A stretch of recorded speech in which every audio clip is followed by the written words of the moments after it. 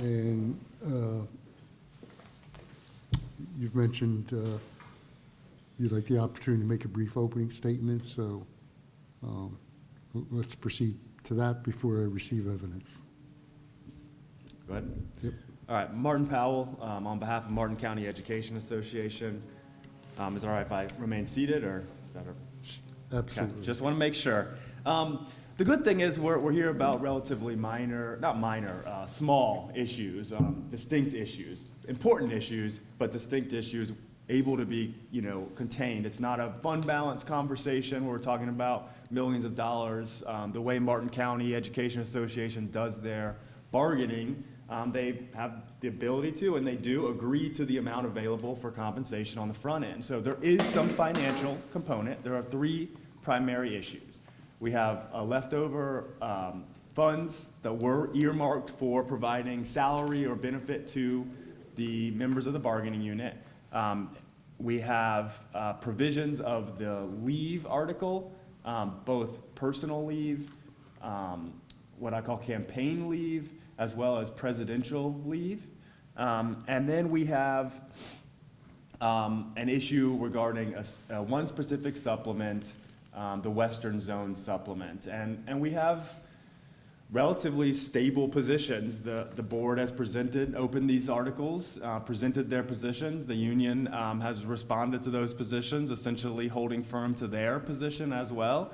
And we had bargaining sessions that were successful in many other areas, but these three items remain throughout all of the negotiation sessions. And we'll have to jump around a little bit as we go through the testimony, so I want to give a little bit of understanding what we're really talking about here. We're talking about significant changes to start with the leave options. We're talking about significant changes to the leave. Right now, there is a provision in the contract that allows for the Martin County Education Association president to take leave for a year from the district, maintaining the right to their job when they return, to serve in the capacity as president. It's generally called presidential release or presidential leave around the state and country, and Martin County has one such provision.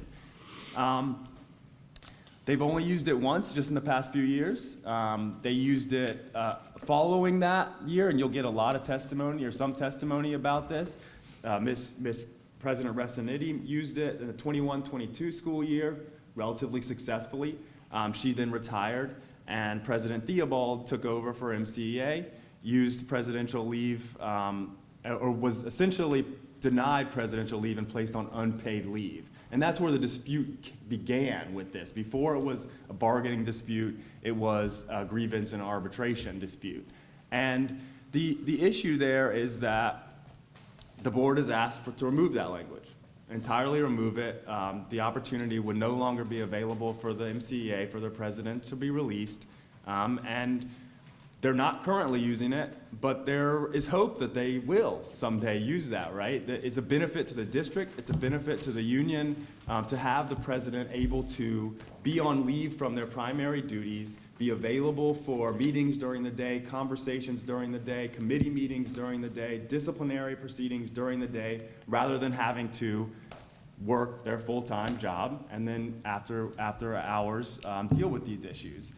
And the concern Martin County Education Association has with removing this language is like many of these things, is of no cost to the district, right? The way that presidential leave, in fact, it would be illegal under current PERC law for it to be paid for by the district. In fact, in this case, the way that it was used with Martin County and for Ms. Resaniti is the Martin County prepaid, so that there were not any concerns about providing a loan or any concerns about the outlay of money without having appropriate money in their bank. Martin County prepaid the expected salary and benefits cost, and then the district ran through the salary, benefits, retirement, insurance through their normal payroll and HR system. So again, this is a thing that has no cost to the district to have. You'll hear some testimony about how close we got to getting it implemented this year, during the initial stages of bargaining for Mr. Theobald to do this year, before it was then proposed to strike it completely when we were unable to resolve that. And so that's where we stand. We stand with a strike all language for the presidential leave versus a remaining and in the contract. And that's true for a number of things. Also true with the campaign leave, which is a part of that same article, leave provisions, Article 2. Wait, is that right? The same provision. And the campaign leave, again, it's a similar thing. Unpaid leave provided to a member of the bargaining unit for the purposes of campaigning for public office. And that language, I don't believe, has been utilized by the union or by any bargaining unit employee.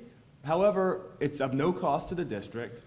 It allows for civic engagement for our members or for our bargaining unit members if they desire to do so. And it's language that we feel strongly should be still provided to them. The district has proposed, or the board has proposed, complete removal of that language.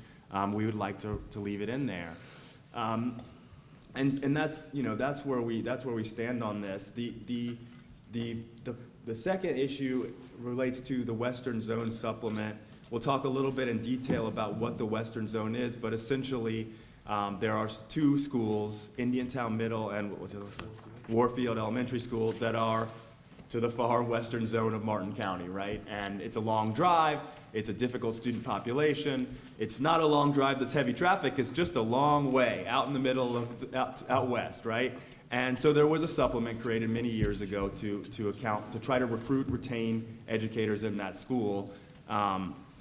We had a dispute recently about that. Again, another dispute that went to grievance and ultimately was resolved prior to arbitration about the amount of that supplement.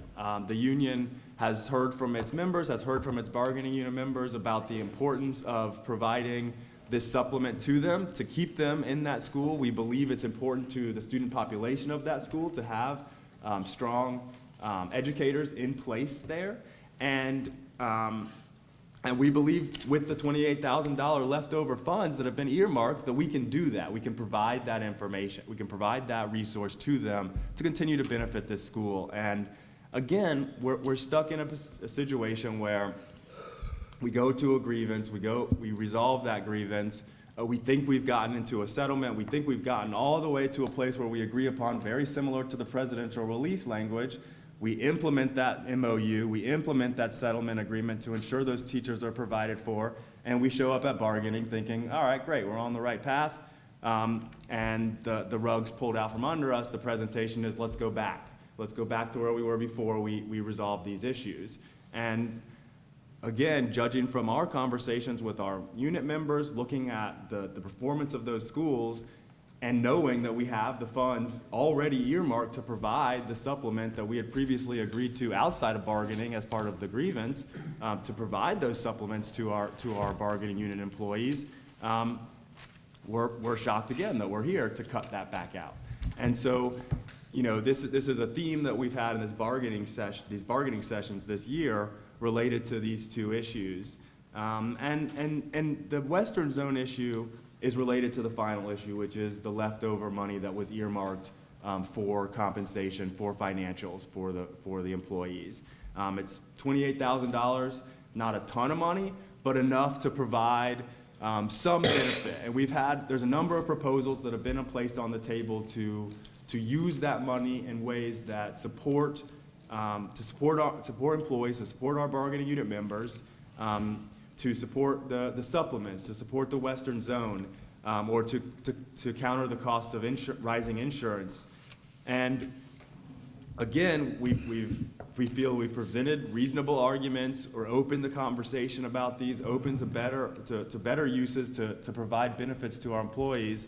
And we're presented with either provide everyone $25, to be included in their annual salary, which doesn't, in our mind, do much to actually address some of these concerns, or the board indicates that they'll accept one of our proposals if we accept all of their other proposals, tying them all together. And so again, we're stuck in this position where we believe we have reasonable presentations, reasonable proposals, tethered to needs of the district, needs of the employees, that we've oftentimes already revealed and agreed upon during the grievance process or arbitration process prior, and it's sucked back and pulled us back to where we sit today. And ultimately, you know, we couldn't come to a resolution on this. We did make an attempt. We made an attempt after we declared impasse, but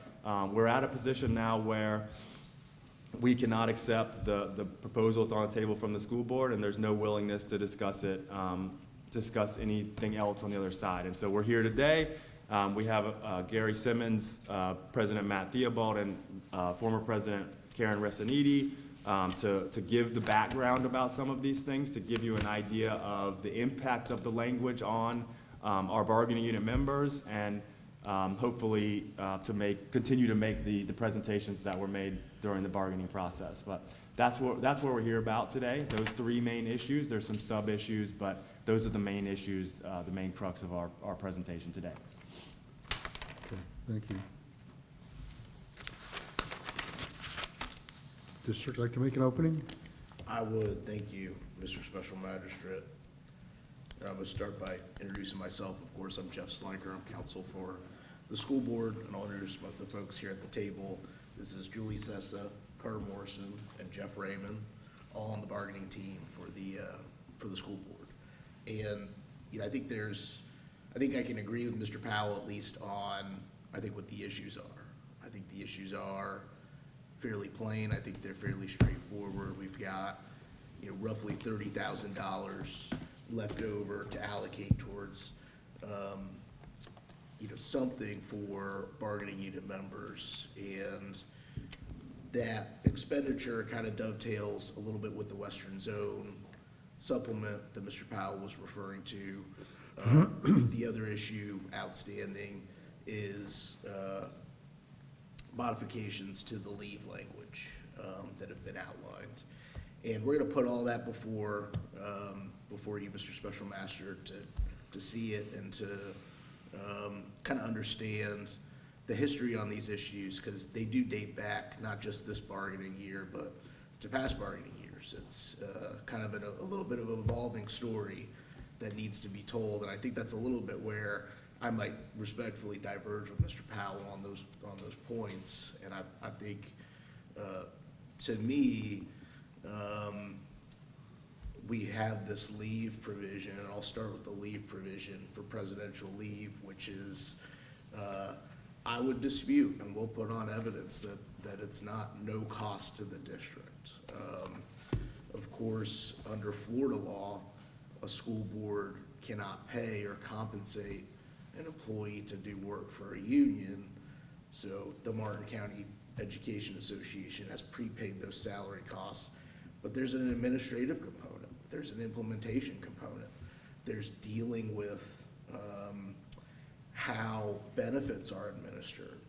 And this stems from an arbitration decision where there was a dispute about the nature of how a president on leave for a year, how they can continue on in benefits programs when they're in this kind of interesting role where they're still kind of an employee for the district, but really on leave working for the union. And Mr. Powell referenced that we kind of got close to an implementation, but ultimately we're not able to come to an agreement on that. That was 6 bargaining sessions, I believe, that we had to work through the administrative components of it. How would this person be evaluated, the president? Who would they report to? How would the administration of benefits work? Crafting indemnification language and hold harmless language. There's provisions in the collective bargaining agreement that permit unpaid leaves as a general matter. And what we will present today through our witnesses, through Ms. Sessa and through Mr. Morrison, is that these other leave provisions are available to the president to take leave, and it avoids this administrative burden that makes the presidential leave provision difficult to administer and a burden to the district for a provision that the union admits has not been used much. I believe in bargaining has said they don't intend to use it. There's other provisions, general unpaid provisions of leave, that the union president can take advantage of if he or she wants to take a leave to serve in that capacity. And that's in the collective bargaining agreement, and that language has not been proposed to be struck. You have to speak up or speak into the mic. Yeah, I will, and I apologize, my allergies have kind of been getting on me, so I will do that. Is this better, ma'am? Okay.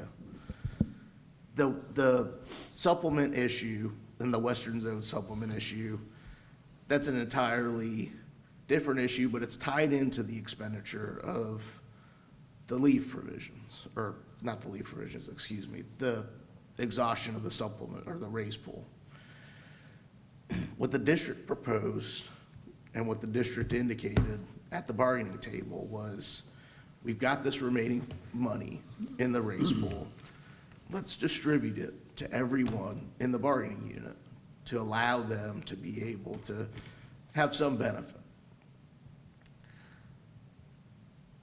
Along with that, though, what the district proposed was a commitment to look at supplements in an intentional way going forward, to look at them in future bargaining years. And these supplements, they're like what we're talking about today, teachers that work in the Western Zone, but they're for a host of different things. Athletic coaches, yearbook editors. Those supplements, though, would benefit from an intentional look.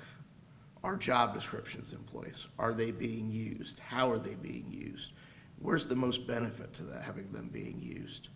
So the notion that, and these are evident in the union's proposals, to kind of spread money across the entire supplement pool, well, we don't think that is intentional at all. And we think that it deserves an intentional look. And by our last proposal, before the union declared impasse, we have this remaining money. Let's give everybody a benefit, and let's look forward to next year. And last year, the school district did that. I mean, last year, the school district said, in talking about health insurance, let's commit to look at that next year, and we committed to that this year, and we reached an agreement with the union on health insurance supplements this year.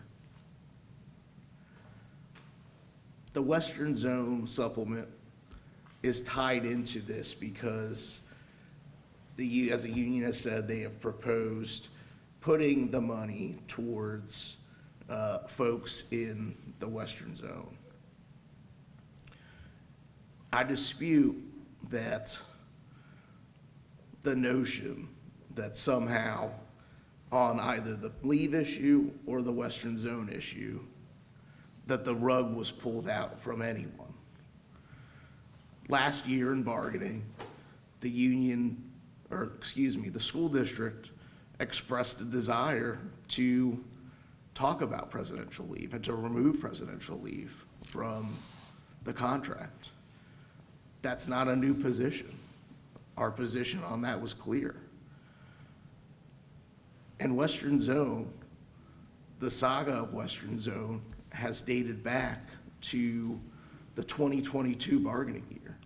And this is all going to be before you, Mr. Special Master, but I feel like there's at least needs to be a little bit of history for that and for the nature of that and how the dispute operates.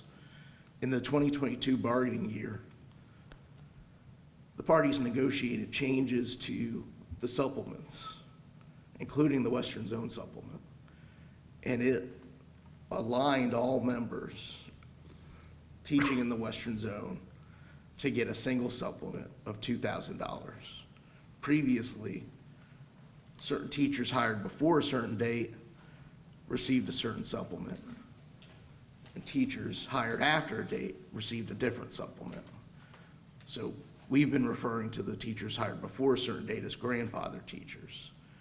And those teachers received, and I think the language in the collective bargaining agreement said something to the effect of they will receive X amount, and they will also receive the amount listed in an appendix to the collective bargaining agreement, meaning there's language in Article 2, which the parties are here today at Impasse on, that says folks hired before X date receive X amount, and whatever's on an additional appendix, Appendix B.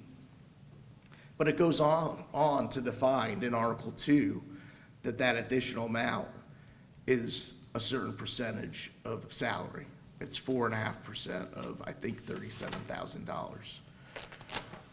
Well, when the language change was made in 2022 to Appendix B, which mirrored what was in Article 2, Article 2 was also not changed. And the union has brought a dispute, they brought a dispute and a grievance related to how they interpreted the interplay of the changed language in Appendix B and the same language in Article 2. Respectfully, we don't think that that interpretation of the contract that they advance, which is that the grandfather teachers receive an additional $275 ultimately the amount in Article 2 and the amount on Appendix B has merit. And there was a grievance on that. And Mr. Powell was right, the grievance was resolved. But there was nothing in the resolution of the grievance that constituted any admission of liability or that provided that the district was in any way conceding that the union's interpretation, which is essentially that the Western Zone teachers that are grandfathered should receive $275 in addition to any rational, what they are entitled to in any rational reading of the provisions of the contract. There was no indication that the district was acceding to that position. The district took steps when the grievance was resolved to try to address this issue and entered into a memorandum of agreement with the union that provided that all teachers in the Western Zone would receive a single supplement of $3,100. That provided an increase to every teacher in the Western Zone.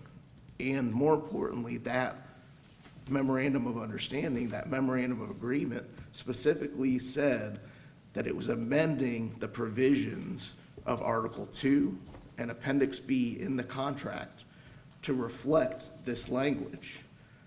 That is the language that the school district has now tried to get into the contract for 2 years. Language that the parties agreed to in a memorandum of agreement that was signed by the president of the union, that was ratified by the union members, and that was approved by the school board. No rug has been pulled.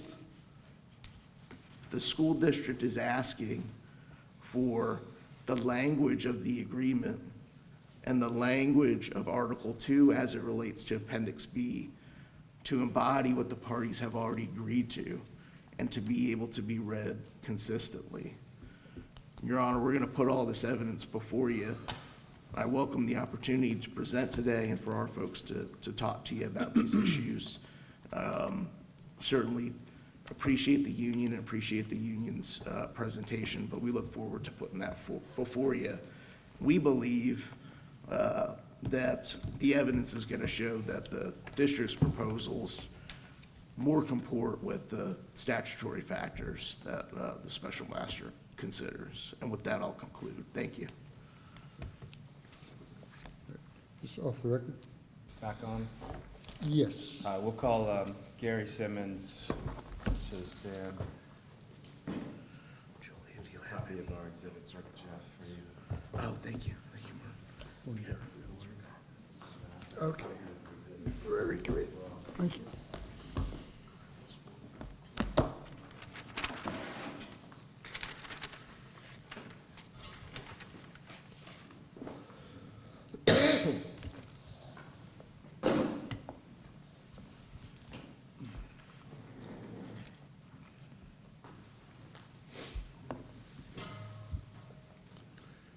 Okay, I do have a practice of swearing witnesses, and so Gary can raise her hand. You swear or affirm testimony you're about to give in this proceeding will be the entire truth? Yes, sir. Thank you. All right, good morning, good morning. Can you please introduce yourself for those in the room and the court reporter on the record? Yes, good morning. My name is Gary Simmons, and I'm the Treasure Coast Service Unit Director for the Florida Education Association. All right, and as the Treasure Coast Service Unit Director, what does that mean? Explain that to us. Well, the Treasure Coast, it consists of 3 unions, the Martin County Education Association, along with the Indian River County Education Association, and the Okeechobee County Education Association. My primary responsibility outside of assisting with managing their day-to-day operations is to provide consultation and advisement to the leadership of all 3 unions, and I also provide advocacy or representation for members that may have grievances or issues to resolve with the 3 respective collective bargaining agreements. Okay, and for those collective bargaining agreements, are you involved in actually bargaining those agreements as well? Yes, I'm the chief negotiator in 2 of those counties, this county, Martin County, and in Okeechobee, and I sit second chair in Indian River for their negotiations. All right, so let's talk about the Martin County negotiation process. Can you give us a little bit of the background of bargaining with Martin School District? How often do you guys bargain, that sort of thing? Well, yes, I can definitely speak to that because all of my bargaining experience prior to becoming the service unit director for Florida Education Association, all of my negotiations were done in the private sector. And when we negotiated in the private sector, it would be 3 to 5 year contracts. So you came to the bargaining table every 3 to 5 years. What made bargaining here and in the state of Florida and for teachers so uniquely different is that they go to the bargaining table every year to discuss salaries. So this is very, very new to have around the clock or around the calendar negotiations on a year in, year out basis. So I learned through this process that they negotiate full book, meaning every article is open to be discussed and bargained. They do that once every 3 years, and in between those full book bargaining sessions, each party has the opportunity every subsequent year to open up 2 articles. And those 2 articles exclude economics. Economics are opened up and discussed on an annual basis. Okay. So the most recent bargaining sessions for Martin County School Board and MCEA, is that a full book or is that an article one? For the 24-25 academic year, it wasn't full book. We did 2 articles, each party, in economics. Okay. And that's the bargaining session that we're here today about? That is correct. All right, so give me, talk a little bit about how bargaining, when bargaining began with this session. Well, bargaining began with 6 sessions solely discussing the president's release language.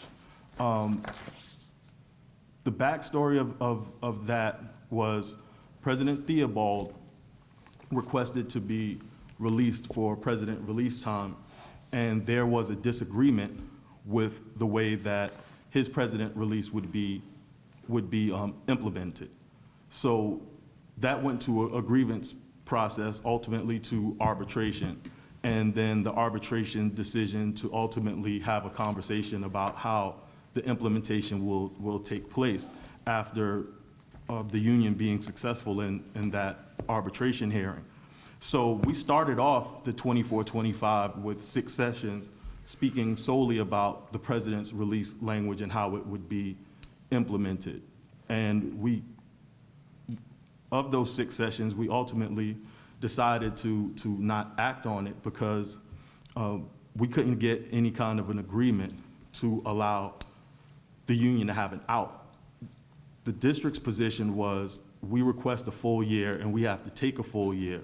We couldn't make that agreement because we knew that there were anti-union legislation being proposed, and we wanted to have an opportunity to be able to come out of that agreement if it wasn't financially beneficial to the organization any longer.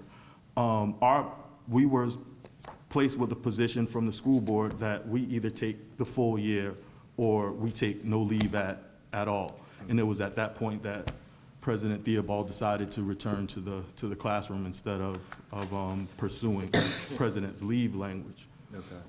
And that's one of the topics we'll talk about today. Right. Before we jump into that, I'm going to ask you to turn to Exhibit 1, is marked as Exhibit 1 for identification purposes. You recognize what that is? I do. This is the collective bargaining agreement between the School Board of Martin County and the Martin County Education Association. And is this the most recently published bargaining agreement?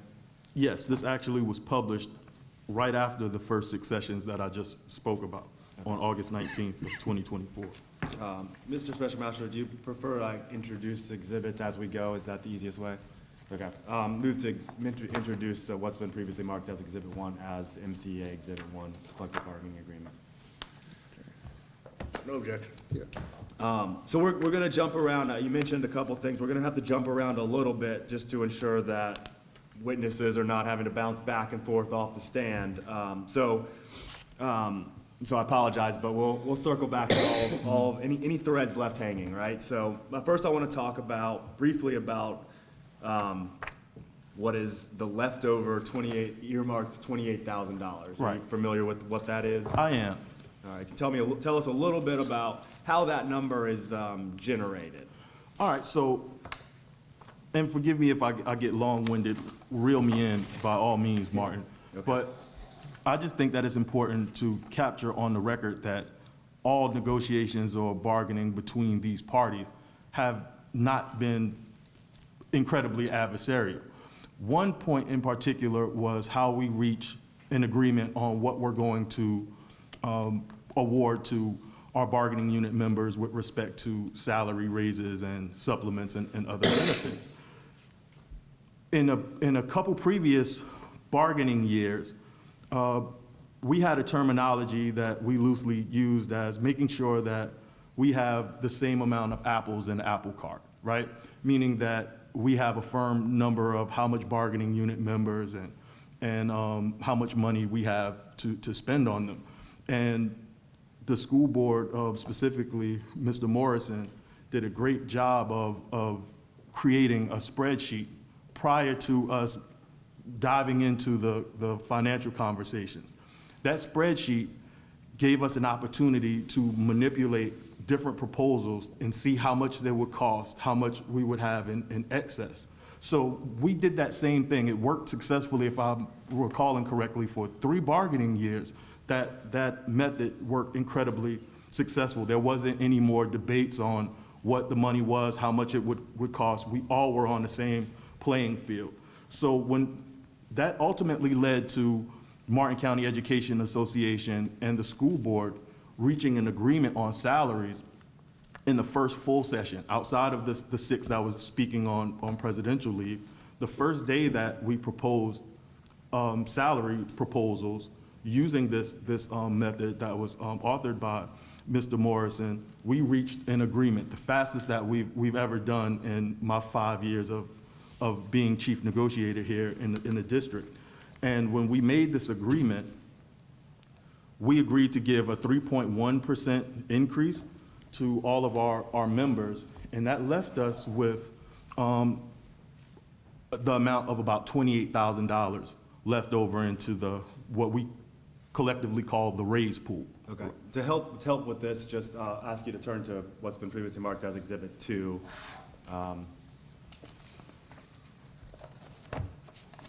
Yes, sir. Yes, sir. What is this document? So this document is the first page from the tab on this document that I just finished speaking of. This is what Mr. Morrison helped create it. And if you see in the middle of it, the highlighted 3.10%, that was the across-the-board raise that we agreed to on that first session. And if you look at the over-under, what's that, 4 lines below it, you'll see the remaining amount. It's not in parentheses, so it's under. We came in under $28,003.33 remaining in that raise pool. And that $28,000 and $28,003.33 things, that's the money that you're talking about is left over in the raise pool. Correct. Was it intentional for MCEA to leave some money, some amount, even though it's a small amount in that pool? It wasn't intentional because we had the opportunity, and we also discussed in our caucus prior to making our counter proposal for our raises, whether we wanted to exhaust all of it. And I can't sit here on the stand and say that we saved the money specifically for Western Zone, but we wanted to save a little bit just in case we needed it with future proposals. We knew that we would be able to rely on at least the 28,000. So we agreed that we started out at 3%, 3% across the board raise, and then we wanted to increase it just a little bit more. And we decided to go at 3.1 and leave that 28,000 as wiggle room to address any other outstanding proposals if need be. Okay. I'll move to introduce the summary page Exhibit 2 as MCEA Exhibit 2. No objection. All right, thank you for that. Again, we're going to bounce around a little bit, Sure. but there was an initial proposal regarding this $28,000 related to increasing supplements. Is that correct? Well, initially it wasn't. The first proposal that the union made with respect to supplements was to increase the supplements, all of them, over 25%. And I think that that's the context in which Mr. Slinker's opening statement was referring to. We wanted to address all of the supplements at this bargaining session. And we put an initial proposal down that was 25%. And that 25% proposal was rejected by the school board. And I understand it's no hard feelings, but I describe it to my bargaining team as you are establishing the ceiling, right? So if we're establishing the ceiling, and our ceiling, we're trying to build a skyscraper, and the district is saying, like, we don't want to go that high as a skyscraper, we want to build a loft or a 3-level apartment, we have to adjust that ceiling, bring that ceiling down. So we understood the district's position, especially the position in which they mentioned that they were still competitive with the surrounding school districts in our area, meaning St. Lucie above us to the north, Palm Beach to the south, Okeechobee to the west, and Indian River further north. So their position was, we already pay competitive supplements. We can understand that, so we bring that ceiling down. But our counter is, we put out to the public and to our bargaining unit members that Martin County School District aspires to be #1. They want to be the #1 school district in this area. So our proposal was saying, all right, we'll bring it from 25 and we'll address it as a 1%, or a commitment, which Mr. Slinkert is absolutely correct in his recollection. They were saying that they wanted to commit to addressing supplements over the course of the year. Our counter was, we can agree, but let's put a little bit of money onto the supplements so that we can make a good faith financial commitment to that, instead of just relying on your verbal commitment to address these supplements. Let's put a little bit of money down on it to confirm that position that we're going to address supplements later on. Okay. Let me point you to what's been previously marked for identification purposes, Exhibit 3. Yes. The next exhibit. Is that what you're? Yes, that's exactly what I was referring to. So this was what the union proposed. That is the 25% increase to all of the supplements. Okay, and you knew that one was higher than the $28,000? Oh, yes, most definitely. And there's no total on this document, right? Right, because we did an information request to try to get this information prior to the beginning of the bargaining session. But again, I give credit to Mr. Morrison yet again, because in their response to our proposal, they provided a spreadsheet that verified Martin County's position with supplements in comparison to the other districts. And the way that Mr. Morrison prepared that counter proposal, again embedded with a formula where we can manipulate, we were able to then be able to cost out what the costs would be for supplements. Again, so yeah, we withdrew this 25% proposal, and we countered with a lower percentage. Okay, and this is where we started to jump around, right? Because Yes. I think during this time, the district proposed some language regarding the leave article and the Western Zone proposal. That's correct. Is that right?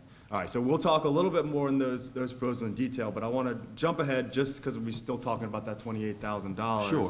I want to point you to what has been marked as Exhibit 17. Is this, correct me if I'm wrong, is this where the union was talking about those supplement proposals? That is correct. All right, so Exhibit 17, what is this? All right, so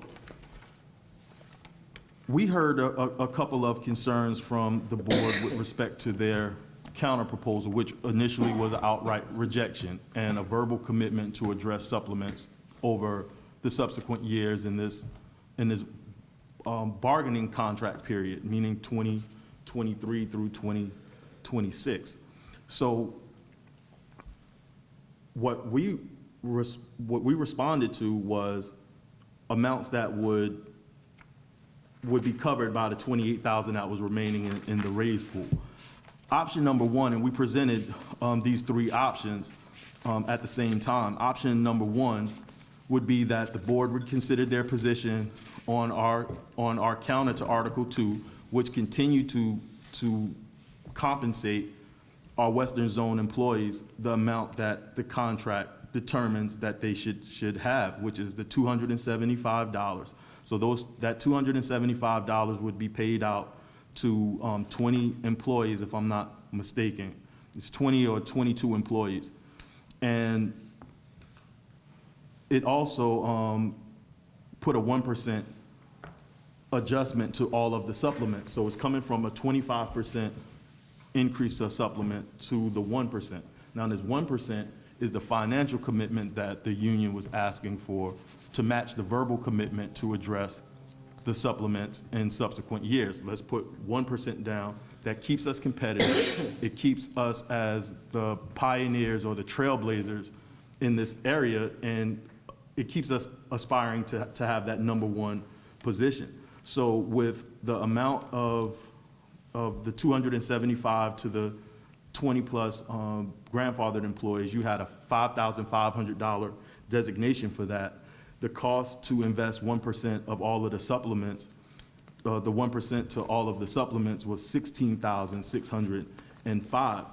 And that grand total came up to $22,105.26, which again falls right in line with the $28,003.33 that was remaining in the raise pool. Okay. So that was the option number one proposal. Okay, and that was the option, and like I said, we're gonna have to come back and talk about the Western Zone Sure. supplement in more detail, but that was the option of these three options that addressed the investment, so to speak, in all the supplements, right? The following your 25%. Right. Okay. We'll come back, I think, and talk about option Sure. 2 and 3 as we talk about the Western Zone. So then the district responded to this, yeah? Yes. Okay, I'm gonna ask you to go over to Exhibit 4. What's been previously marked as Exhibit 4 for identification purposes. Do you recognize this? Yes, I do. Is this reflective of the district's response to? Yes, that's reflective of the district's response. And what does this proposal do? This is what Mr. Slinker was referring to in his opening statement. We had the opportunity, this proposal was to fully exhaust the remaining $28,000 in the raise pool by divvying it up amongst the entire bargaining unit. giving them roughly $25 apiece. The reason why we were opposed to this is because, like I said earlier, we had the opportunity to do this from the very beginning. We could have utilized every cent in the raise pool and put it in pay for performance and across the board increases. We didn't feel that that was a good usage of the 28,000. We've already provided the entire bargaining unit with a 3.10% increase. So changing it from a 3.10 to a 3.138% isn't such a significant increase as which is being presented to be. We've already provided our bargaining unit members with a very respectable across the board increase, and exhausting it just to give them an additional $25.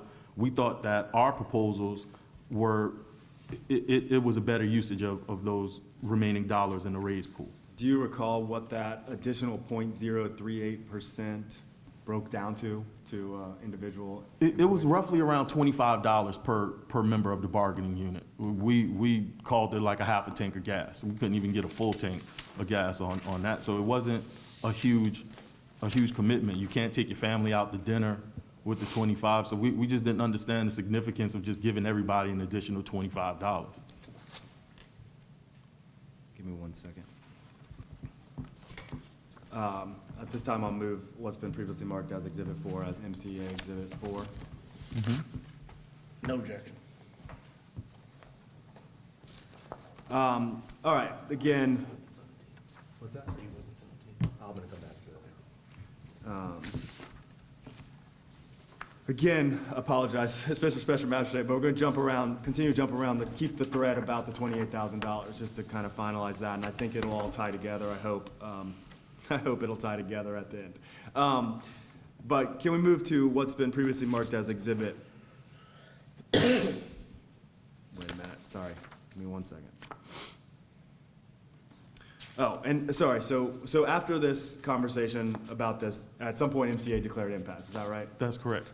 And that was one of the options on that previous discussion? Correct. Okay. And is it my correct that the parties continue to explore this $28,000 beyond that impasse? We had additional bargaining sessions? Yes. Okay. And did MCA have a proposal then? Yes, we, since the school board rejected our proposals to make a commitment to the Western Zone and the 1% to all of the supplements, that since that was rejected, the second option that we provided would give the benefits that we were asking for the grandfathered employees to all of the employees in the Western Zone, what we call the harmonious Western Zone proposal, in which our grandfathered employees wouldn't be at a financial loss. That was option 2, and that fell within the 28,000 as well. I believe that proposal cost around 26,000. That was rejected. And then this counter proposal for the $25 to everyone else, that was proposed at that point. We didn't feel, again, that that was a good usage of the 28,000, so it was at that point MCEA declared impasse. Okay. And I want to show you what's been previously marked as Exhibit 5 for identification purposes. You recognize that document? I do. What is that? So this is the proposal that Martin County Education Association's bargaining team made the night before our first scheduled impasse hearing. Now, this proposal completely shifted because what we were trying to do was to get an agreement with the school board to avoid impasse. And we totally shifted from Western Zone, which we saw we weren't getting an agreement on. We shifted from Western Zone, we shifted from the supplements. And we decided to utilize this 28,000 that was remaining to further offset costs placed upon our bargaining unit members with respect to insurance. So that's what this proposal was attempting to accomplish. If we can't get an agreement on supplements and Western Zone, let's see if we can just put the money to something that we both previously agreed was a priority on both parties, which is to offset the cost of insurance. We've already had a tentative agreement with respect to this insurance supplement. What this proposal did was increase what we tentatively agreed upon in a previous bargaining session to increase the amount that our bargaining unit members would get with respect to the insurance supplement. Okay, and did the district respond to that request? Yes, they did.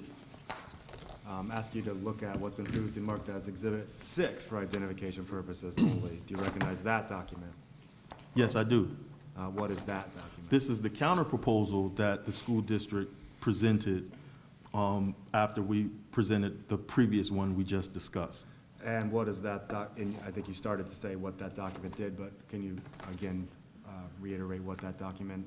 Well, the only change from the proposal that we presented and the counter proposal is that MCEA would be required to withdraw our option 1 and option 2, and then we would agree to the board's language proposal on Article 2.4E.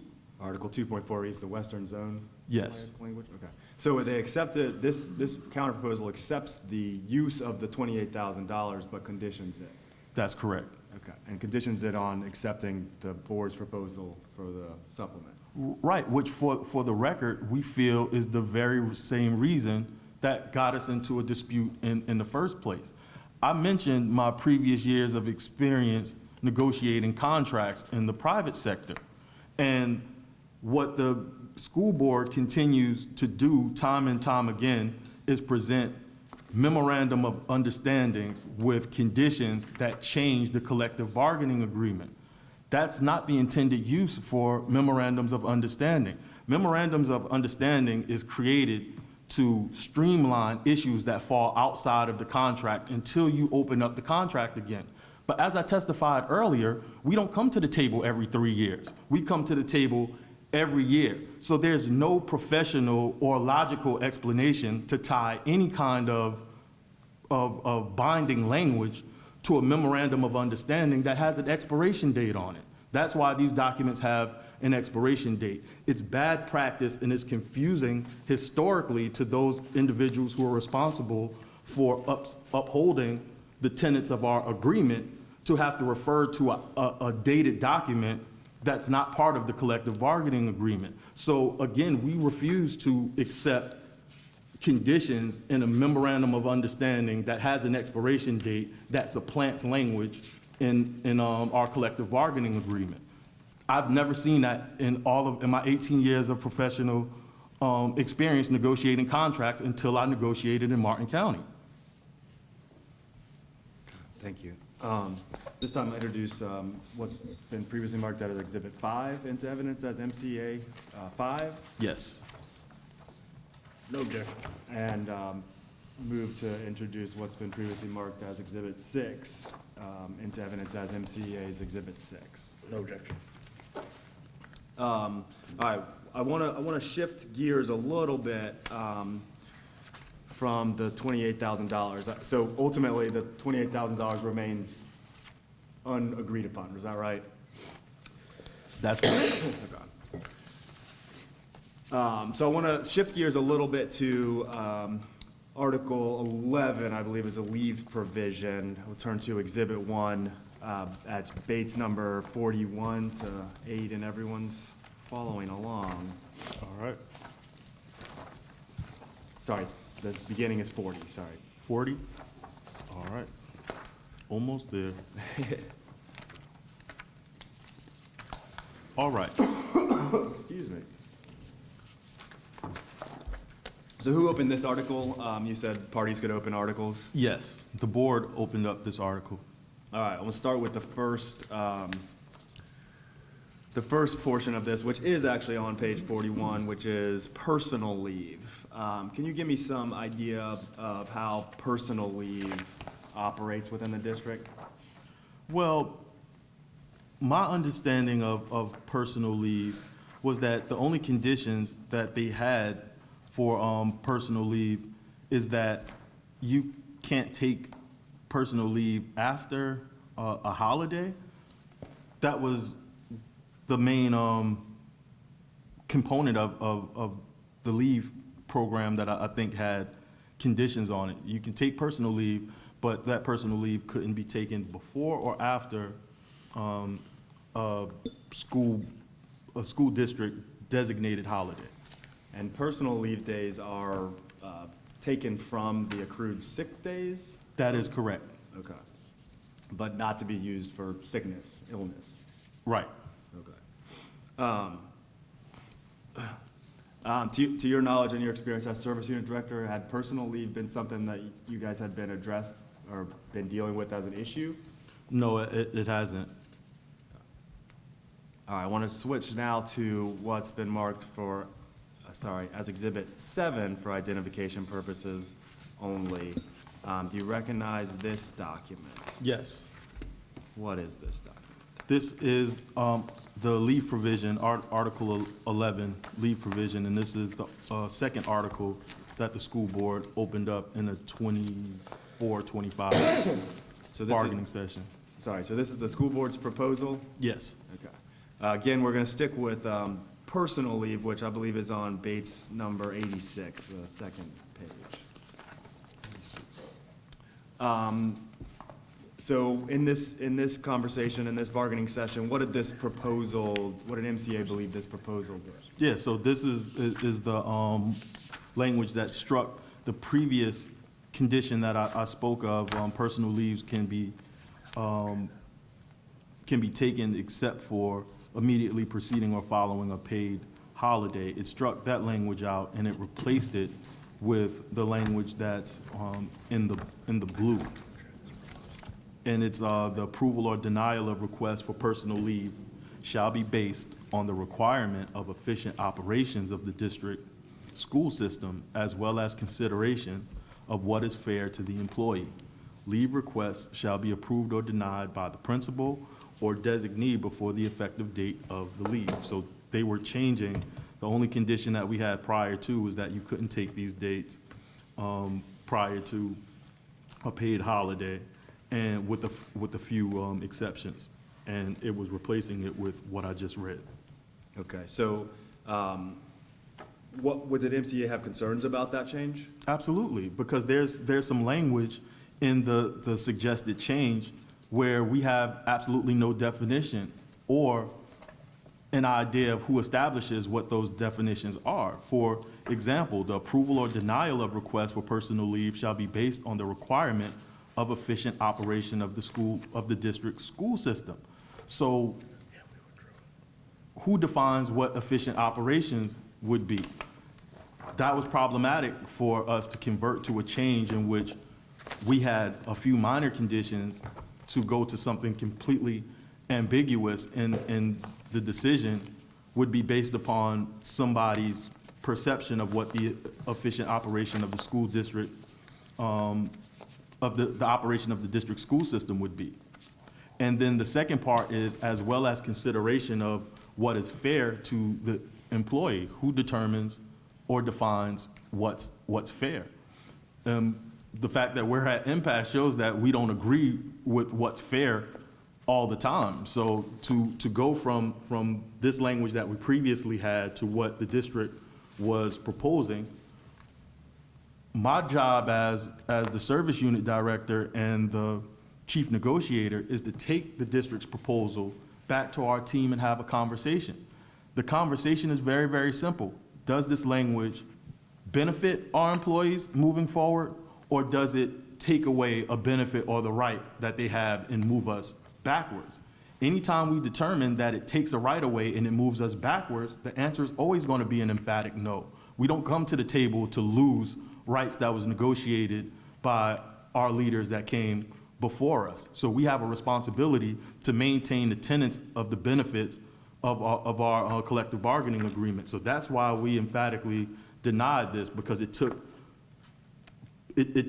our benefit and it put it in the hands of individual principals. And that decision also, we can foresee it becoming different amongst each campus. So every principal is going to have a different interpretation of what this means. We're going to have a practice that's being done in this elementary school that's not being done in this high school, and none of that is being done at this middle school. So we wanted to make the language that we had in place, I think we believe that it kept everything uniform. This change would undo all of that and have different practices going on at every campus in the county. Did the school board explain the justification for this change, the need for this change? Not that I can recall. I don't want to flat out say no, but my recollection is that the explanation is just we believe that this is the best decision. Okay. Did MCEA issue any counter proposal to this? Yeah. This exhibit is made from my notes. If you look on the first page, I think our answer was obvious on the top right corner. It says no appetite, and that's the notes that I took on top of this document after we met as a bargaining team when we broke down those two considerations that I mentioned earlier. Does this move our bargaining unit backwards, or does it move us forward, or does it keep us the same? This moved us backwards, so that equaled a no appetite to change this language. Excuse me. Shift to the same within the same article. Sure. But what I kind of dubbed campaign leave. It's at Bates number 92 on that same article. Can I shift over there? Yes.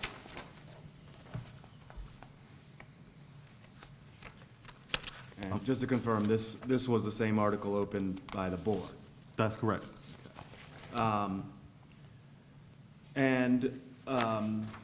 right, so tell me what this proposal represents. Well, our understanding of it was that this proposal would strike the ability for our bargaining units to take a leave of absence without pay for up to 1 year to campaign or serve in public office or to serve as an association official. Was there a discussion about why the district wanted to, or the board wanted to remove this language? If there was a discussion, I missed it. Okay, what was the union's position on removal of this language?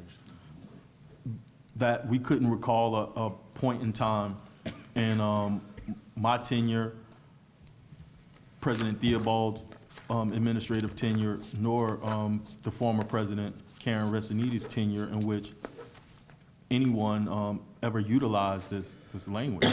And again, it's unpaid leave, so it costs the district absolutely nothing for a person to take this leave to pursue and campaign for a public office or to work as an association official. So it was very hard to understand why an article, or why the section of this article is being stricken when it's never been used and it doesn't cost the district anything. There's not a financial reason for it, and there wasn't an overwhelming amount of requests for employees to utilize this language. So again, it puts us in a question in caucus whether or not this moves us forward, takes us backwards, or it keeps the benefit in place. And I think that we lose a benefit with agreeing to this language, and it moves us back.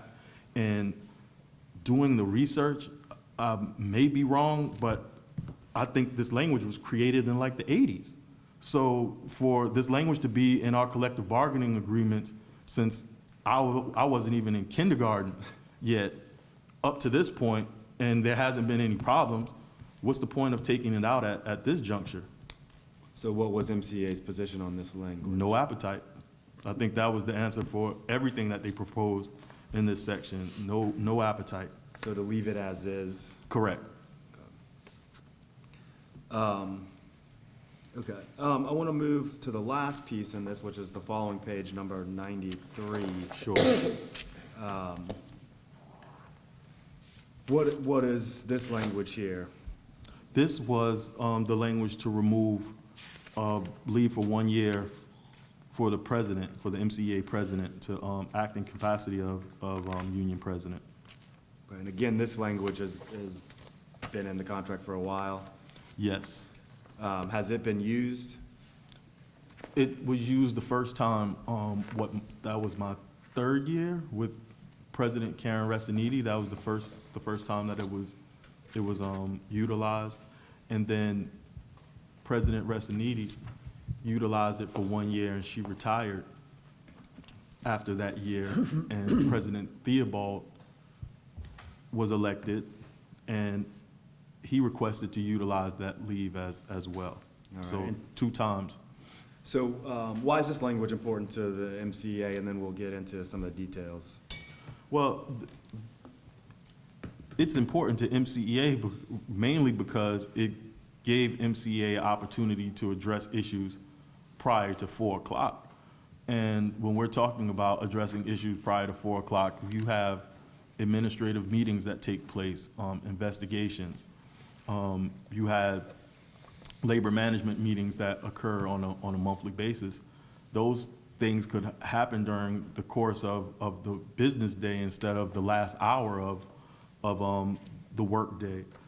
It gives our president an opportunity to stay on top of issues that may come up and get reasonable, timely solutions to those instead of working in the classroom for the full contractual workday and then attempting to do these duties after your contractual workday is over with the school board. So I thought that it was a great benefit, and it works out great in my other school district that we utilize President's Release as well. Okay, what school district is that? That would be Indian River County. Okay. This time I'll introduce what's been previously marked as Exhibit 7 into evidence as MCEA 7. Mr. Special Master, I have one kind of, I guess, concern or caveat. I don't want to necessarily call it an objection. But just this document, I don't believe this is the final offer from the school board as to this article, Article 11. And I have that as an exhibit. I intend to move that into evidence in my case in chief.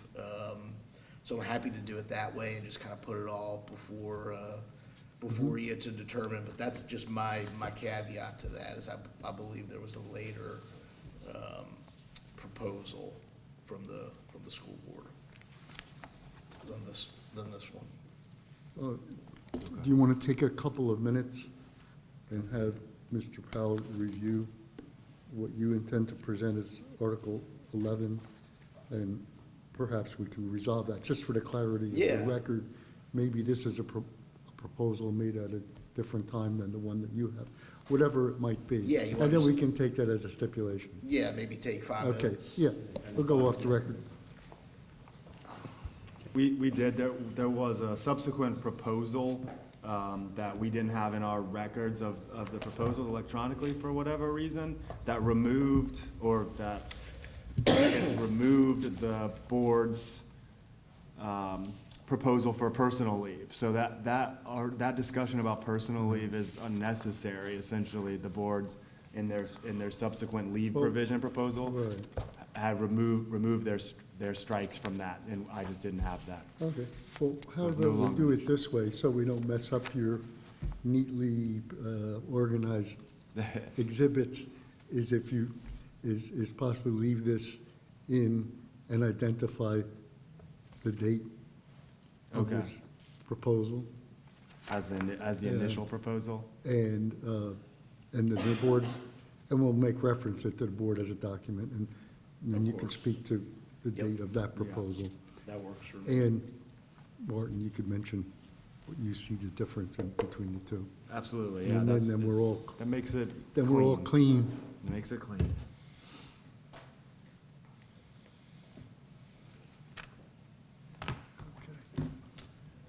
Okay, we can go back on, and, okay, I'll receive clarifications on exhibit numbers from council who have conferred, and there's no disagreement, so this is simply for clarification of the exhibit numbers of each side. Mr. Powell? I'm sorry, man, I'm not clear. So the district has an exhibit from a leave provision that was subsequent to Exhibit 7, which removes the strikes on number 2, personal leave, which we're Right. going to introduce into evidence, or they'll introduce into evidence. Right, and yours is on the Bates number 0086. Yes, That's 0086. what that language is. Okay. And the board will be presenting an exhibit, which is an update from this proposal. We will, Your Honor. Okay, thank you. Okay, now we were talking about the presidential leave. Can I ask you to turn to what's been previously marked as Exhibit 8 for identification purposes? Yes. And what is this document? Read through. This appears to be the presidential leave agreement for President Resiniti. And you were the service unit director during that time? I was. Do you recall how that presidential leave functioned?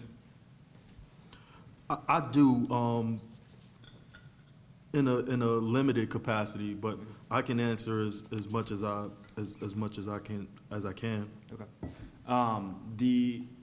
The union, is it correct that the board did not pay Ms. Resiniti?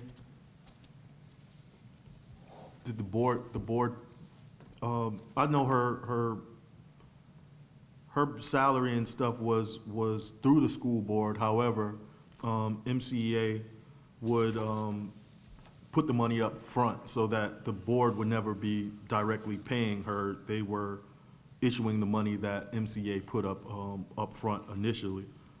Okay, and turn to the next page, number 96, the last bullet, titled prepayment. Is that what that represents? Yes, that's what that represents. Okay. And that's, can you just read that line for us? Yes, the prepayment, MCEA will provide a check in the amount of, and it's kind of faded Yeah. here, to the finance department for prepayment as part of the salary pass-through process. Okay. And fortunately, we'll hear from Ms. Rissaniti later. We could talk a little bit about the details, but during that year, were you presented with problems with the board paying Ms. Rissaniti in your capacity as service? Not to my knowledge, there weren't any issues initially. Okay. I was aware that there were allegations made after the fact, to my understanding that wasn't accurate, but up until that point, it worked the same way that it worked in my other district, and it worked in the same manner in which I've seen in my professional career that it works. A president is on release, they're still on the school payroll, and the employer serves as the pass-through, so that the president still keeps their salary and their benefits in place for that year leave. So my experience is that this presidential leave implementation was not outside of agreements that I were professionally familiar with. Okay, and so as far as the actual function of doing the job of a service unit director, what was that, did that work having the president released? Oh, absolutely, it does. In what way? My experience with being a union representative for this profession is that all of my work gets done after school. Like, that's what the running joke is amongst myself and my colleagues. Everything gets done after school because our presidents are in the classroom. Our leadership are in the classroom. So our work doesn't start until 4 o'clock. When President Resiniti was out on president release, of the 3 districts that I worked with, I had her on president's release. I had my president in Indian River on president's release. So the only work that was being done after 4 o'clock was in only 1 district. In my other 2, Martin County being one of them, we were able to have investigatory meetings in the middle of the day. We could have labor relations in the middle of the day. It gave us much more flexibility with scheduling meetings that we all needed to participate in. So I think that that was the key benefit. And from my perspective, it gave our presidents the opportunity to be visible, to go to the different schools. You can't do that if school is over when you assume your presidential responsibilities. But he had an opportunity to, Karen and President Theobald both had the opportunity to go into the schools, to have conversations with the principals, to have conversations with our bargaining unit members, whether they were members of the organization or not. The opportunity for them to voice what their concerns are was very, very valuable, because it's not always gripes. It's just ways that you can improve the working conditions. And we've exhausted the term that the working conditions is the learning conditions for the students. So we got great ideas from having those conversations and being visible in those schools during the course of the day. So we lose that when we don't have the ability to have a president out on release time. Okay. Excuse me, we talked about a dispute around this leave language, this specific language. When did that dispute begin? That dispute began when President Theobald requested to come out on one-year leave like President Resiniti did the school year before. That's when the initial problems came up. And just to clarify our timeline, the year that Ms. Resiniti was on presidential leave was 22-23 school year. 22-23 school year? Correct. Okay. And so Mr. Theobald would have been the 23-24. Okay.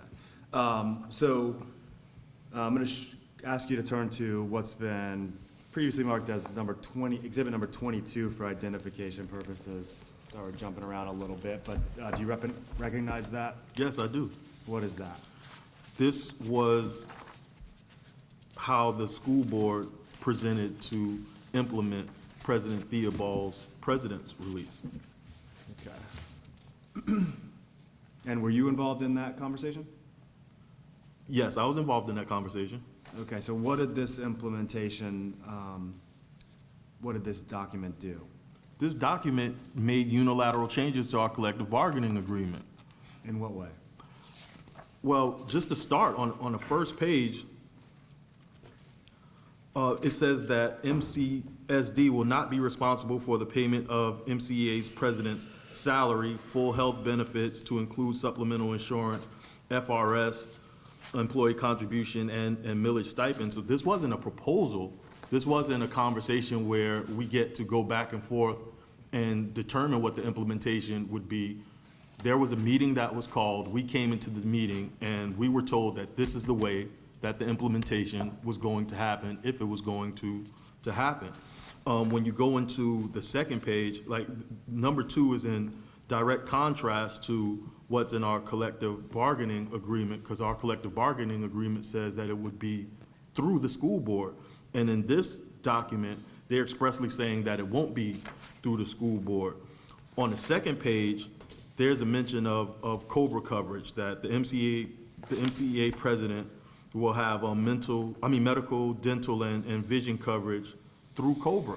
There's no mention of the word COBRA in our entire collective bargaining agreement, if I recall correctly, let alone that our president, who's out on release, would not be afforded the regular benefits that every other employee of the school district has. He would be on COBRA. So this was another unilateral change to our collective bargaining agreement that wasn't negotiated. So to conclude that, the implementation plan for Mr. Theobald that was presented to you here in Exhibit 22 was not the same as the way that they had implemented it for President Resiniti. No, it's not. At this time, I'll move Exhibit 22 into evidence as MCEA 22. No objection. And so ultimately, what happened with this proposal, implementation proposal? We filed a grievance and expedited it to arbitration. because the union's position was, as I mentioned, that this implementation took several liberties outside of what we agreed to in a collective bargaining agreement. That language is a topic of discussion today. We're talking about a paragraph versus a 4 or 5 page document. So Mr. Theobald ultimately was placed on unpaid leave, That's correct. and he did not receive benefits through the district, He did not. did not receive a retirement through the district, He did not. and it turned you to what's been previously marked as Exhibit 9 for identification purposes only. Do you recognize this document? Yes. What is it? This document is the arbitrator's decision on the grievance on this implementation of the president's release for President Theobald. And we're not here to just relitigate that arbitration, I understand, but what was the ultimate conclusion of that? The ultimate conclusion benefited in our favor with respect to the interpretation that the union had, which was that the school board would serve as the pass-through. My understanding that the arbitrator's decision was to further negotiate how this would be implemented moving forward. Okay, so I'll move Exhibit 9 into evidence as MCEA's Exhibit 9. No objection. All right, so with the understanding that the district would move, or the union and the district would move forward with negotiations, we touched on this a little bit, but, so what happened in the 24-25 school year? Did Mr. Theobald request release? Yes, And that's the current school year we're in now? that's correct. Okay, and that's, you mentioned some bargaining sessions over the summer. That's what that was regarding? Yes, that was. Okay. I don't necessarily want you to go back into that, but I'm going to point you to what's been previously marked as 24 for identification purposes only. Can you shift to that? I can't.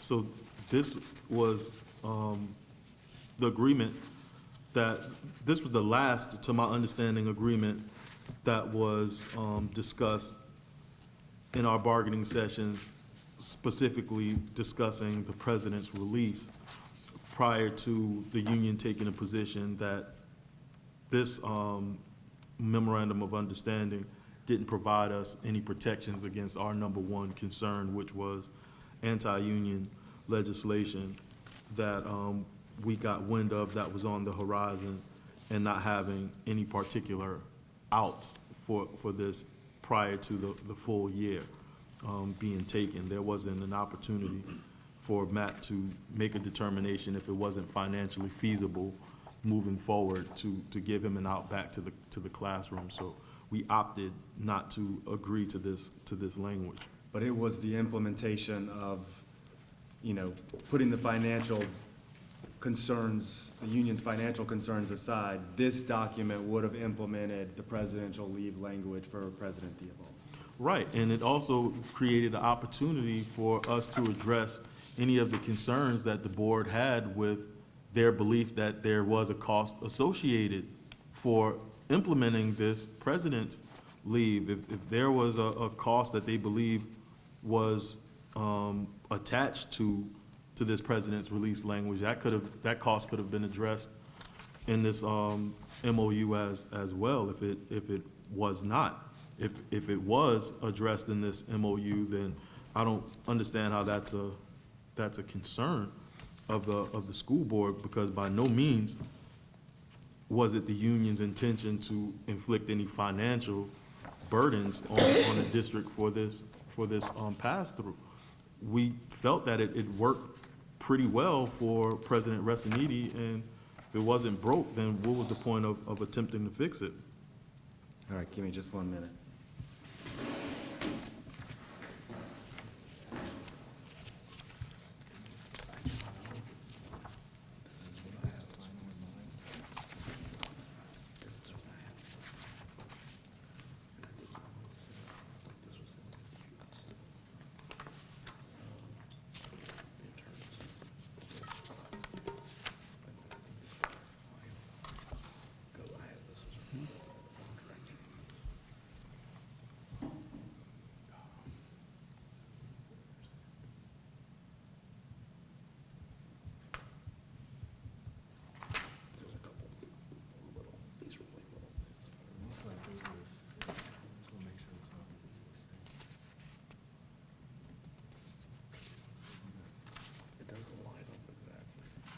This is what I, yeah, this is what I have as the final.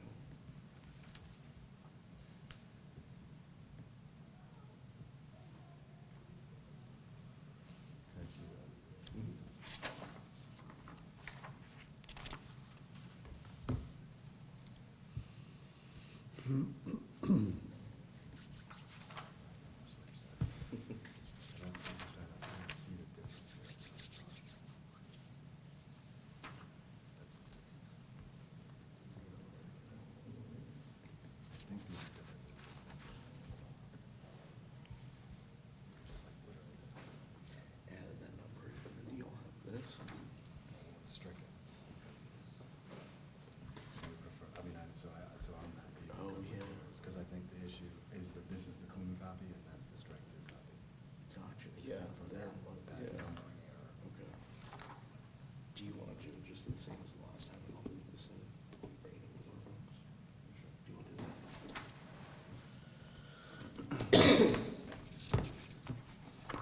I'm back. I was just confirming, for the record, I was confirming with Mr. Slanker that the copy of this I had was the same copy that he reflects as the last. He has a copy that shows the final strike-throughs. The mine doesn't show the final strike-throughs, it's the cleaner copy. And so I'm happy to use his as in the same way that we did with the Levi. I believe the language is exactly the same. His just shows the final strike-throughs and as a number, so we could either introduce both into evidence, over with objections as necessary. But I believe they're substantially similar. His just continues to have the final version of strike-throughs versus the clean version. Do you have a preference on how that? Oh, as Your long Honor. as we've clarified for the record each exhibit. I believe they are the same, and I believe that Mr. Powell's right, just in my version, it reflects the strike-throughs. I need to study it to be sure. I think that what Mr. Powell has proposed in terms of exactly what we did the last time, admitting it subject to our ability to introduce our copy, to provide kind of what we have, and then I guess this is, the benefit of having the opportunity for post-hearing briefing before the special master. That can be cleared up in our briefs, so it's very clear for you to make that determination. But I think that's the most efficient. It is. Introduce that subject to our ability to introduce. It is, we our can leave the version. exhibit numbers the way they are. Of course. Very good, thank you. So then I'll move what's been marked as Exhibit 24 into evidence as 24, subject to the introduction of Mr. Sling, or the board's exhibit on the same document. Yeah.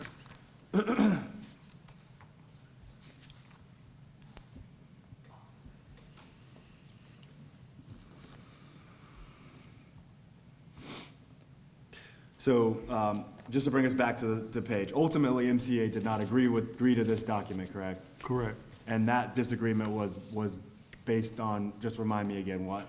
Because there wasn't any out, just in case we had any financial hardship or was subject to anti-union legislation that was that is on the horizon yet still. Okay.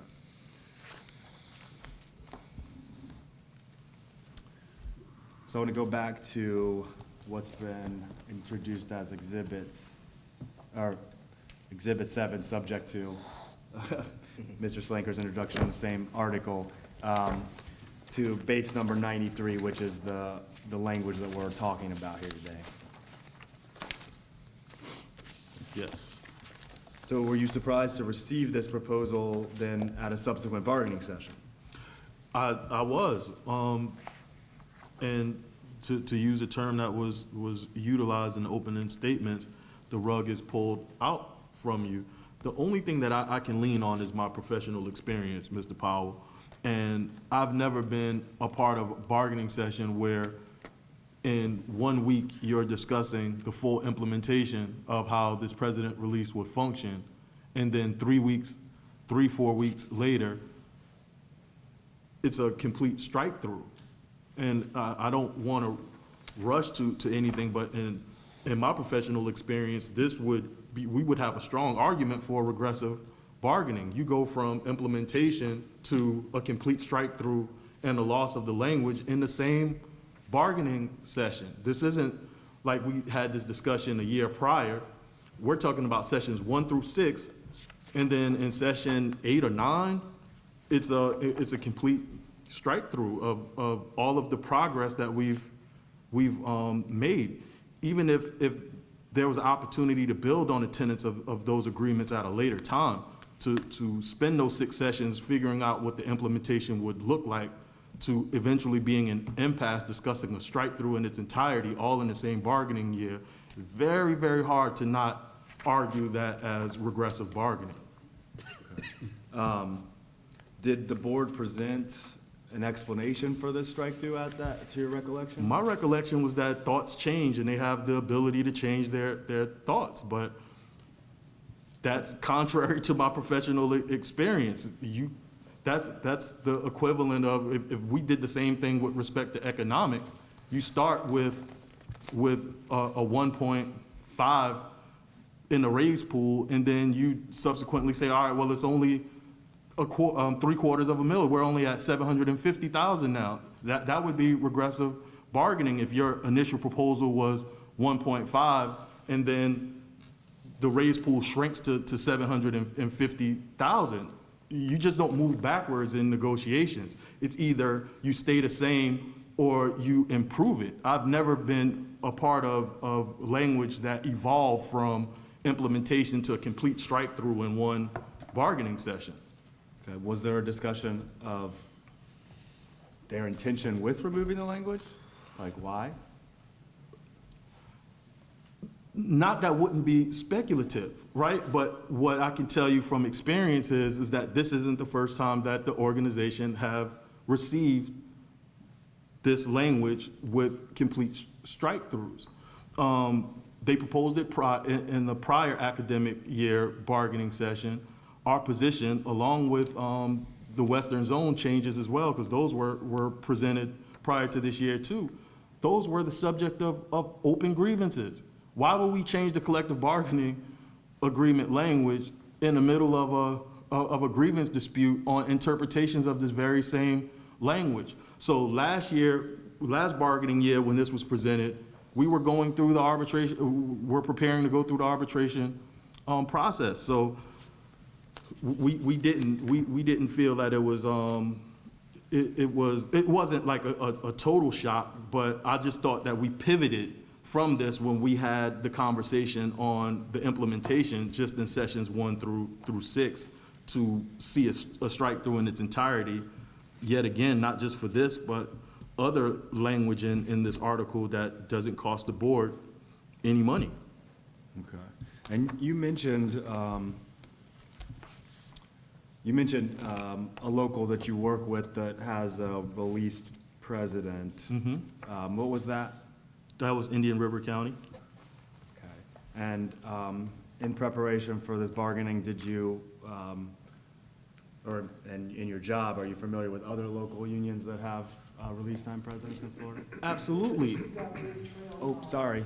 Are you aware of other local unions in Florida that have release time presidents? Absolutely, and I provided the district with over a dozen excerpts from various collective bargaining agreements over the state that showed precisely how it was implemented. Because one of the concerns that was communicated to me from the school board was their concerns over the legality of having a president on release. How legal is it? What I wanted to do was provide the school board with specific examples of how it's working and being implemented. If what we were asking for was illegal, then that means that there's 14 counties in the state that has an illegal practice going on. And that was certainly not the truth. I'm going to ask you to look to what's been previously marked as Exhibit 10 for identification purposes only. Okay, yep. Are those excerpts that you were talking about? That is correct. Go through it. Yes, sir. Take a look at it. Tell us where those come from, please. So the first one is from Brevard County, just a few counties north of us. And the interesting thing about Brevard is that not only are their presidents out, their entire executive board is their president, vice president, secretary, and treasurer is released in Brevard. That's why I wanted to provide it, because this isn't just a one-off. You got 4 or 5 individuals that are taking leave to work in a union capacity in Brevard. The next one is the Broward's Teachers Union, a couple of counties south of us. They have a very similar leave program that we were asking for, here in Martin County. The third one is Clay County. Then you have Collier. And then you have Duval. And the other, I think, definitive point that I want to make is that we tried to get similarly sized and comparable school districts to Martin County. Then you have Escambia, Hernando,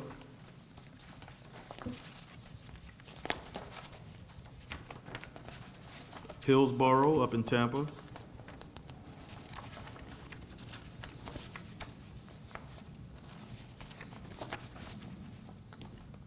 Indian River. The next is Lake County.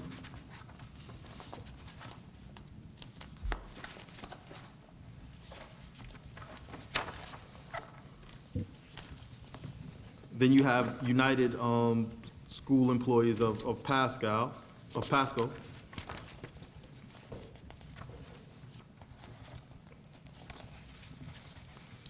Next would be Pinellas.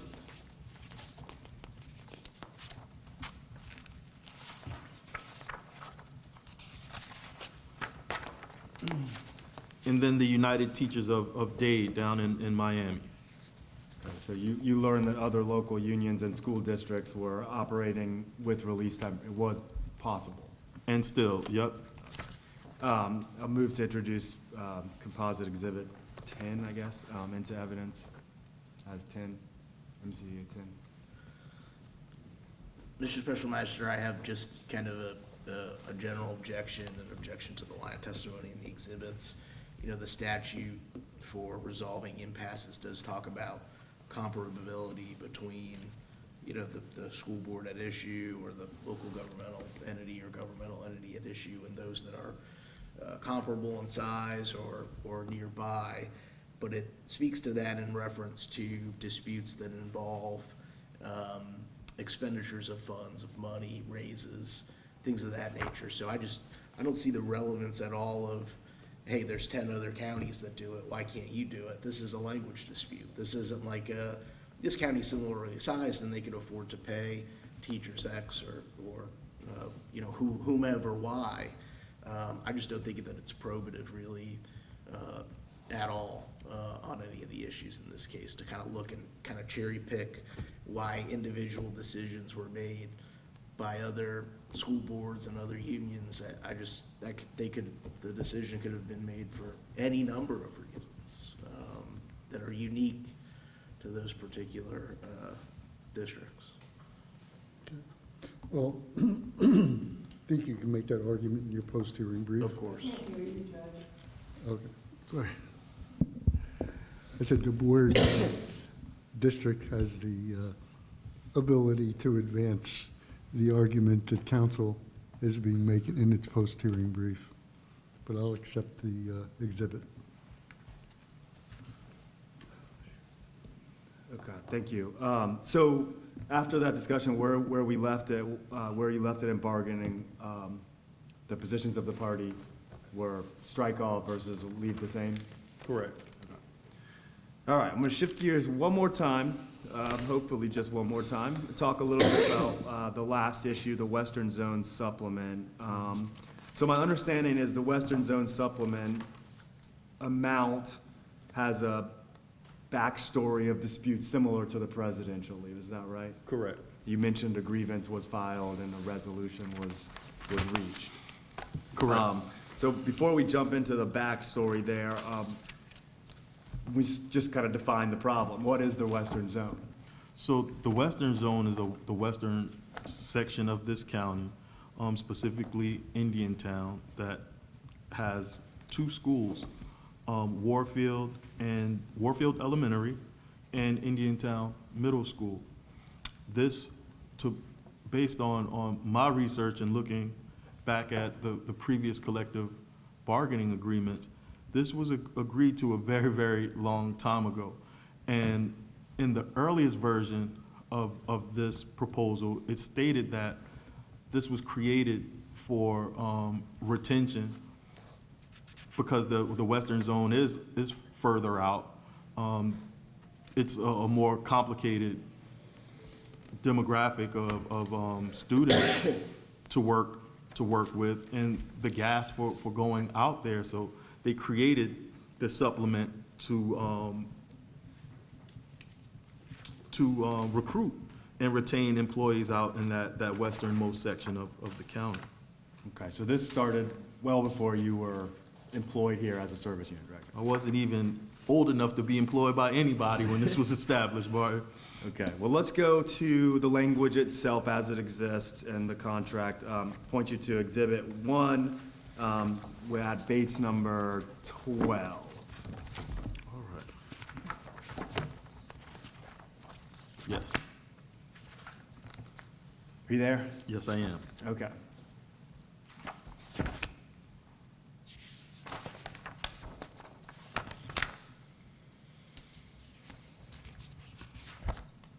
So can you just read that language for us, so we know we're all talking about the same thing? Article 2.4E, instructional staff assigned to Indiantown Middle and Warfield Elementary Schools on or after July 1, 2014, shall, for the duration of the assignment, have their individual salaries adjusted to reflect the 2000 Western Zone supplement.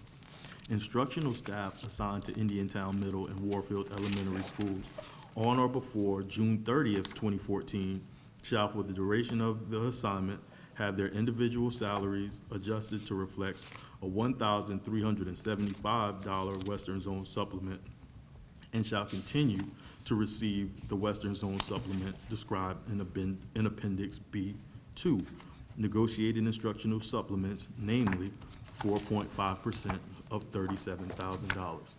All right, so I'm gonna ask you to hold that page there, but also flip over to 62, which I believe is Appendix B2. Yes. And is that, that's what it's referencing, that list of supplements in Appendix B2 is what it's referencing in addition to the instruction, in addition to the amount in the language? Correct. So the Western Zone supplement in B2 is indicated as a flat amount of $3,100. Okay. And we talked a little bit about the two separate kind of classes of employees, those employed before 2014 and those employed after 2014. And I think Mr. Slanker mentioned this, but the parties kind of refer to those as grandfathered employees. Correct. And, okay, so what does this language, when read together, what does it do? What does it mean? It would mean that the non-grandfathered employees, those that were hired after July 1, 2014, would receive $2,000 with respect to the way that this language is written in this article. Our grandfathered folks would get $1,375 and shall continue to receive the Western Zone supplement described in Appendix B2, which is established as $3,100. $3,100 plus $1,375 gives a grand total for the Western Zone employees to receive $3,375. Well, based on this, they would receive the $3,100 plus the $1,375.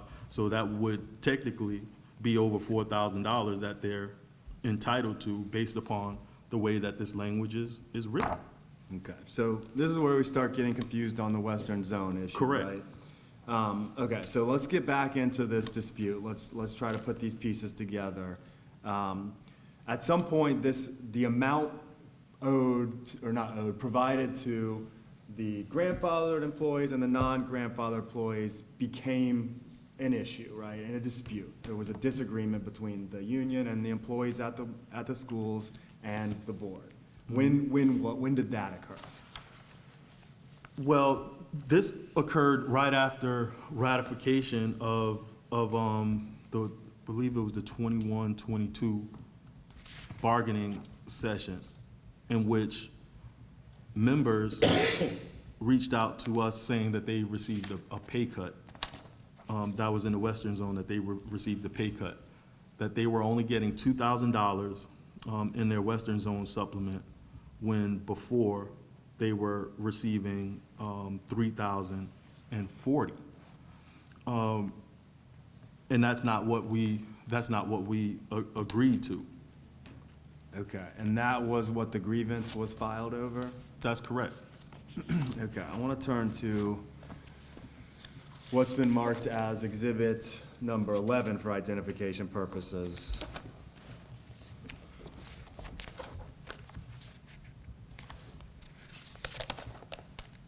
Do you recognize this document? I certainly do. And what is it? This was a communication to the Western Zone employees informing them that they were receiving this reduction.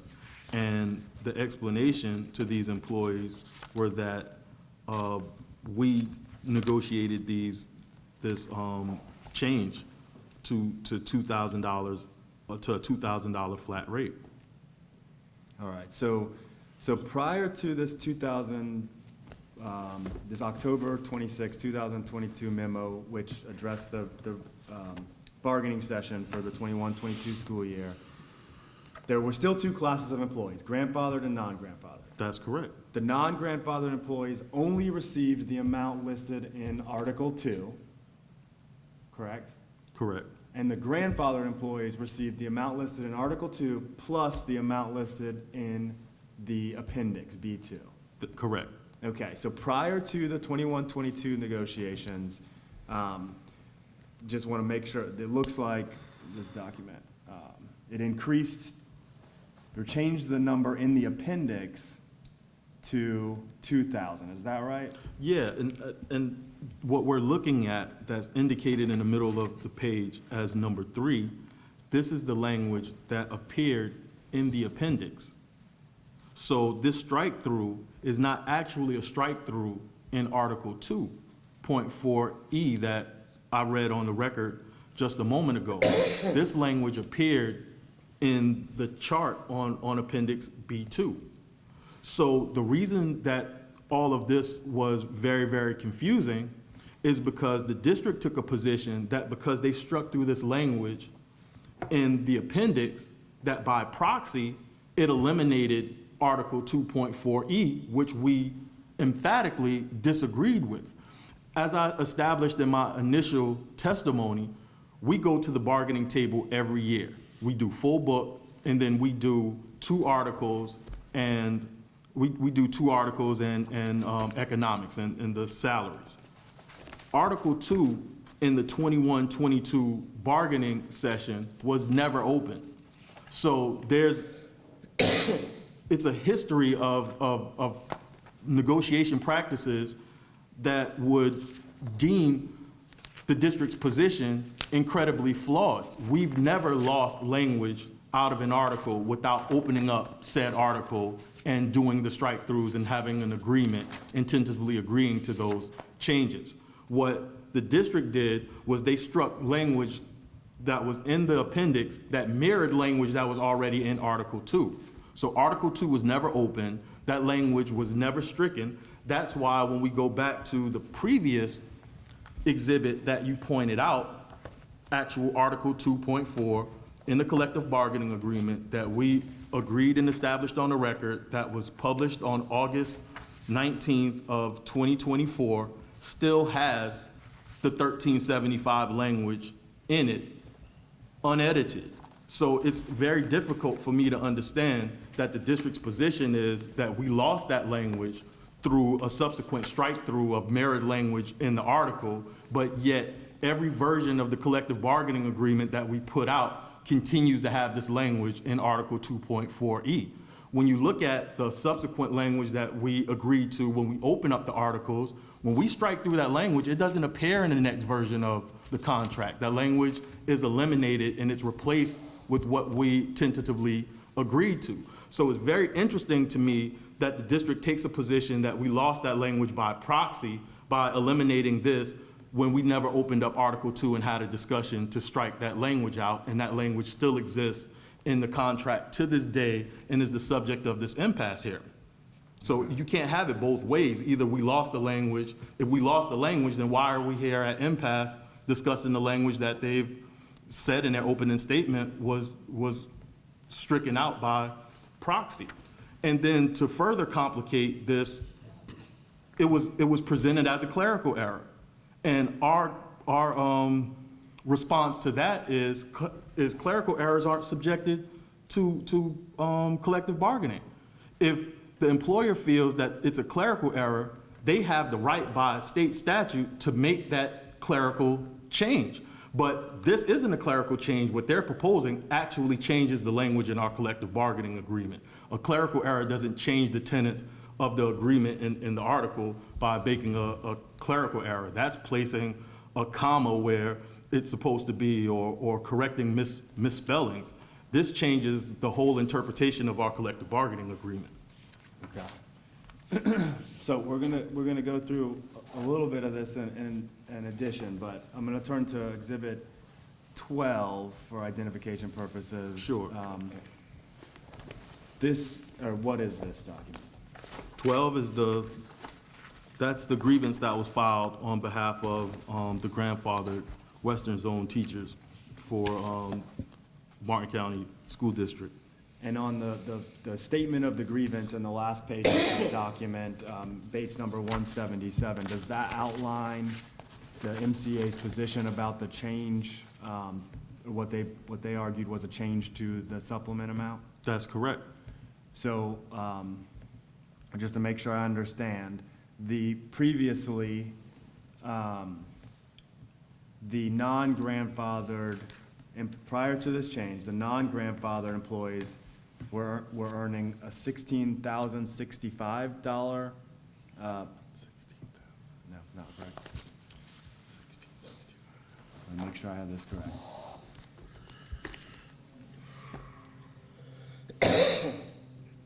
$13.75. Right, $13.75 from Article 2.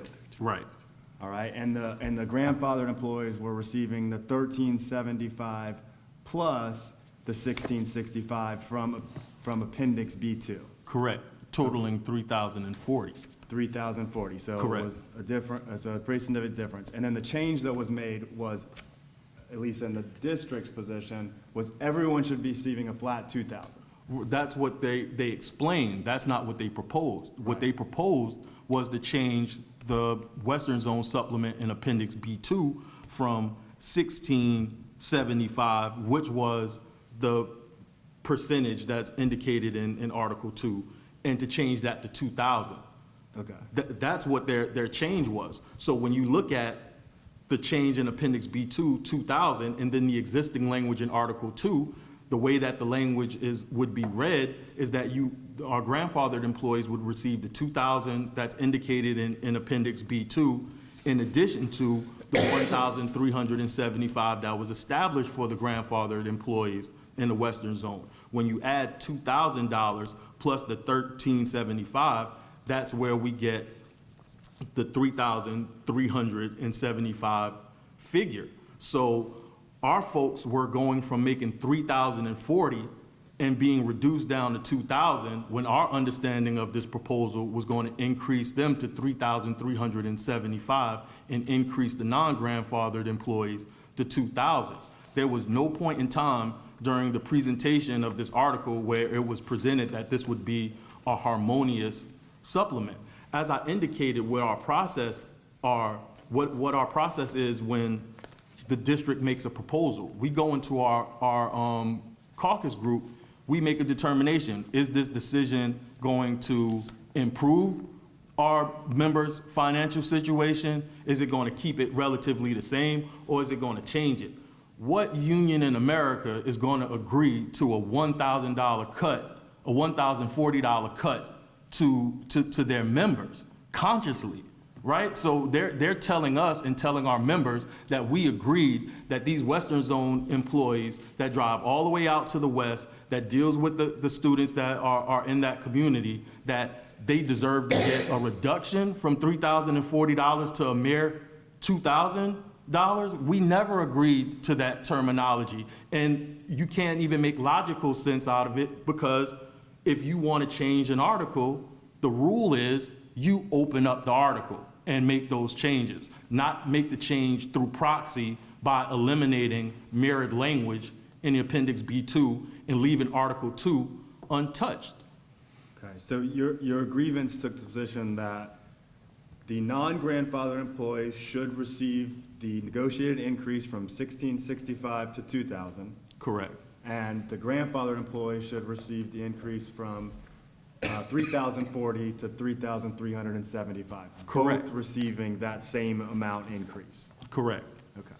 And I'm gonna turn you to what's been marked as Exhibit 13. You recognize that document? Yes, I do. What is it? This was the memorandum of understanding that was placed on the bargaining table in the 2022-2023 school year. Yep, the 2022-2023 school year. This was placed on the table to increase the Western Zone supplement to 3,100 For everybody? for everyone. Okay. And so then the non-grandfathered employees would receive the increase to 3,100. Correct. The grandfathered employees presumably would receive the increase from 3,040 to 3,100. Correct. Did this was this negotiable? Were you able to negotiate the terms of this agreement? Yes, we negotiated this. Okay. And did it resolve your concerns about the grievance, or the grievance? It did not, Why not? because there wasn't a true conversation between both parties. If there was a true conversation, we would have been able to explain to the district that this proposal still comes up $275 short for our bargaining unit members. The reason why we agreed to this is because instead of our members being out of $1,040, that decreased them being down from $1,040 to just being down $275 to be made whole. So what we did was we agreed to this change because, again, this increases our non-grandfathered members up too. So they went from 1675 to 2,000, and now from 2,000 to 3,100. Great deal for our non-grandfathered folks, but we still need to take care of our 24 grandfathered folks that took a financial loss. And that's why we continued with the grievance, because now we're at 3,100 and they're still owed the 275, because it was 3,375 to make them whole when you add the $2,000 change, the initial change in the Western Zone, and then you add the 1,375 along with it. Okay, were you ultimately able to resolve the shortfall of $275? Yes, we avoided going to arbitration by creating a settlement agreement with it. Okay, I'm gonna show. Can we break? Take a break? Yeah. To me, it's all. Yeah, yeah. Okay, can we take a break? Sure. Okay, we're off the record. Take a little recess. I'm gonna go ahead and introduce Exhibit 14 into evidence as MCA's Exhibit 14. And Mr. Special Master, I just have one kind of reservation, at least as to this exhibit, which I'll note on the record, that the settlement agreement's not, confidential or anything of that nature. But there's an express limitation that the parties agreed to on its use, and it's on base 182. I can't hear you. I apologize, it's on base 182, and, excuse me, it's entitled Existence of the Agreement as Evidence. The parties and their counsel agree that this agreement and the existence of this agreement may not be used as evidence in this or any other legal proceeding unless necessary to enforce the terms of this agreement. So, I just want to make clear for the record that our position is that, the use of the settlement agreement should be limited really just to demonstrating that the grievance was resolved.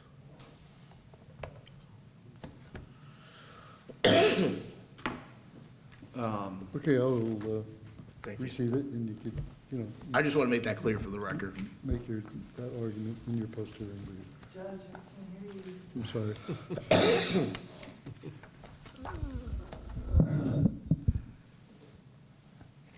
Okay, the district's comments are noted for the record, and I expect to receive argument on that in the post-hearing brief. And while we're at it, I will move to introduce Exhibit 13 into evidence as Exhibit 13. That's the MOA. No objection. And Exhibit 12 into evidence as MCA 12, that's the grievance. One note on Exhibit 12, my understanding is this grievance was withdrawn.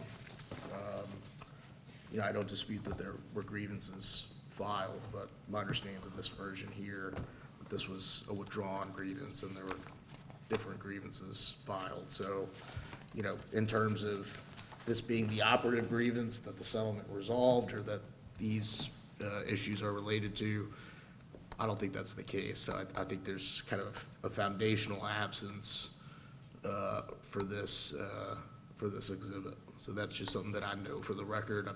You know, I don't know that I'd formally object to it. I don't dispute that the union filed it, but my understanding is that they withdrew this particular grievance. Yeah, And it's really, not actually the case. It was refused by this. We were told that we couldn't file a class action grievance. And again, that's another first in my professional career. The language is completely explicit that we can file a grievance on behalf of the association. This version of the grievance was rejected by the district and said that the only way they would process the grievance is if we had a specific affected employee from one of the grandfathered employees from the Western Zone. We subsequently found two, just for the sake of moving the argument forward, but I think that the record needs to reflect that it wasn't withdrawn. It was refused to be processed by the district until we altered the form to reflect a name of a specific employee versus the grandfathered Western Zone teachers and the class action grievance that affected everyone. Okay, but as far as we're concerned on the issue, there was a grievance filed. Yeah, there was a And grievance it filed. resulted in a memorandum of understanding. Yeah, and I can provide the grievance form for the two employees. I have it on my computer there, so it's very easy to correct the record if that's problematic. and for the purposes of this hearing, the grievance form was submitted. It serves the purpose that we intend to use it as evidence at outlining the arguments that were presented. We can supplement the file with the additional grievance if the parties desire, but I think it's able to stand for the proposition that we need it to stand for.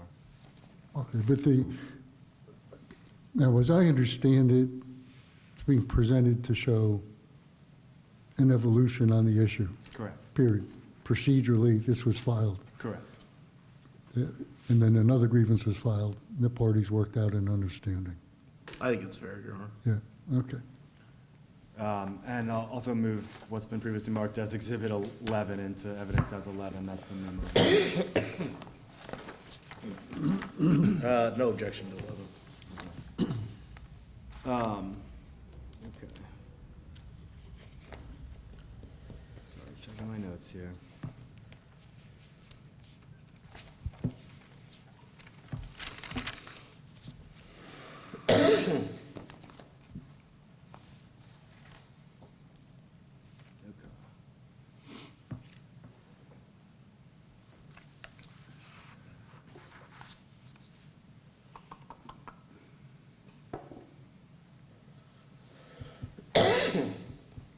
All right, so let me get myself back on track. The $3,100 MOA to all Western Zone employees, what was MCA's position of that MOA? That for the 22-23 school year, we'll be amending Article 2.4E to reflect the $3,100 Western Zone supplement for the grandfathered and the non-grandfathered employees for the 22-23 school year. Okay. So let me show you now to Exhibit 15, which I believe is the,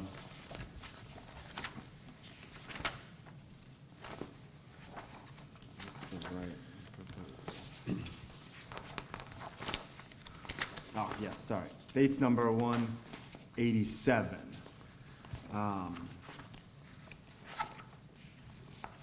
Is this the proposal you received from the board? Yes. Okay, and what does this proposal do? It strikes out Article 2, point 4E. Okay, and there's a note on that document on page 188. What is that note? The last, what they wanted to replace this strike through with? Yeah, and then it looks like your handwriting? Oh, yeah. What is Instructional staff assigned to Indiantown Middle and Warfield Elementary School shall, for the duration of their assignment, have their salaries adjusted to reflect the $3,100 Western Zone supplement as outlined in Appendix B2. And my note reflected 3,375 because that was the number that would make our Western Zone employees whole. So was that the MCA's response to this proposal? Well, our response to that proposal was to create, the proposal that we discussed earlier, to create a $275 grandfather supplement to those 20 employees and to have the $3,100 for the non-grandfathered employees. So it would be $3,375 when you add it up for the grandfathered employees, $3,100 for the non-grandfathered employees. That was our initial counter to this. Okay, let me turn you to Exhibit 16, sorry. Mm-hmm. What is that document? Just looks like it. Go a little further. Yes, this is it. This is MCA's counter proposal? Yep, Bates number 194. Okay. And, sorry, just to clarify, because I was distracted, what did this proposal do in response? It created a $275 grandfathered supplement for our grandfathered employees. So if you see, our version struck the 1,375, and it's the 207, replaces that with the 275 grandfather supplement, striking Western Zone from it. So you would, this proposal established a grandfather supplement for 275 and the Western Zone supplement for 3,100. When you add the 3,100 up to the 275, that's the number that we identified on the previous exhibit, the 3,375. That was the number that would make our grandfathered employees whole. Okay, and how did the school board receive this offer? The school board stated that they weren't interested in having a supplement that was not harmonious. They considered this to be an unharmonious supplement. That's how we led to option 1 and option 2. Option 2 was a harmonious one to address their concerns of there being a divide. All right, so when you say harmonious, what do you mean? Because the district, through the union trying to hear what the district was trying to accomplish, it seemed like the goal was to not have 2 separate supplements for our Western Zone employees, to have one unified or harmonious supplement. The union had no issues with that as long as our grandfathered employees didn't suffer a financial deficit as a result of it. If we wanted to have a harmonious supplement, then we would have to increase that $3,100 number to $3,375. That would incorporate the 275 deficit that our grandfathered employees suffered as a result of the misinterpretation, in our opinion, of the way that the district was paying out the Western Zone supplement. Okay, so just for clarity, you're talking about harmony within the employee, so no more grandfather. Right, that was option 2. Okay. So they rejected this, and as a result of them rejecting it, their explanation was that this still created an unharmonious Western Zone supplement where you had 2 sets of employees receiving 2 different amounts. All right, so I want to move to introduce Exhibit 16 into evidence as MCA 16. No objection. And then I want to go back to where we kind of began, which is exhibits, or what's been marked as Exhibit 17, I don't believe has been moved into evidence. These are the options again, right? Correct. Okay, so now we're back to where we began with these options. You talked a little bit about option one. Can you just refresh us on what MCA's option one did? So option one further illustrates what our counter proposal was, the $275. In addition to that, as I stated, we were listening to what the district's interests were, and we were trying to accomplish our goals and interests and make it fall within what the school board's scope was. So after we made this presentation and a presentation of our supplements, it's very true with what Mr. Slinkert said, that the board's position was that they wanted to address the supplements in subsequent bargaining sessions, not to deal with it this bargaining year, but to deal with it in subsequent years that follow. What this proposal did was it established our desire to make sure that our grandfathered individuals weren't negatively financially impacted by establishing the 275 that we made in our counter proposal, and putting a financial commitment to their verbal commitment to address supplements. So it was a step towards making that fix on supplements by putting 1% onto all of the supplements, and then the 275 to our 22 grandfathered employees. Okay, so this was kind of the culmination of both the additional $28,000 that was available, the larger pool of supplements, as well as the specific Western zone. Correct. Okay, now turn to the next page, option two. We didn't talk about that yet. What is that one? So listening to what the board's concerns were in an attempt to make a deal, this would create a harmonious Western Zone supplement for all 96 Western Zone employees and increase the current supplement by $275, to increase it from $3,100 to $275. And as I stated, this increase would be the Western Zone supplement would be a good faith investment in the process of increasing the remaining supplements in the future bargaining years. What we meant by that is that this commitment to the Western Zone from 21-22 bargaining year up to now, this Western Zone supplement has increased from $1,675 to $2,000 to $3,100, and then we were asking for it to go up to $3,375.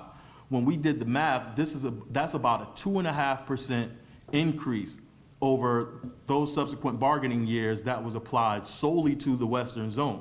So what our commitment was is that we put this 275 to all of them. That would be about a 2.5% commitment to that supplement.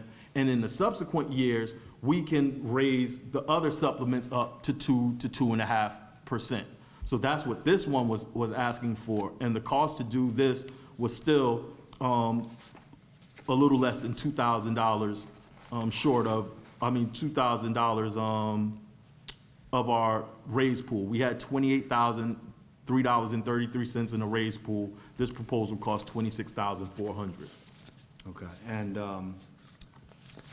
thank you. So option three then, next page. Yeah, the option 3 was to begin the impasse procedures. Okay. And what ultimately happened?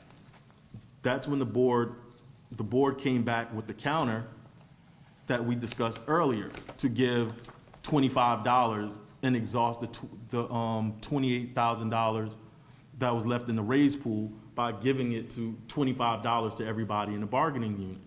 So they rejected our option 1, rejected our option 2, did not agree to go to impasse, but presented that counter proposal of the $25 to all of the bargaining unit members. Okay, and then again, to bring us full circle, and then there was another bargaining session related to that $28,000. Yes, where we completely pivoted from addressing Western Zone, and we completely pivoted from addressing supplements, because from the district's responses and or counter proposals, we felt that that was an issue we weren't going to get resolved in this bargaining session. So we completely pivoted from the Western Zone and completely pivoted from supplements and wanted to use the $28,000 to offset the cost of insurance. So a complete 360 from the direction and the objectives that we were trying to accomplish prior to the last day before Impasse started. Okay, thank you. Give me 1 second just to check my Sure. notes here.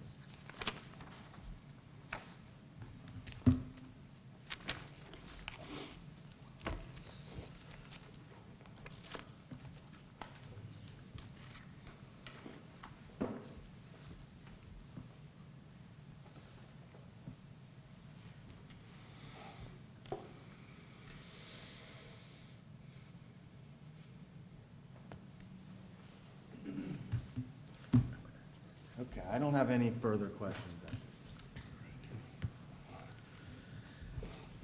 time. I do expect to have a little bit of time with Mr. Simmons.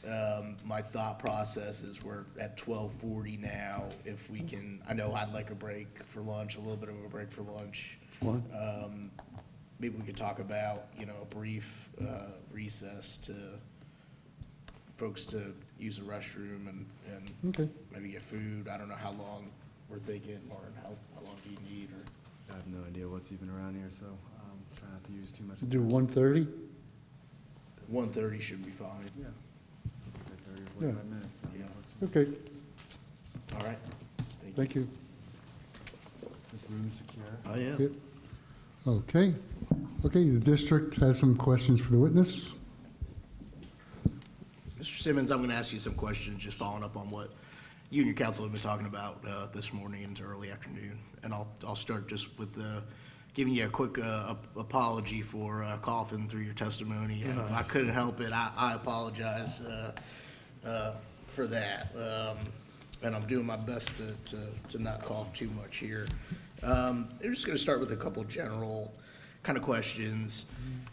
Mr. Powell was asking you some questions, if you recall, about kind of what was said at certain bargaining sessions and things of that nature. And don't take me as putting words in your mouth or anything like that. But I think for a couple of those questions, you had said something to the effect of, if I remember right, or I think this is what was said, or based on my recollection, this is what was said. Do you recall kind of answering in that manner for a few questions? And again, not trying to put words in your mouth, just that general notion. Yeah, I can recall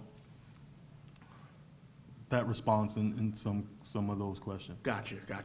So the bargaining sessions, and how long you been on the bargaining team? I know you answered this. Tell me again how long you've been 5 years. bargaining. 5 years. Consecutively. During that time period, has the school district filmed the bargaining sessions between the union and the school board? Yes, they have. And they post that on the website, correct? To my understanding, they do. So if there, is a conflict or a discrepancy between what you've testified to and what's represented in those videos, you would defer to the videos. Is that fair in terms of what occurred and how it occurred at a bargaining session? Just based upon what the video is expressing. Okay. School board also posts minutes of the bargaining sessions on their websites too, correct? Yes, and I had an opportunity to review some of the minutes, and I don't agree with all of their summaries of what took place. There's some of them that I had concerns about, but it's you guys' documents. You would agree, though, that the video show what the video show? Yeah, I can agree to that. Okay.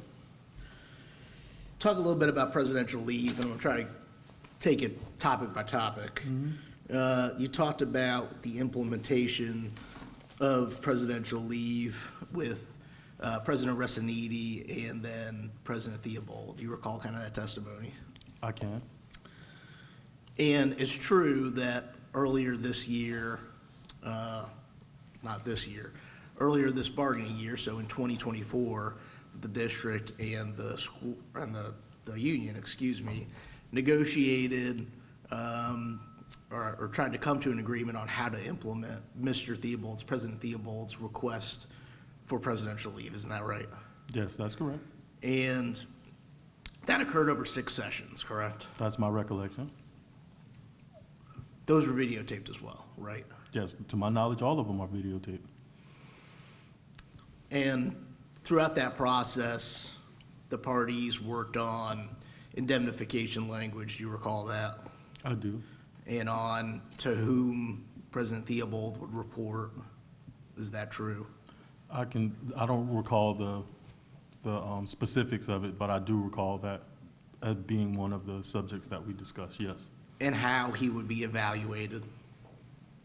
I vaguely recall that one. Without looking at the agreement, it would be hard to talk about the specifics, because I don't commit every version of the proposal to memory, so. Of course. It would have to be in front of my face for me to recall the specifics of. Yeah, of course, and I'm asking you based on your recollection, I perfectly accept that answer. What the parties discussed is reflected in that memorandum of agreement, correct? The last iteration, the draft, what we tried to come to an agreement on, isn't that right? To my recollection. Collective bargaining agreement, and I'll just go on your exhibit 1, and let me find the page.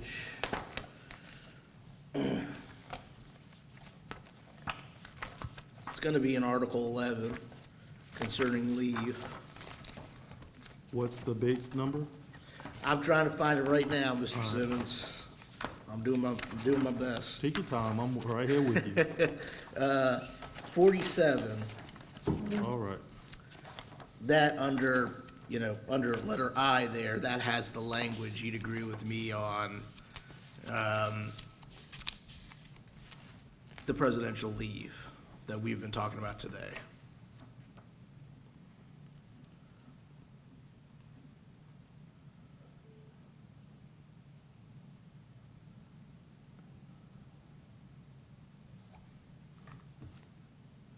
Yes, I recall that.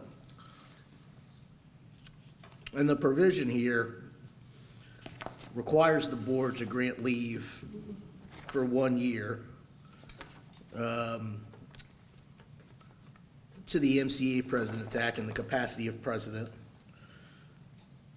And then it says, further down, such leave may be renewable upon request submitted to the Chief Human Resource Officer by March 15th of each year. Where's on that approval. at? I'm sorry, Mr. Simmons? Where's that you're reading from? It's the sentence that starts such leave, it's the 1, 2, 3, 4, 6th sentence down in paragraph I there. And we're on page 47? On The Bates whole- stamp 47. Bates stamp 47. So it's Yeah, page I got 41 you. of the bargaining agreement, but Bates stamp 47. Let's see, couple pages.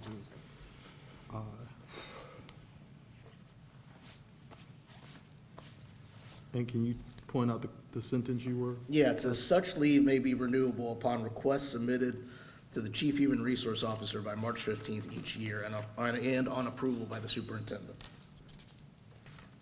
Yes, and your question about that is? So what was being negotiated in terms of implementing President Theobald's leave request was a request to renew that was submitted pursuant to these terms by March 15th, isn't that right? That's my understanding of it.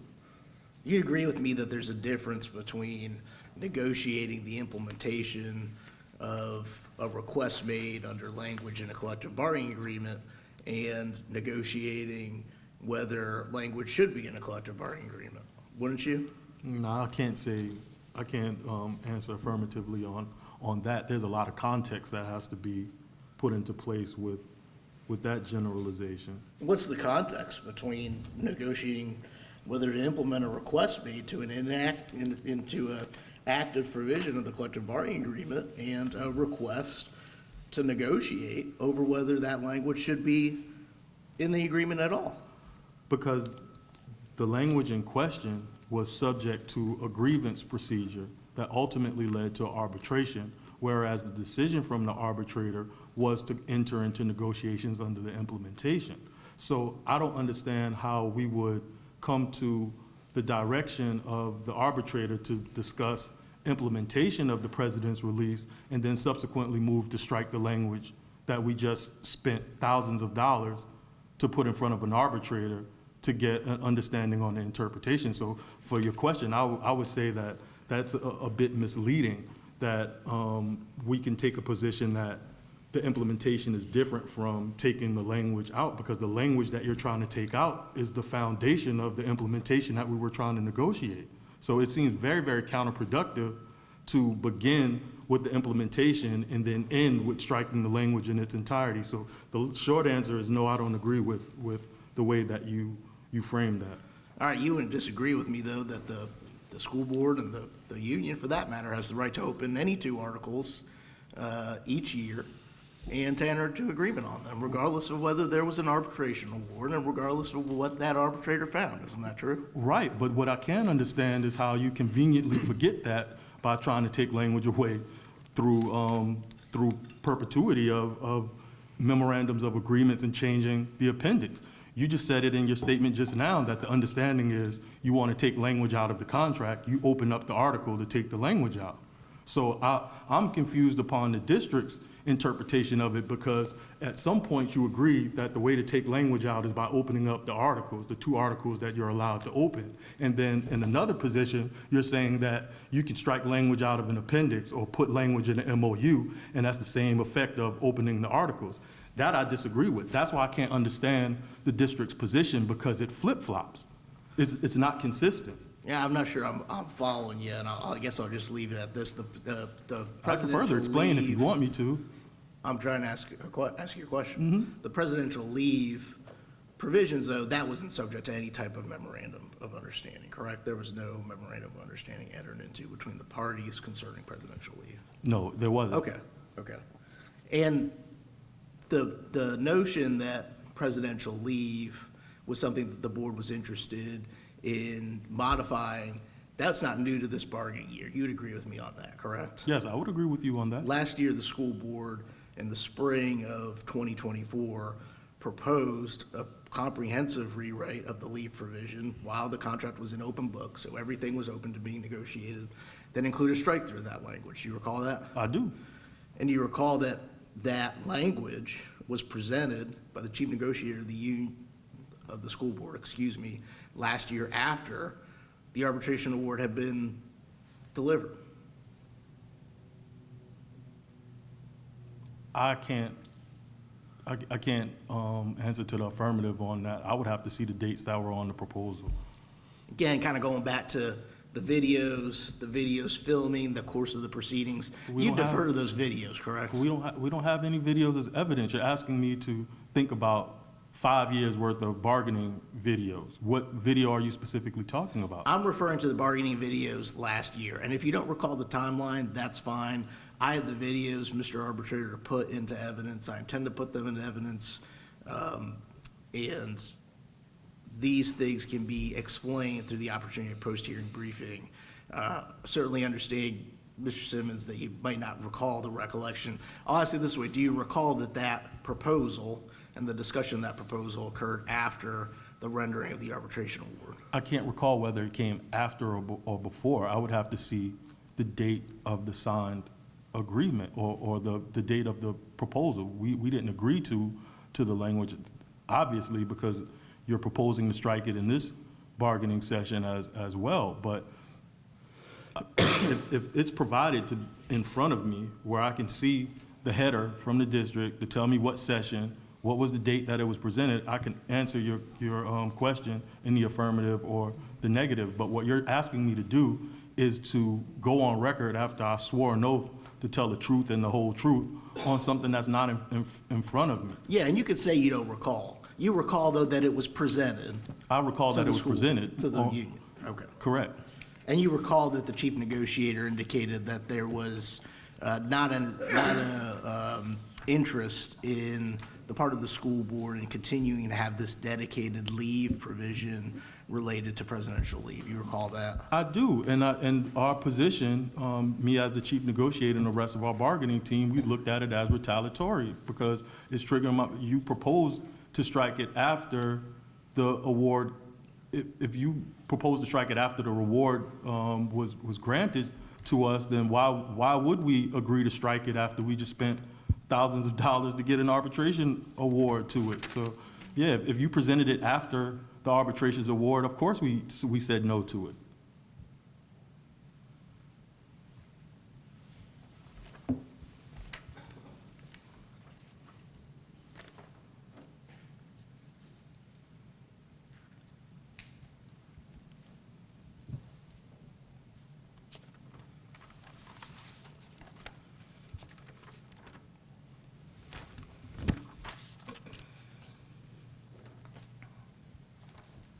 Yeah, ask you a couple questions about the Western Zone Sure. provision. You had said, I believe you said in your testimony that Article 2, the language in Article 2.4E had been mirrored in Appendix B, is that right? Yes. And to be clear, Appendix B changed in 2022 to say everyone in the Western Zone would get $2,000, is that right? That's not right. Not at all. What took place at that bargaining session was an agreement to increase the Western Zone supplement from 1665 to 2,000. That was the agreement. Article 2, which we communicated to the board in numerous emails, Article 2.4E was alive and well because, as we stated before, you open up two articles. The district hasn't opened up Article 2 and proposed any strikes to Article 2.4E in the 21-22 bargaining session. So what the district did was propose to strike the merit language in the appendix without opening up the article to remove the language in its entirety. So it's not in the appendix anymore, but it's very well in Article 2.4. That's the reason why we're at impasse and you're trying to remove it now. I'm asking you just what the change indicated in Appendix B2. And I answered that. 2022, I understand your position with respect to how. No, you asked me whether I agreed to that or not, and I told you that I don't agree with it. I asked you just with respect to Appendix B2, what language changed on Appendix B2. If you go to Exhibit 11, Union Exhibit 11, would you not agree with me that the language denoted as 3 there in the memo from Ms. Sessa denotes that instructional staff assigned to Indiantown Middle and Warfield Elementary Schools shall, for the duration of the assignment, have their individual salaries adjusted to reflect a $2,000 Western Zone supplement? You'd agree with me that that was the change made to Appendix B2, correct? Correct, to Appendix To B2. Appendix B2. And the union tentatively agreed to this change, is that right? That's correct. And the union ratified the change, correct? That's correct.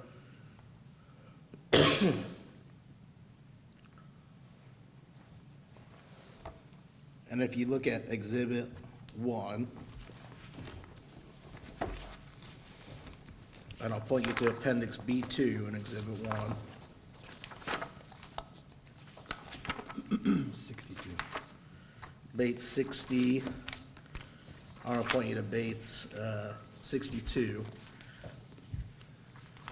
The top of the page there indicates instructional supplements will be flat amounts and will no longer be a percentage of the base salary. Do you see that? Page 62, give me 1 second.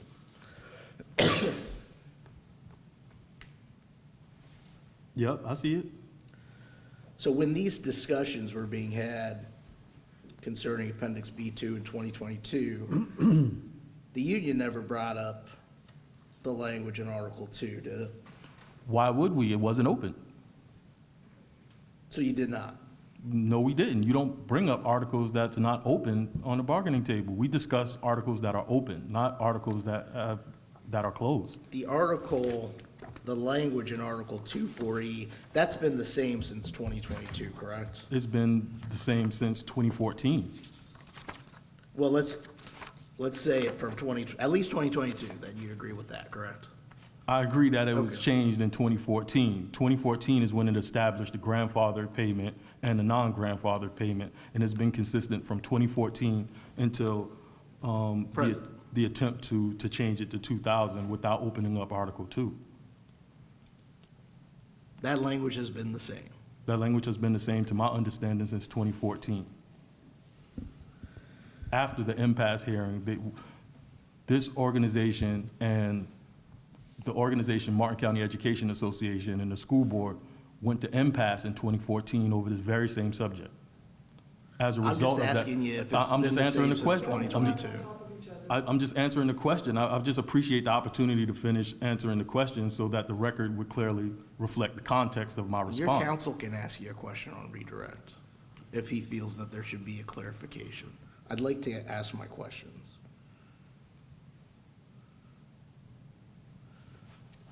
If that language in Article 2.4E has not been changed since at least 2022, then the language on Appendix B2, that's the latest expression of the party's intent as to how the Western Zone supplement should operate, correct? That's not correct. I disagree with that wholeheartedly. It's the language in the agreement, though. It's the right? language in the agreement that's still protected in Article 2 that was never changed.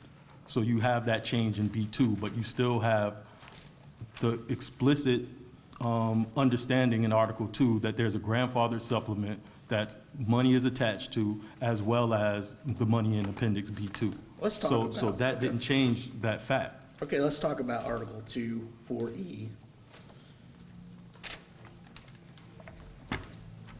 And whether it's explicit. Article 2.4E says, with respect to grandfathered teachers, instructional staff assigned to Indiantown Middle and Warfield Elementary Schools on or before June 30th, 2014, shall, for the duration of the assignment, have their individual salaries adjusted to reflect a 1375 Western Zone supplement, and shall continue to receive the Western Zone supplement described in Appendix B2, negotiated instructional supplements, namely 4.5% of 37,000, correct? Correct.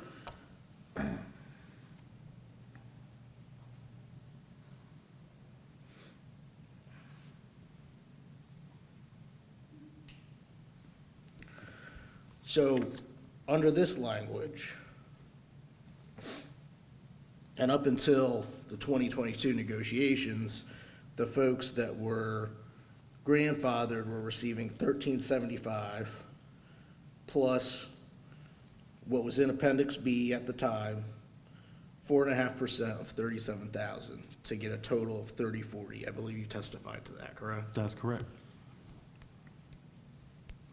And now, what the union's interpretation is, and what I believe was the basis of the grievance, is that you read this language to mean that the employees in the grandfather employees in the Western Zone shall receive 1375, and whatever is denoted in Appendix B2, and you say that that changed to 2,000 plus 1375 to get 3375, is that right? That's correct.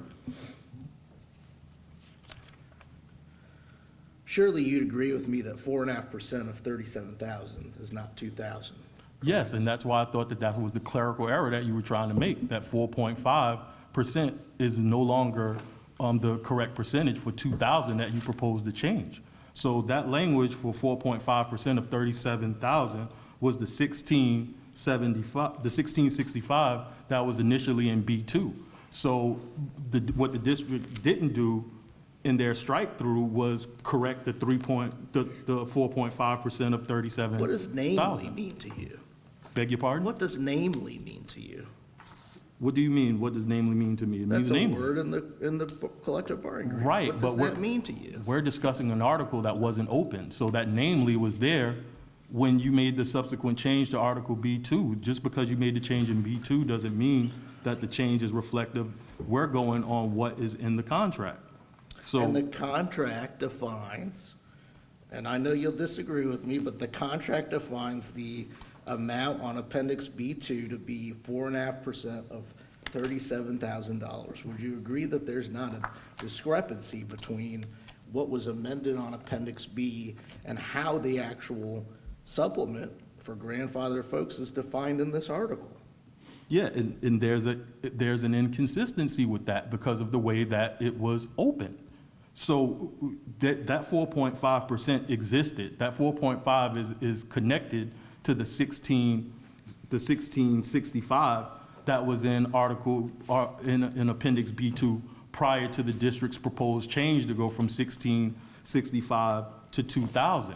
So I don't understand how the district's position would be that we change Appendix B2 to 2000, but yet Article 2 remains 4.5% of 37,000. I don't understand, because we're saying that the change in Appendix B2 made it where everyone got 2,000, but yet this is still here. So it's very, very confusing, and I think that's a result of the way that this proposal was presented.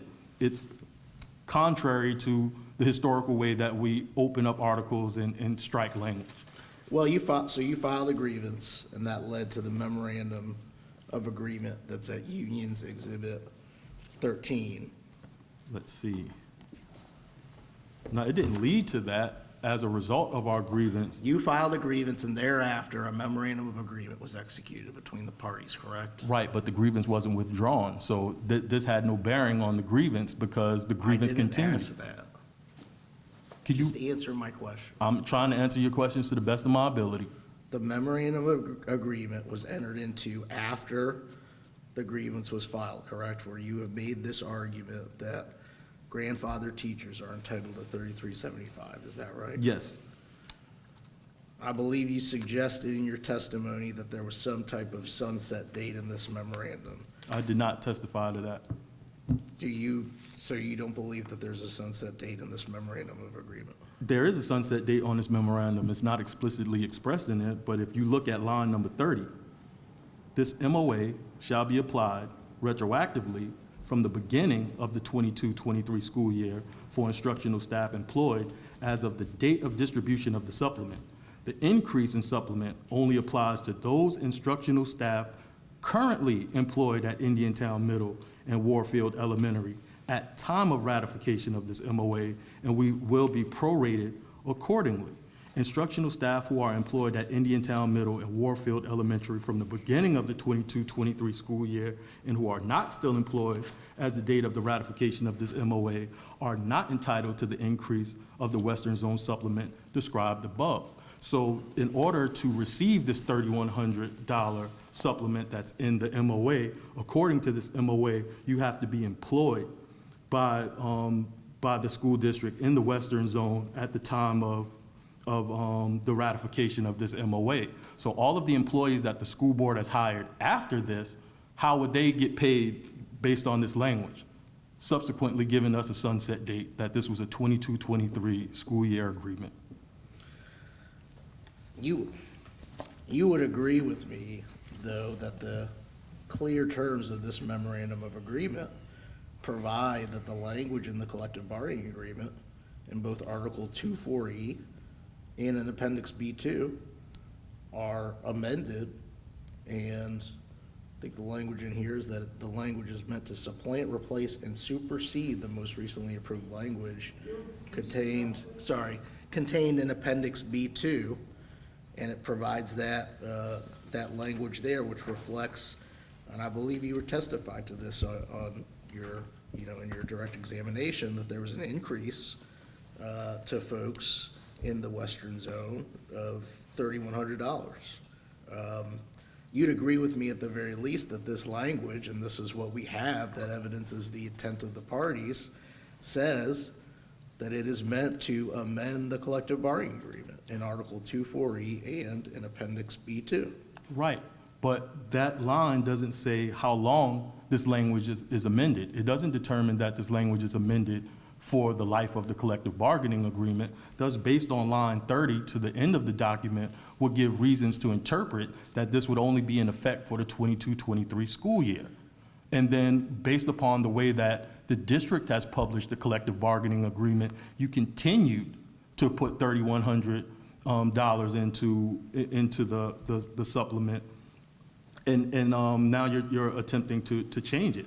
Supplements are open every year, correct? They're negotiated every year. They're part of salary. Yes, right? that's why I don't understand the methodology of attempting to supplant Article 2 by proxy of a MOA. I get that you want to say your piece. I'd appreciate it if you just answer my question. I'm answering the question, but You're sir, you not can't determine answering on the my way I answer the questions. question. You are- Object to it. Object to your answer? Not object to the way that I'm answering. So long as you agree that that's what the language of the memorandum of agreement states, that it shall amend the provisions of Article 240 and Appendix B2.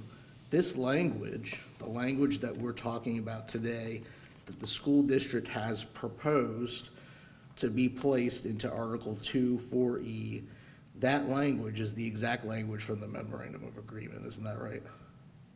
Say that one more time. The language that the school district has proposed to be placed into Article 240 is the exact language that is in the memorandum of agreement that was negotiated between the parties and ratified by the union. Yes, and that's the reason why I don't understand your position, because if it supplanted it, what's the purpose of opening it up to put it in if you supplanted it already?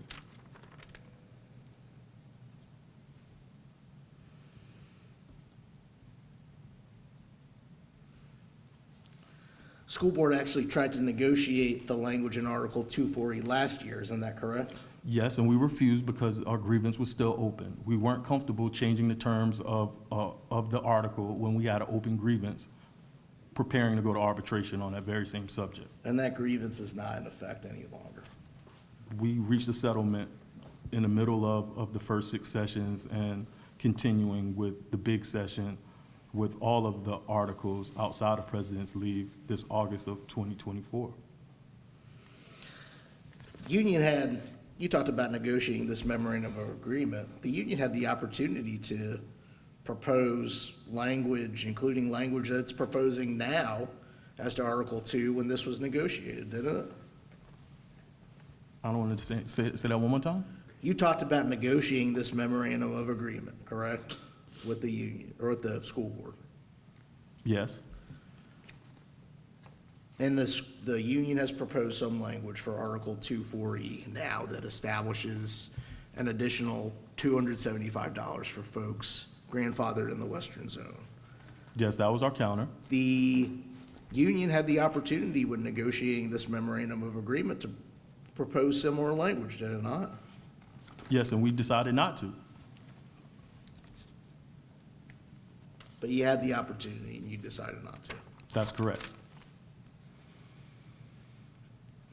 Talk about supplements, just briefly. Not every teacher in the district gets a supplement, correct? That's correct. Sub-supplements, they're not really used frequently, is that fair? I have no understanding of that. I'm not a district employee. I have no access to any of that information. The extent of my knowledge is that you guys have, in this district, have numerous supplements, and they're paid out to a portion of your employees. To the extent how often it's used, who's all getting it, I have no understanding or recollection of that. The final offer, just talk briefly about the offers at the bargaining session just prior to the earlier scheduled impasse hearing. The proposals concerned a health insurance supplement, is that right? That's correct. And you had said that there had previously been a tentatively agreed to supplement on the same subject, correct? Yes, sir. And that has since been ratified, that tentative agreement, correct? Yes, it has. You'd agree with me that at that bargaining session, that the union proposed their memorandum of agreement or understanding on the health insurance piece, that it would resolve the issues as to supplements. Is that fair? That it would resolve the issues as to In supplement? terms of the issues that were impasse between the union and the school board Well- as to the supplement issues. Well, what I testified to earlier was the fact that the union decided to pivot from focusing on supplements and focusing on supplements as a whole and focusing on the Western Zone supplement individually because we weren't seeing eye to eye with those subjects. So what we wanted to do was to take the $28,000 and continue to give our bargaining unit members relief with respect to insurance. So I guess I can answer affirmatively that by us putting forth that proposal, it was a suspension on our concern and priority being supplements. But that proposal obviously did not resolve the language issue at impasse with Article 2, correct? You'd agree with me on that? Right, because our understanding was that, and the record reflects in these proceedings today, that it was MCEA that declared impasse. And the articles that were open with respect to President's release and Article 2 that housed the Western Zone supplement language were articles that the district opened.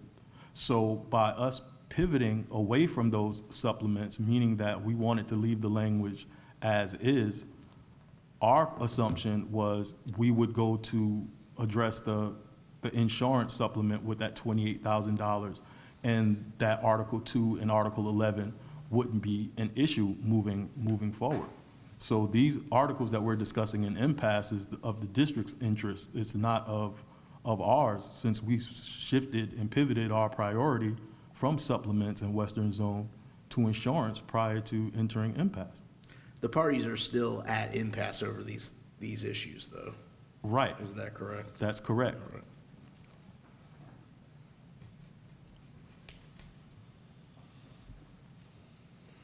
I don't have anything else for you. Thank you. I don't have anything. Thank you, then.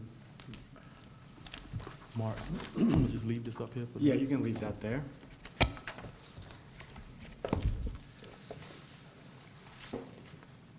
Onward. We'll call Matt Theobald.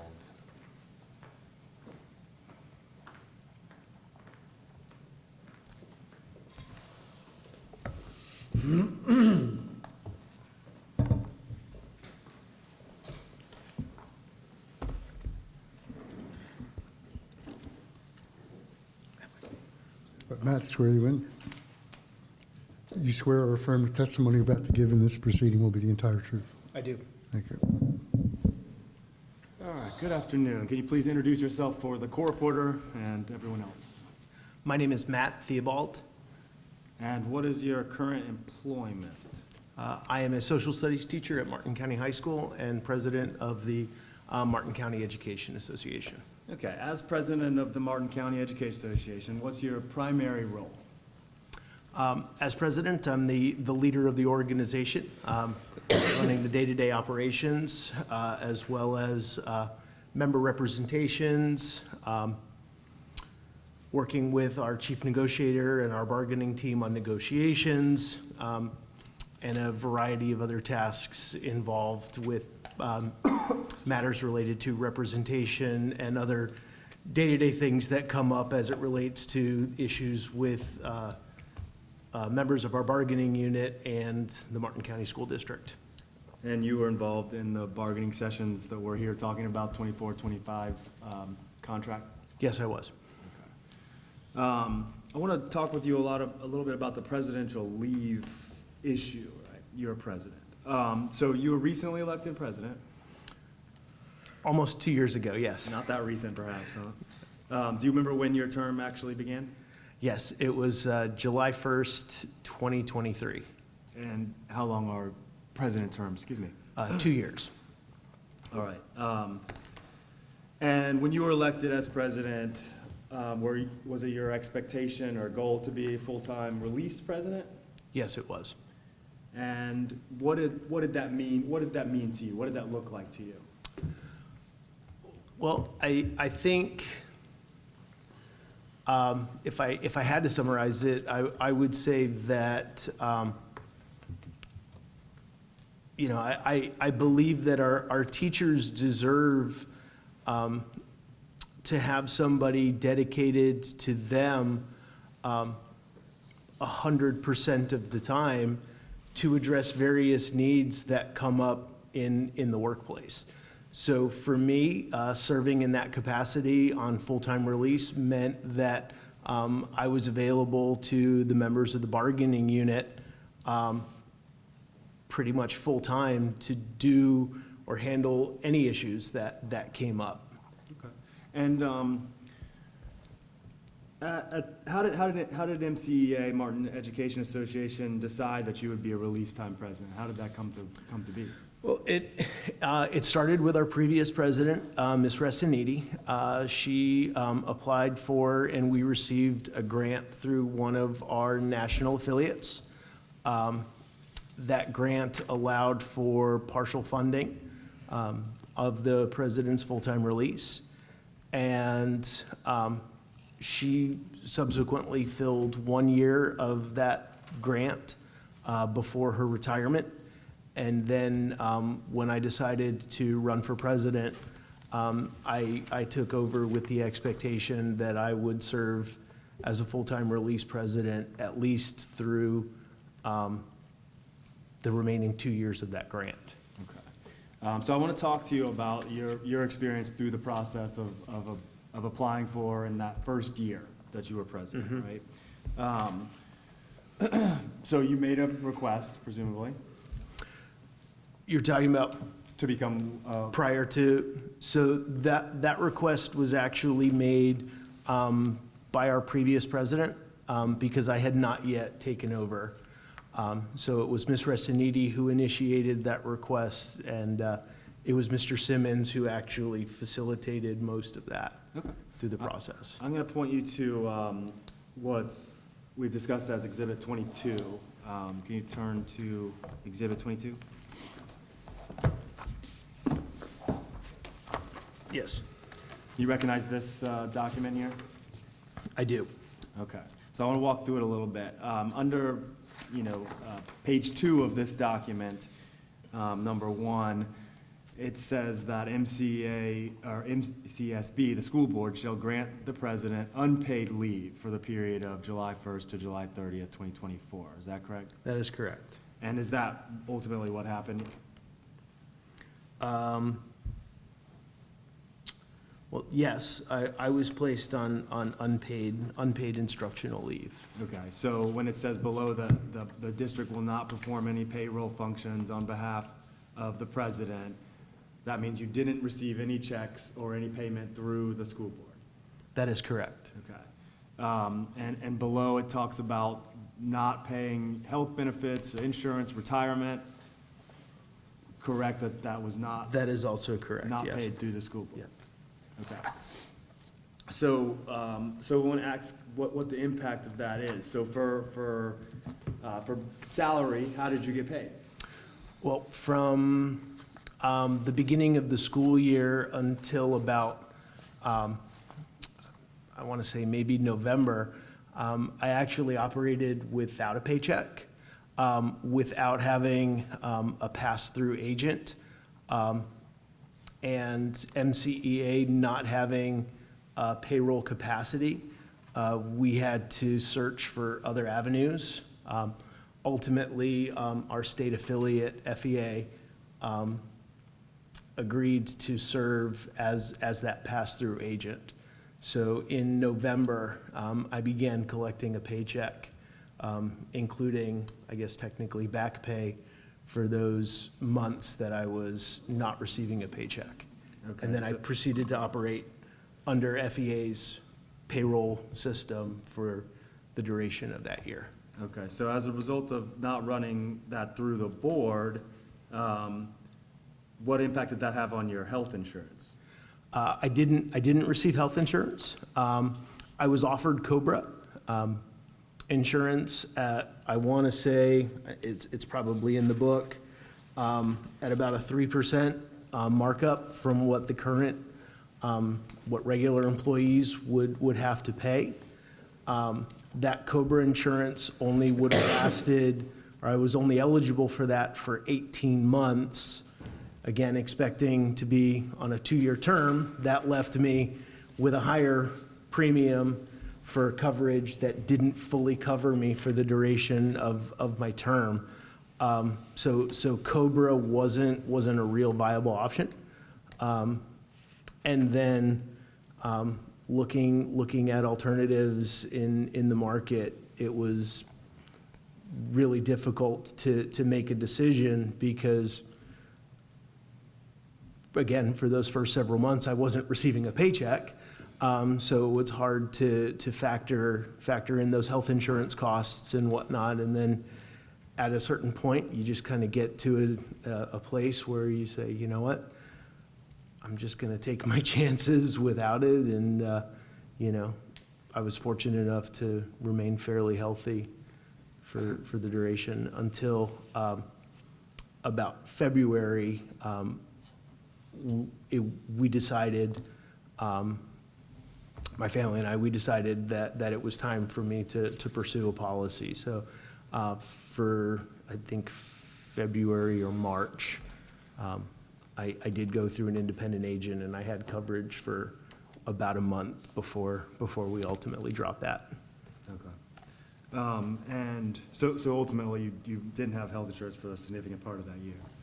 Correct. So, and then the same issue, without having a paycheck through the board, what was the result to your retirement at FRS? Since the Florida Education Association is not part of the FRS system, I wasn't able to earn my FRS credit for that year.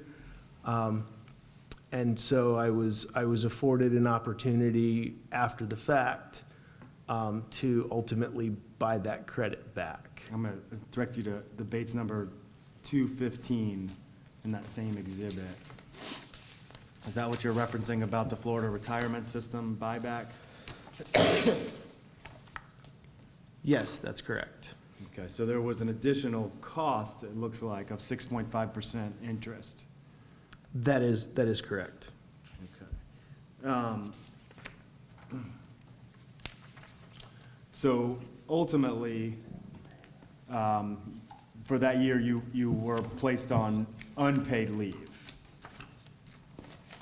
Correct.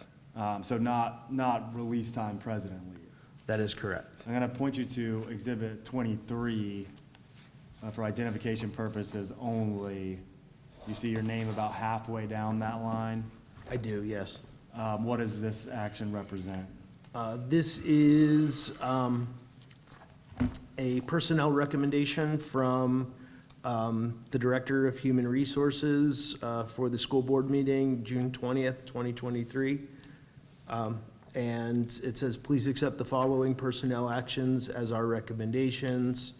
And under instructional leave, it has my name, Matthew Theobald, listed as instructional leave from 7/3/2023 to 6/28/2024. All right, at this time, I'll introduce Exhibit 22 into evidence as MCEA 22.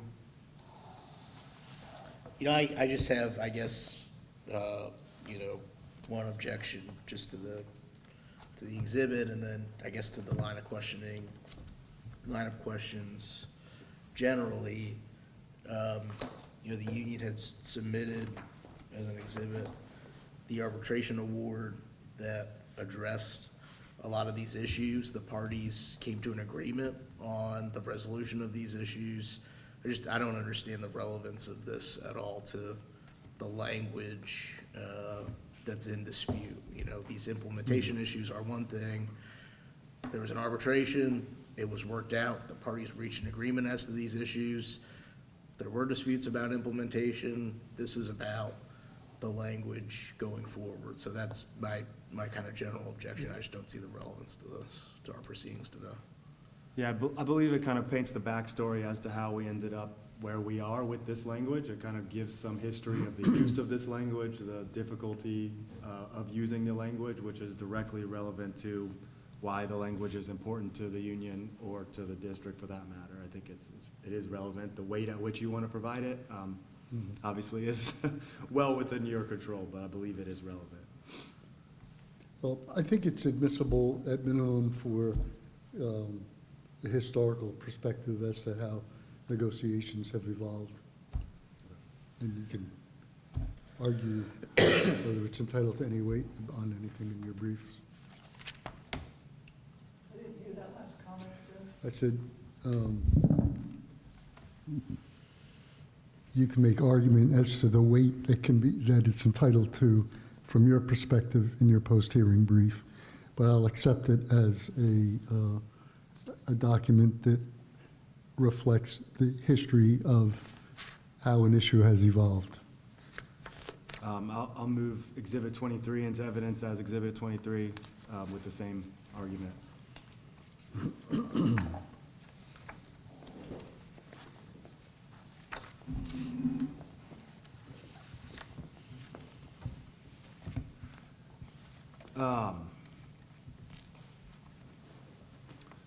Okay, so that year was unpaid leave. That was the dispute we've been talking about. Ultimately, a grievance was filed. We've talked about that, correct? Yes. And the result of that to you, what was the result of that agreement to you? Of the arbitration, arbitration, of the arbitration to me? Well, I think it served a couple of purposes. One, the direct intent was to make me whole as an employee of the school district, and afforded, well, to make me whole as an employee. Two, there were some out-of-pocket, personal out-of-pocket expenses due to my not receiving a paycheck that were reimbursed or ordered to be reimbursed by the district. So I was able to use that to pay off some of the debts that I had incurred while I was on unpaid leave. And I think probably, the biggest one was that the decision of the arbitrator was that MCEA's interpretation of the contract language was ultimately correct, and that there was a process already in place that should have been followed, that wasn't followed with me as an employee of the district. Okay, and so let's talk about the following year, 24, 25, that's this current year. Correct. You're not released now, is that correct?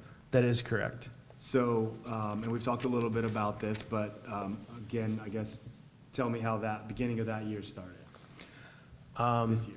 We started off with, I forget exactly how many rounds of negotiations on an MOU to implement correctly my presidential release time. During that time, I operated under with the expectation that I would be on full-time release. And then with about a week or so before teachers were to return to work, those negotiations ultimately fell apart.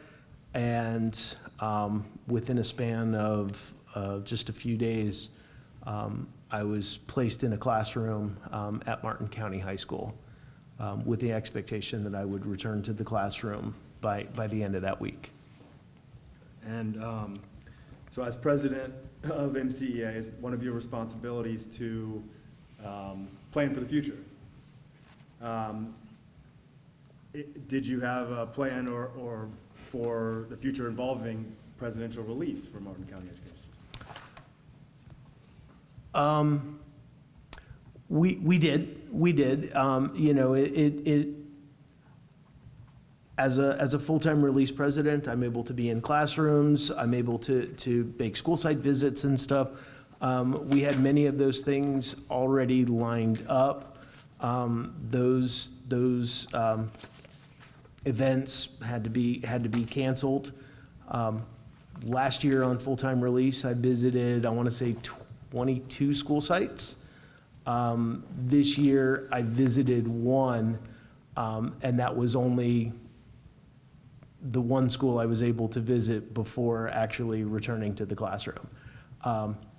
So yeah, I think it had a huge impact. My days were often spent as a full-time release president.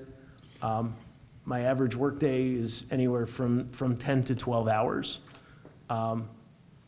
With that time being dedicated to the service of our teachers, and the smooth functioning of district operations. And now my day is spent, again, a 10 to 12-hour day. 10 hours is kind of a good day, where I'm spent in the classroom and for at least 7.5 or 8 of those hours, and then at least 2.5 in the office, usually putting me at home to see my family anywhere between 7 and 8 o'clock in the evening. So even though, you know, for whatever the internal reasons were, MCA was not able to take the financial, we'll call it a risk, of participating in a full year of release, the release time language is still important to the union? Oh, absolutely, yes.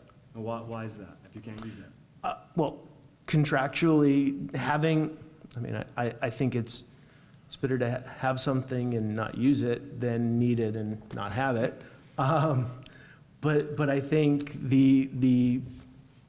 for, if nothing else, for the morale of the employees, knowing that as an employee, should there be an issue at the workplace, you have somebody that's 100% dedicated to you and your interests 100% of the time. I think many of the people involved in the school district are very well-intentioned individuals. I've worked under several principals during my time that are amazing principals. And as administrators and leaders, they're great leaders. But their time and their energies are often divided between students, parents, the school board, as well as teachers. And so the needs of the teacher are often balanced or framed in a very small manner compared to these other entities. Whereas as the president of the union, I'm available to my members and to the bargaining unit 100% of the time.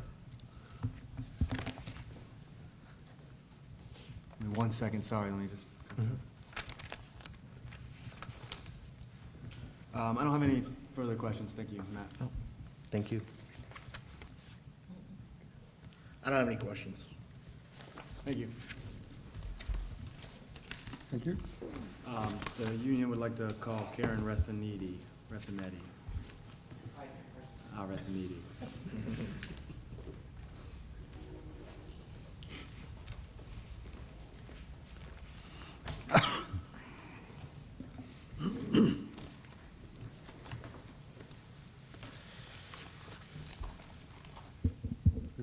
Can you hear me? Good. Karen, raise your hand, please. You swear or affirm the testimony about to give in this proceeding will be the entire truth? Yes, I do. Good afternoon. Can you please introduce yourself for the sake of the court reporter and everyone else who doesn't know you? Good afternoon. My name is Karen Resanetti. I was a teacher in the school district at South Fork for 20 years. I became a member of the bargaining team in 2011, served on the executive board at that same time, and then I became president for the 2017-18 school year through 22-23 when I retired from teaching from the school district in June of 2023. Okay, in your role, when you were president at MCEA, you said you did something with the union prior to being president? You had a different capacity? I was on the bargaining team since 2011. I was a union rep. I was on the executive board. You've served in a lot of union positions. Correct. Okay. Well, I want to talk to you about your experience with some of the issues that we're currently here at Impasse about. I want to start with the Western Zone Supplement. Are you familiar with the Western Zone Supplement? Yes, very much so. Okay. Do you recall what the intention of this supplement was, why it was created, what it was there for? So I believe it went back to like 1983, 85 CBA. I was just graduating college, so I don't know exactly why, but subsequent years it was discussed.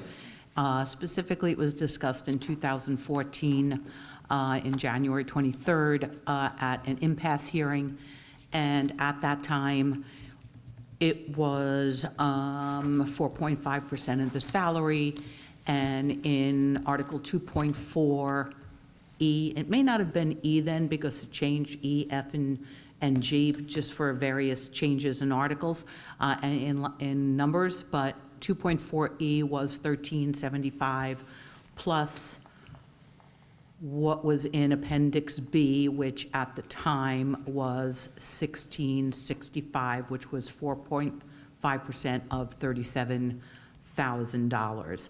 When are you talking about now? When is this? This was in 2014 at the Impasse hearing. This was one of the issues that was brought forth. At that time, the district was trying to strict the 1375 plus the 1665, and we negotiated grandfather language at that point in time, where anybody hired prior to 2014, July 1st, 2014, would continue to get the 1375 plus 3.7 of, with the 1665. So But then it was- 2014 was the year that the cut, I mean, it makes sense, right? But the cutoff year, when the two classes of people were created. Correct, Okay, so prior to that, everyone was receiving the same. correct. Okay. All right, so now you were telling us, and I interrupted you, how it came to be that those two classes, the grandfathered and non-grandfathered employees were created. Well, like I said, the district wanted to reduce the supplement to $2,000, and that was one of the 11 items that we went to impasse over. And so in that impasse hearing, not everybody on the board agreed with doing away with that western zone because they knew how important it was and how effective it was. It was evident, based on the evidence produced, that the grades were increasing in both Warfield and in Indiantown Middle School, and to reduce it would take away the whole point of the recruiting and the retention of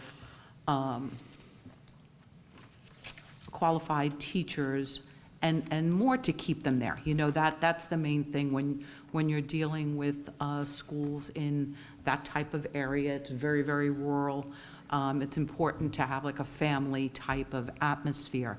And so the district, this did not have a special magistrate. This was decided by the district to grandfather in.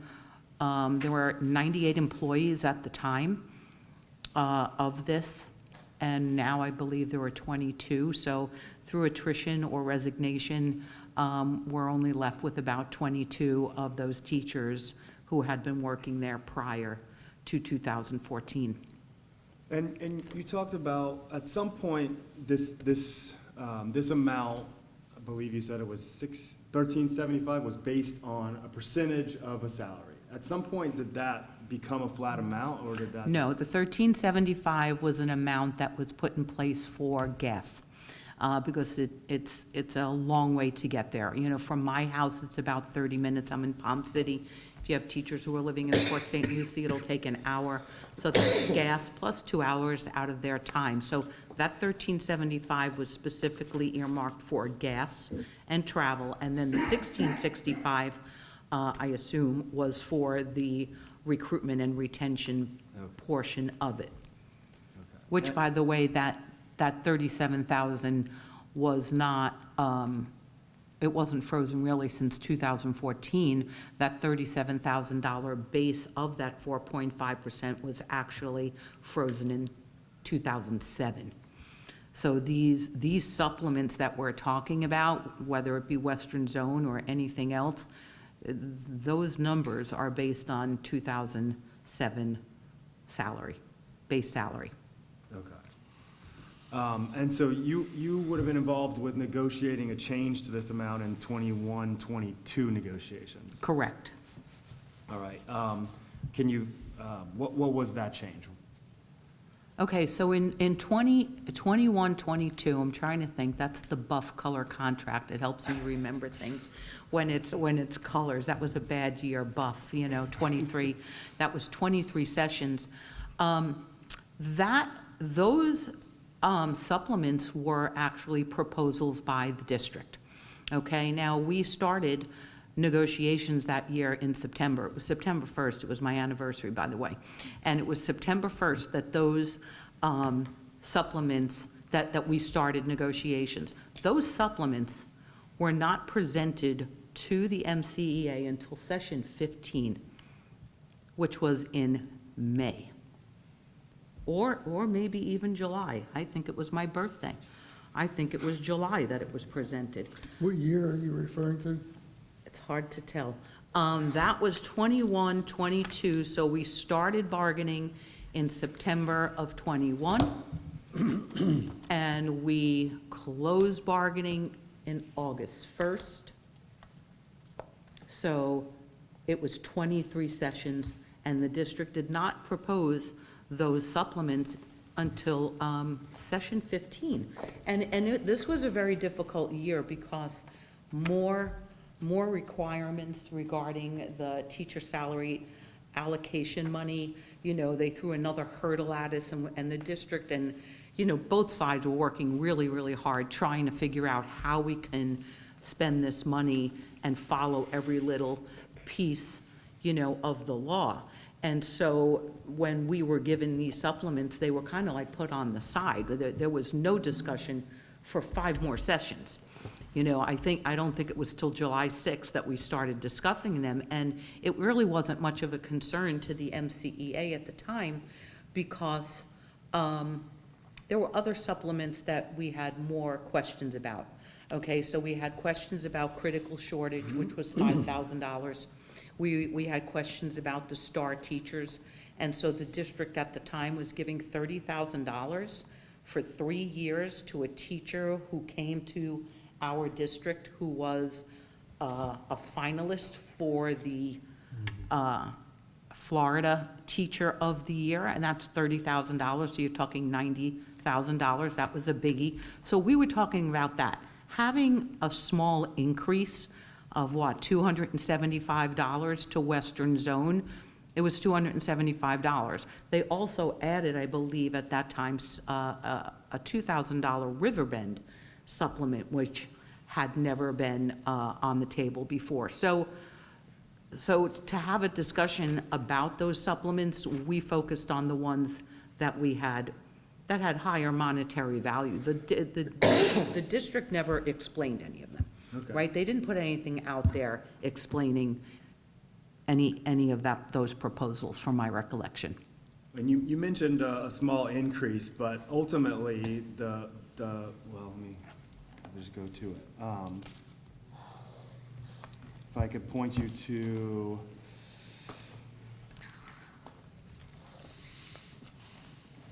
and make sure I point you to the right place here.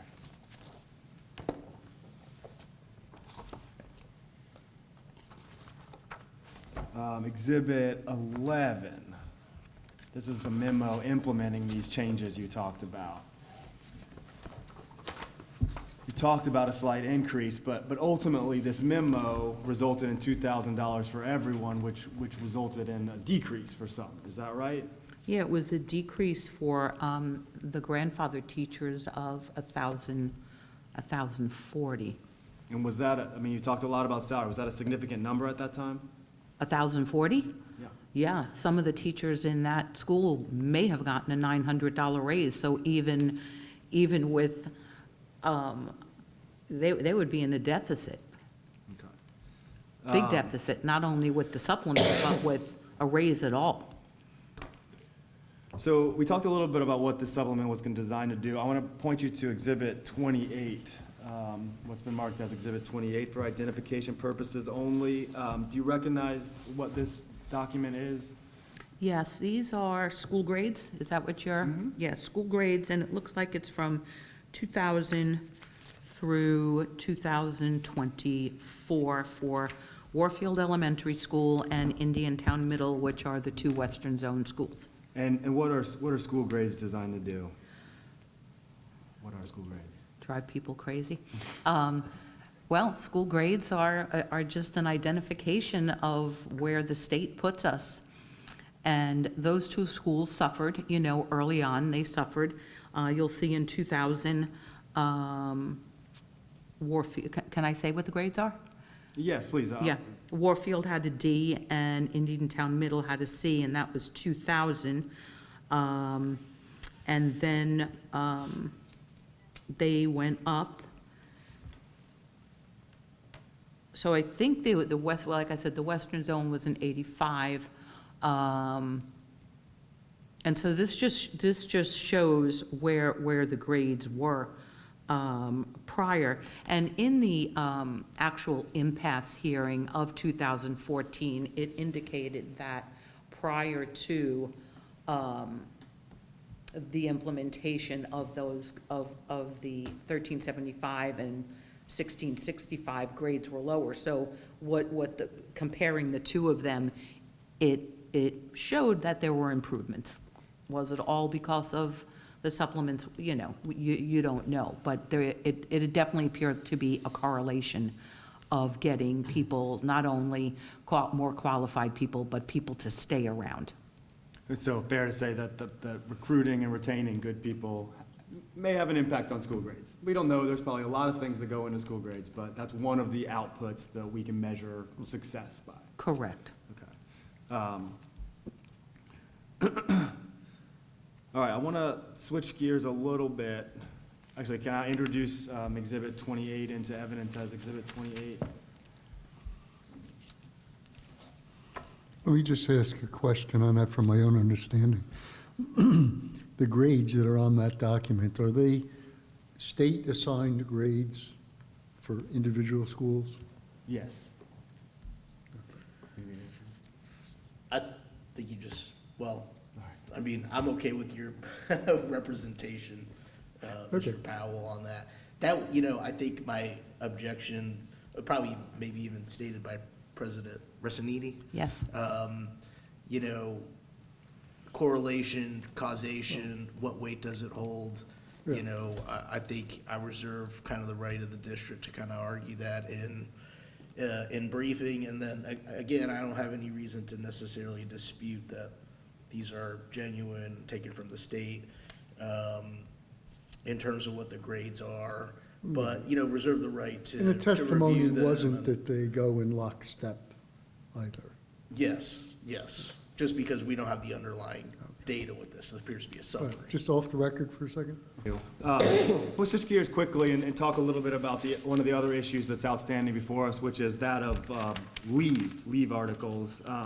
First type is, again, I'm calling campaign leave, but I want to explore any experience. Did that language exist while you were president, or your time with Martin County Education Association, as far as you know? Yeah, it was there. I think somewhere around 1999. It could have been sooner than 1999, but, you know, I didn't become president until 2017, and at that time, it was never used, and I don't recall anybody using it prior to then either.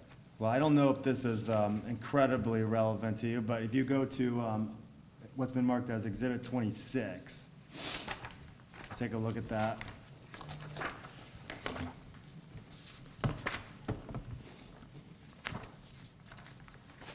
This is an excerpt from the 1994-95 contract. At the very end of that, it's number F.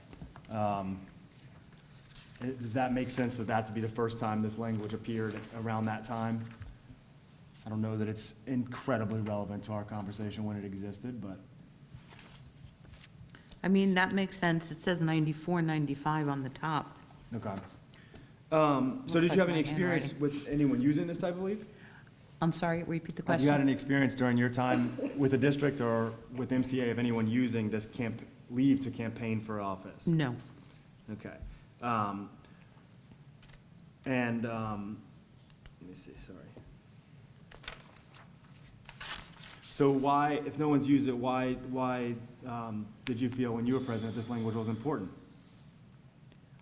Well, I think our predecessors put language in there for a reason. We may not know what the reason is now, but certainly when they're negotiating, they're always bringing forth language and situations that they dealt with then. Perhaps it was state issues, but there's a reason why it's there. And typically, you know, just like Loyola or Enola, whatever that is for you guys with, what is it? Neola.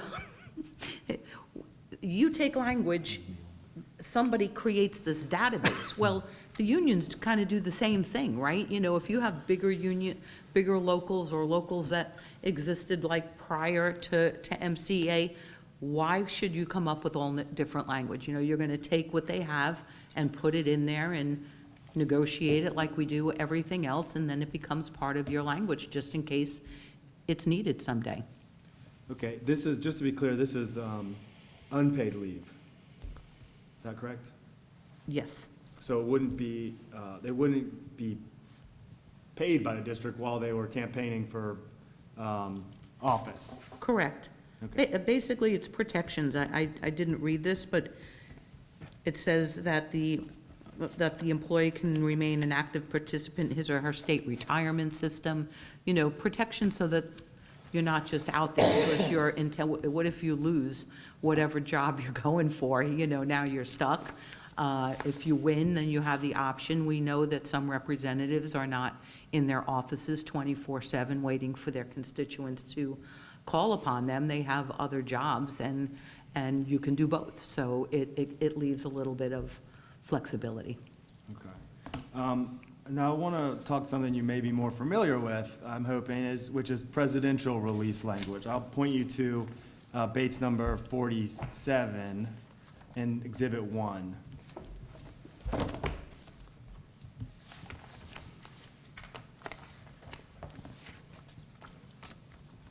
I'm not sure if I'm on the right page. It's page 41 of the contract itself, but the little number in the corner is 47. Okay. And I'm looking specifically at subsection I. Okay. Okay. Now, you're familiar with this language? Very. Okay. And what is the impact of this language? Well, the impact is that we have the ability, based on what we have in our CBA, which was negotiated around 1999, maybe before, that if our local wanted to utilize this language and be a release time president, we would be able to do that. And you and your, I believe, last year as president actually did so. Correct. I wrote a grant somewhere around January, and I was awarded the grant February 12th of 2022. And when I did that, I let the district know. I probably did it first in labor relations. I sent emails to all of the board members, letting them know, you know, that I had won the grant and that I wanted to sit down and talk to them, you know, about any of the questions that they had, because I was planning to exercise my right under Article I of unpaid leave. Okay, so I want to turn you now to what's been marked for identification purposes as Exhibit 8. I'm sorry, exhibit what? Exhibit 8, sorry. 8? Yeah. You're making me cough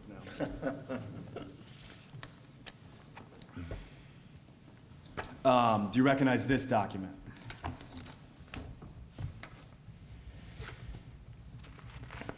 Yes. I know this scratchy copy is the best copy I got, but the signature block down on the second page, is that your signature? Yes, that's my signature and Dr. Malay's signature. And who was Dr. Malay? Dr. Malay is the former superintendent. Okay, so I want to talk a little bit about how this document worked. Can you tell me how, or I guess give me the summary of how this document worked for you? How it came to pass, or how it works? How it operates, yeah. How it operates. Well, the district came up with this language, and they placed me on leave, and I would be paid through the district, and I would have to put money up in advance. The district was concerned that I may not pay So they wanted money in advance. Originally, they wanted the whole grant in advance, and I explained that that can't happen because we only got the grant in increments. And so they came up with once a monthly in advance, so it was like $7,002, I think, or $7,000.22. We had attempted to do an MOU through negotiations and also at Labor Relations, and we were told that the board had no appetite for an MOU, that they just wanted to follow the contract. Well, the contract is vague. It's vague for a reason. Different districts need different things. And so having an MOU for a situation like this is very normal. As a matter of fact, Mr. Simmons showed you about 15 of them. Every district does things differently.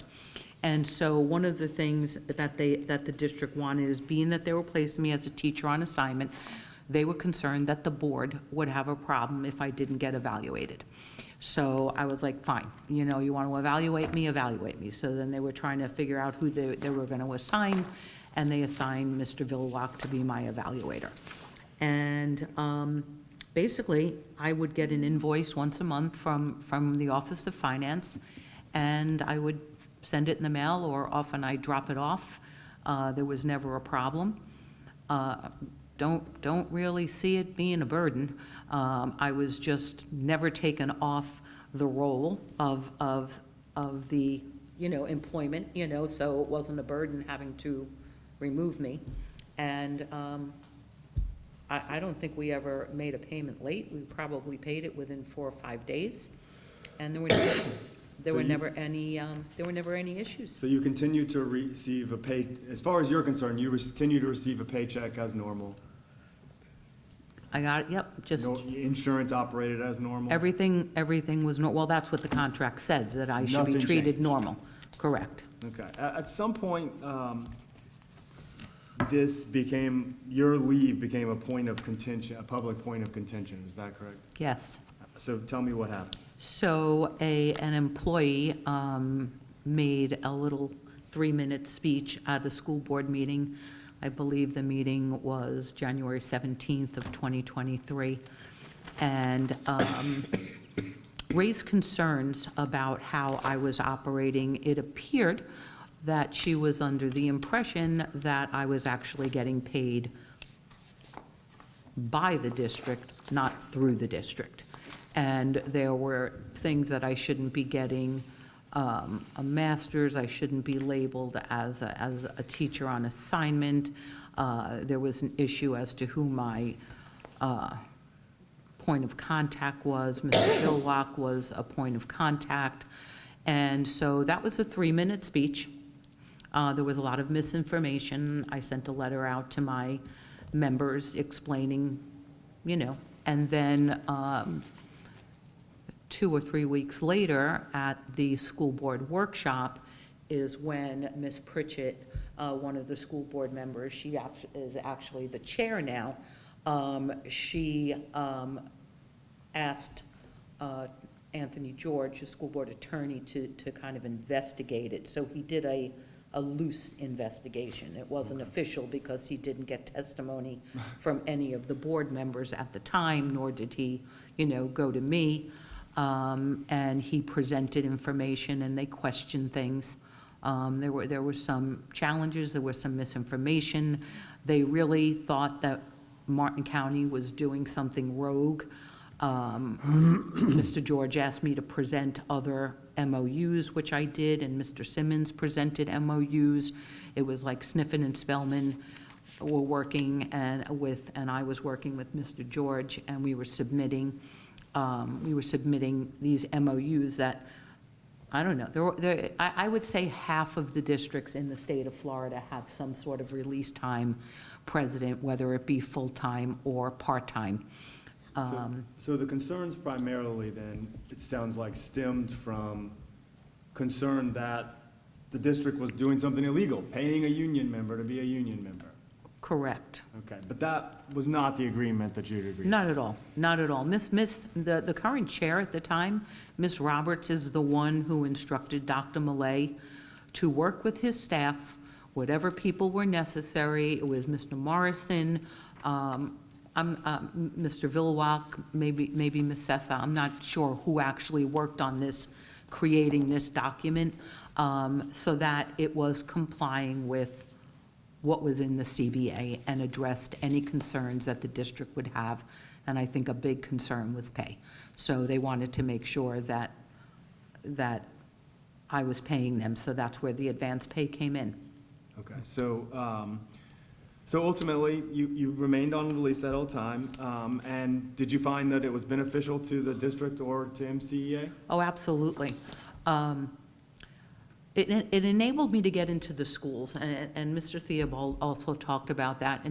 And you know, when we go into the schools, we're not going in to recruit, right? We're trying to be a face of the union.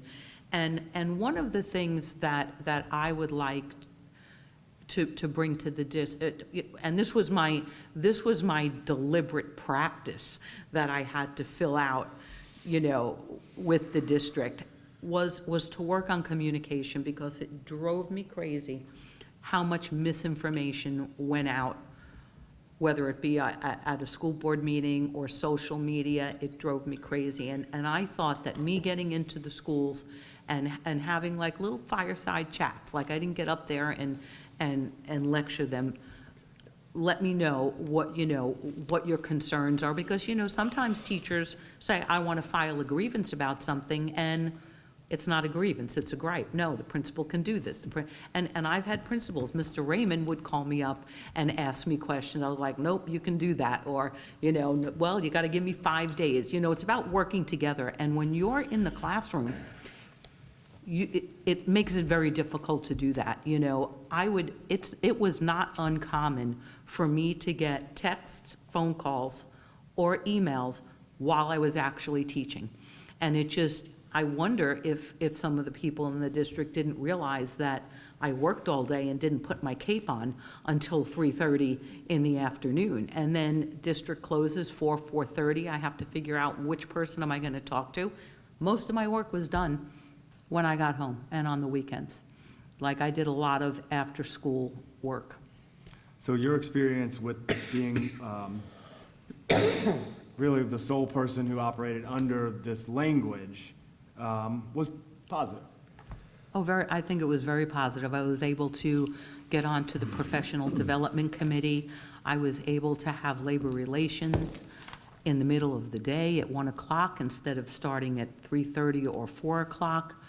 Like I said, I was able to assist. One of the things that was instrumental, you know, I don't think I think the district got a bang for their no buck on me, in that, you know, we had two contracts that had never been published because the previous labor relations attorney refused to do it. And so I think it was too much of a burden on the district to do this by themselves. And Mr. Vilwalk and I, the first 6 months, we were trying to publish the contracts from 2019-20 and 2020-21, because we're going to be bargaining 21-22, and you can't create a document without the previous two. We spent exhaustive amounts of time doing what the district should have done. No fault to most district personnel, and Radowitz resigned in 21, but that was a lot of work that I did for the district. That was not just for my members. This was a big portion of it for the district. At this time, I introduced what's been previously marked as Exhibit 8 into evidence as MCA 8. I don't really think I did that. Mr. Powell, if I may, I just want to ask, at the end of that memorandum on presidential leave. Yes.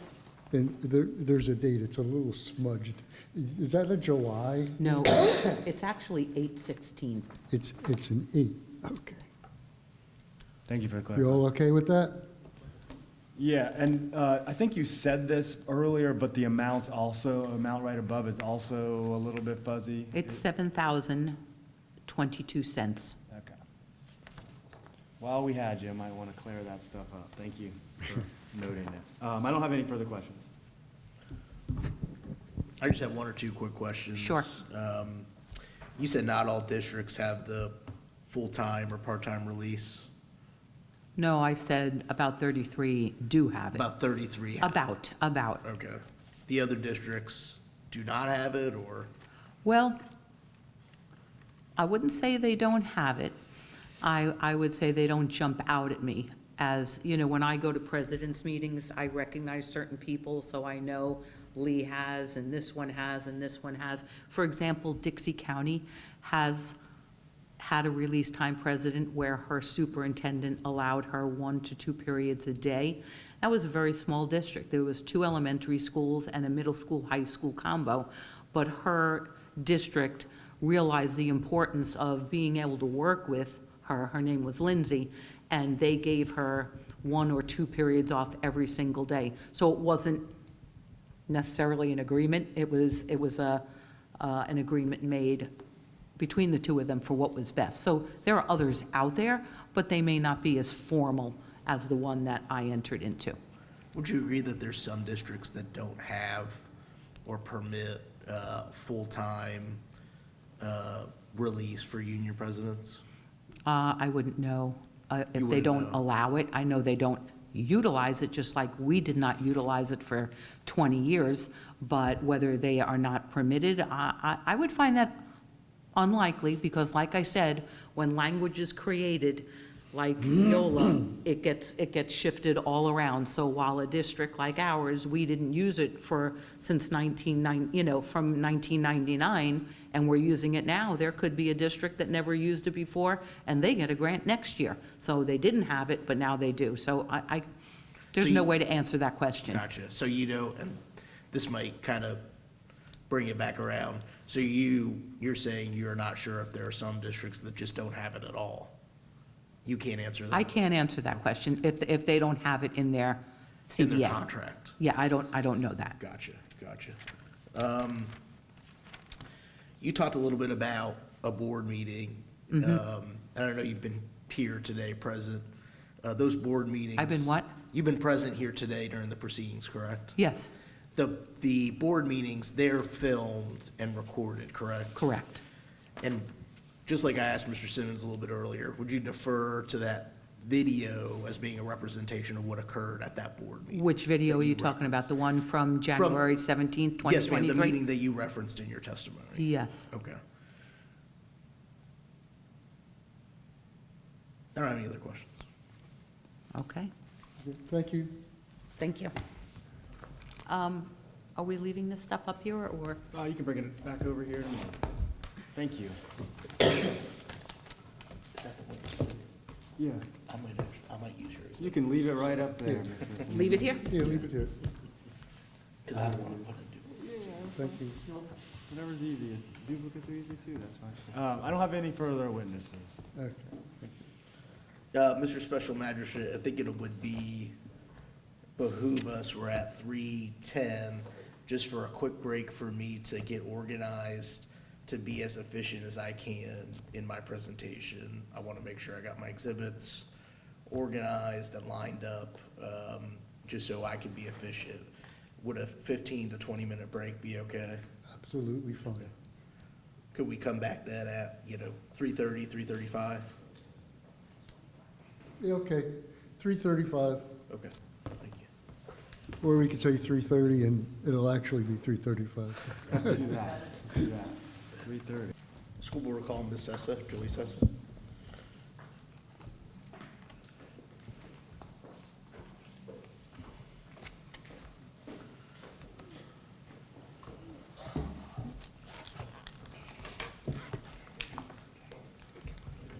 All right, can you raise your hand?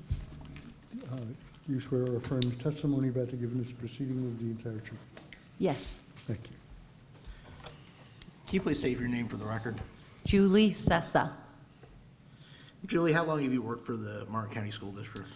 About 17 years in totality. I worked here from 99 to 2009 and in 2017 to present. And can you tell me your involvement in collective bargaining with the district? Throughout the years, I have been a team member, either with risk management and employee benefits, or most recently through human resources with regard to negotiating. Are you on the district's bargaining team? Yes. How long have you been on the bargaining team? On and off for 17 years. For the past 3 years? Yes. Have you been involved with the bargaining? Yes, as lead. And I'm going to introduce, I know we've had the union introduce a number of exhibits, and believe in their book, under tab 1, they've introduced the most recent iteration of the collective bargaining agreement. I'm going to now move to introduce some of the earlier versions of the collective bargaining agreement, starting with, which I'll mark, and I'm just going to, Mr. Special Master, I'm just going to hand out exhibits to folks, and I'll mark them as I'm doing that. But I'm going to hand out what I'm marking as Exhibit 1, and this is the 2021-22 modifications to the contract. Okay. We'll Between mark then D, capital D, D1. D1.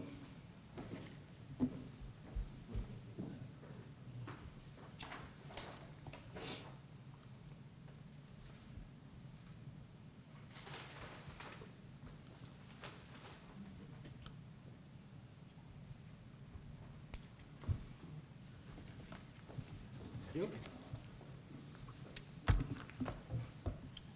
would be actually helpful to have. I was looking for it at one point today, and I realized I didn't include it. I think this is the one.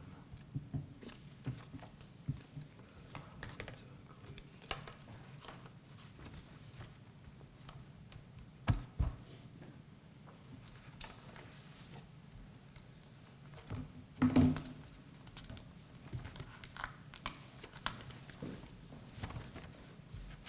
You get your exercise.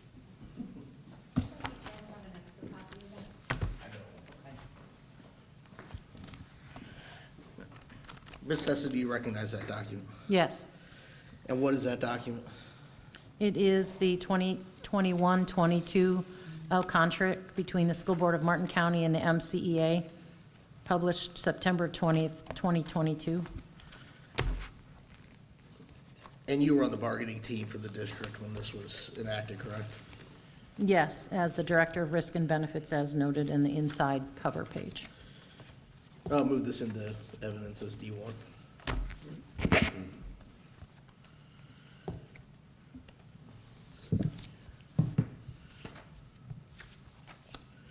Then I'm going to hand you what y'all mark as D2.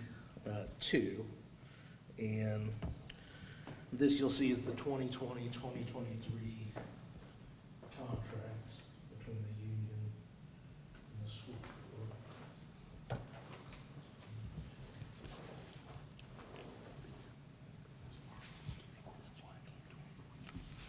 This one here. 2326.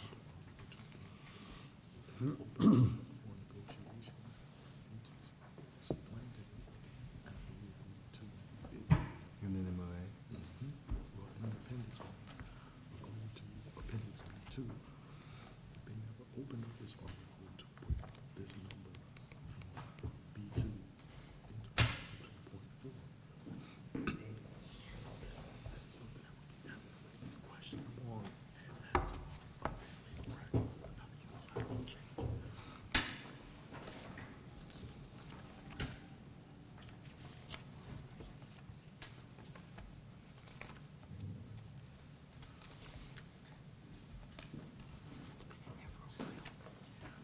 Thank you. Ms. Sessa, do you recognize that document? Yes. And what is it? It is the 2020 to 2023 contract between the School Board of Martin County and the Martin County Education Association with the 22-23 modifications published February 21, 2023. And you were, again, on the bargaining team for this negotiation of this contract? Yes, as evidenced by the inside of the front cover. Move to admit D2. No objection. And I know that we've had some testimony today that there have been, that there are minutes taken after negotiation meetings with the union. That's your understanding, right, that there's minutes that are produced after each bargaining session? Yes, And those minutes, are they posted on the school district's website? Yes, I believe the last 2 years, 23, 24, and 24, 25.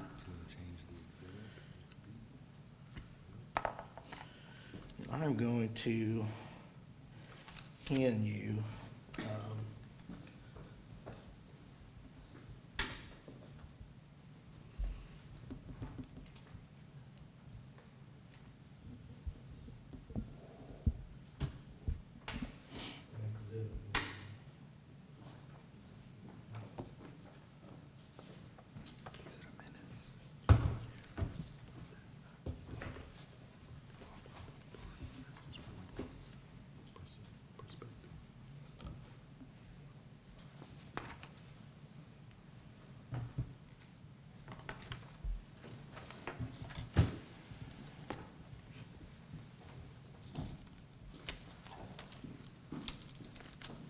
and that's to take a look at the.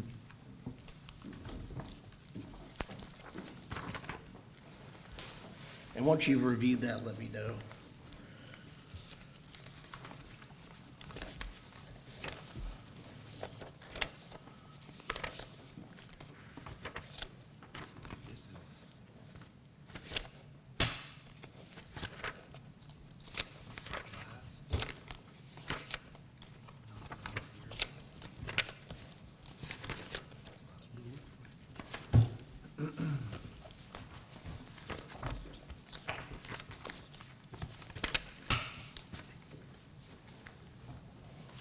Okay, Do you recognize that document, Ms. Sessom? yes. And what is it? These are the minutes from the 23, 24 bargaining sessions, starting with July 12th, going all the way through April 9th, I believe. And you indicated that those are posted on the district's website, correct? Correct. And tell me how these minutes come to be made. They are documented during the meeting with a laptop, and we typically have an administrative assistant here developing them at the time of the meeting. They are also reviewed by district council before we then push them out to the website, typically the next day.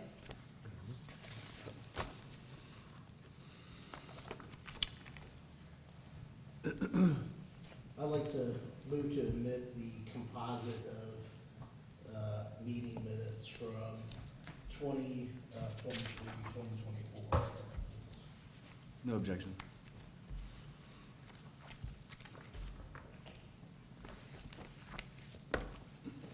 These are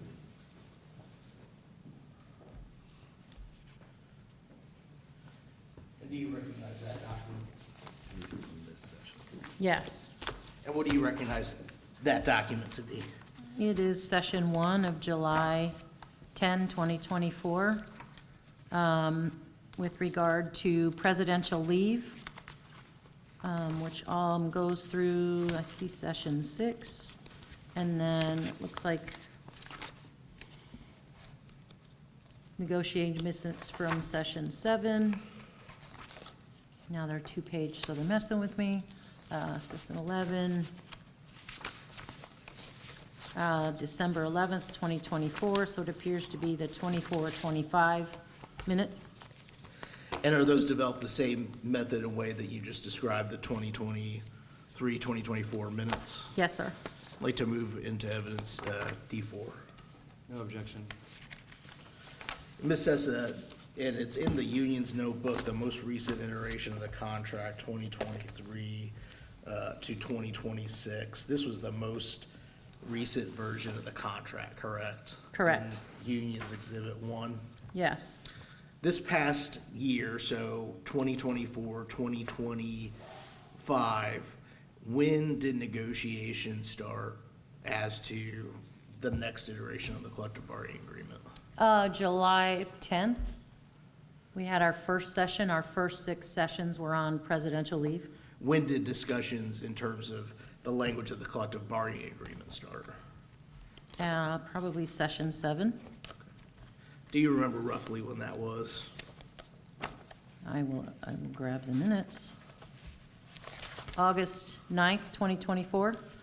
And we've had some discussions today. I'm doing my best not to retread things that have already been discussed, but about the difference between open book and years where there isn't an open book. And I think, would you agree with me that in years in which the entire contract is not being negotiated, that the contract permits parties to open 2 articles, and then salary and supplements are open every year? Is that fair?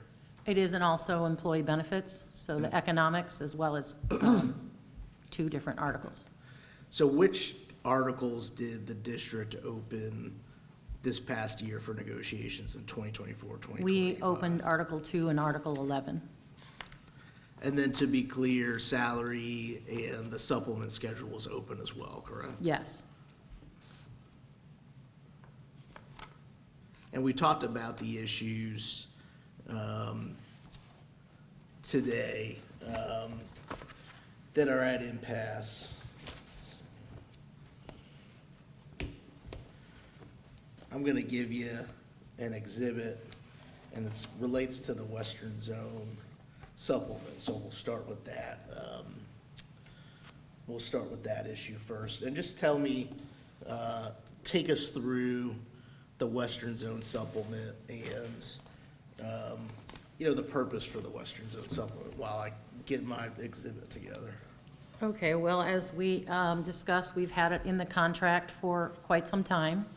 The purpose is for mainly the demographic where our schools are located in Martin County, and the Indiantown Middle School and Warfield Elementary School are located approximately 13 miles out west of town from Stewart, maybe a little further depending on where you leave from home. So the Western Zone supplement is to assist in paying for gas and that type of thing for employees that are arriving in maybe somewhat of a more remote area compared to the Stewart area for work at those 2 schools.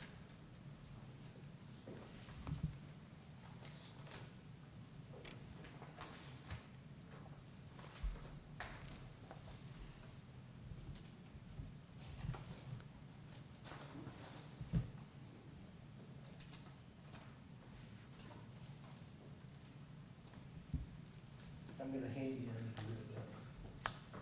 It's at the top of I'm going to hand you the exhibit. It's at the top of the page there. And here's a copy. Thank you. And Ms. Sess, I want you to review that. Let me know. Yes. Do you recognize that document? Yes. And what is it? This is the supplement B.2, which is the negotiated instructional supplements. And the paragraph you referred to first is, there is a strike-through with regard to the base salary of the $37,000. All instructional supplements will be frozen. This document says 2012 to 13 instructional supplement amounts beginning 7/1/14. Instructional supplements will be flat amounts and will no longer be a percentage of base salary. So that sentence, instructional supplements will be flat amounts and will no longer be a percentage of base salary, is not struck through and is the only sentence at the top where it is aligned with B.2 negotiable instructional supplements. It also has a strike-through for the Western Zone supplement from $1,665 to $2,000, and that is memorialized on August 1st of 2022 by former President Karen Rezanini, John Millay, former superintendent, and Michael Spellman, chief negotiator with Sniffen and Spellman. Also, on the second page, when you refer to the Western Zone supplement, there is a parens 3. When you turn the page, you look at parens 3. Instructional staff assigned to Indiantown Middle and Warfield Elementary Schools struck through on or after July 1, 2024. So it now reads, shall, for the duration of their assignment, have their individual salaries adjusted to reflect a $2,000 Western Zone supplement.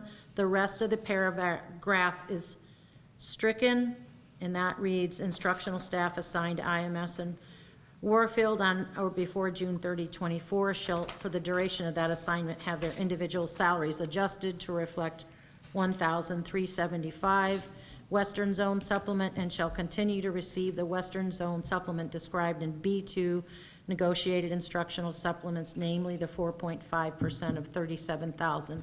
That entire last paragraph is stricken. And also in 4, Ms. Sessa, you don't have yep. to describe the other Okay. portions of it. Tell us practically what this language, what the plain language of this, these modifications to Appendix B does. These modifications memorialize the agreements of the parties with regard to how they would be handling the Western Zone supplement based on the signatures from August 1st, 2022, during negotiations. The language of the strike-throughs provides for all employees in the Western Zone to receive $2,000, correct? Correct.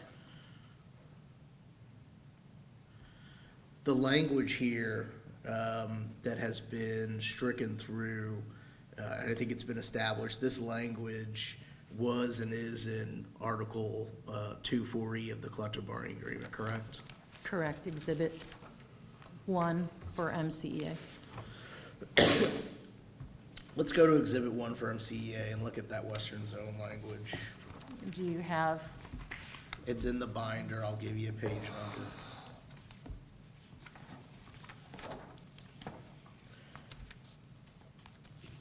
can you give me the contract number or the other number? The Bates stamp The Bates number is stamp. 12. Oh. Okay, And that language, that reflects the original strike-through language, is that right? correct. Page 6 of the contract, Article 2.4E reflects the language that is stricken on page 2 of this signed document. And Article 2 did not get changed when the changes to Appendix B were made in 2022, correct? Correct. During that year, I guess it would have been 2021 to 2022, were the negotiations open book or not? No, open book was 23-24. Reading that language in Article 2.4E, take us through what it provides, what the plain language provides in terms of folks that are grandfathered and non-grandfathered, and the amount of a supplement that they will receive. With regard to the language in the current contract, In this contract, which I understand has been consistent since at least 2022. so instructional staff assigned to Indiantown Middle, Warfield Elementary Schools on or after July 1, 2014, shall for the duration of their assignment have their individual salaries adjusted to reflect a $2,000 Western Zone supplement. Instructional staff assigned to Indiantown and Warfield Schools on or before June 30, 2014, shall for the duration of their assignment have their individual salaries adjusted to reflect $1,375 Western Zone supplement, and shall continue to receive the Western Zone supplement described in Appendix B.2, negotiated instructional supplements, namely 4.5% of $37,000. And so what is, based on this language, the total amount of a supplement to grandfather teachers, those folks hired before that 2014 date? Is this the 3040?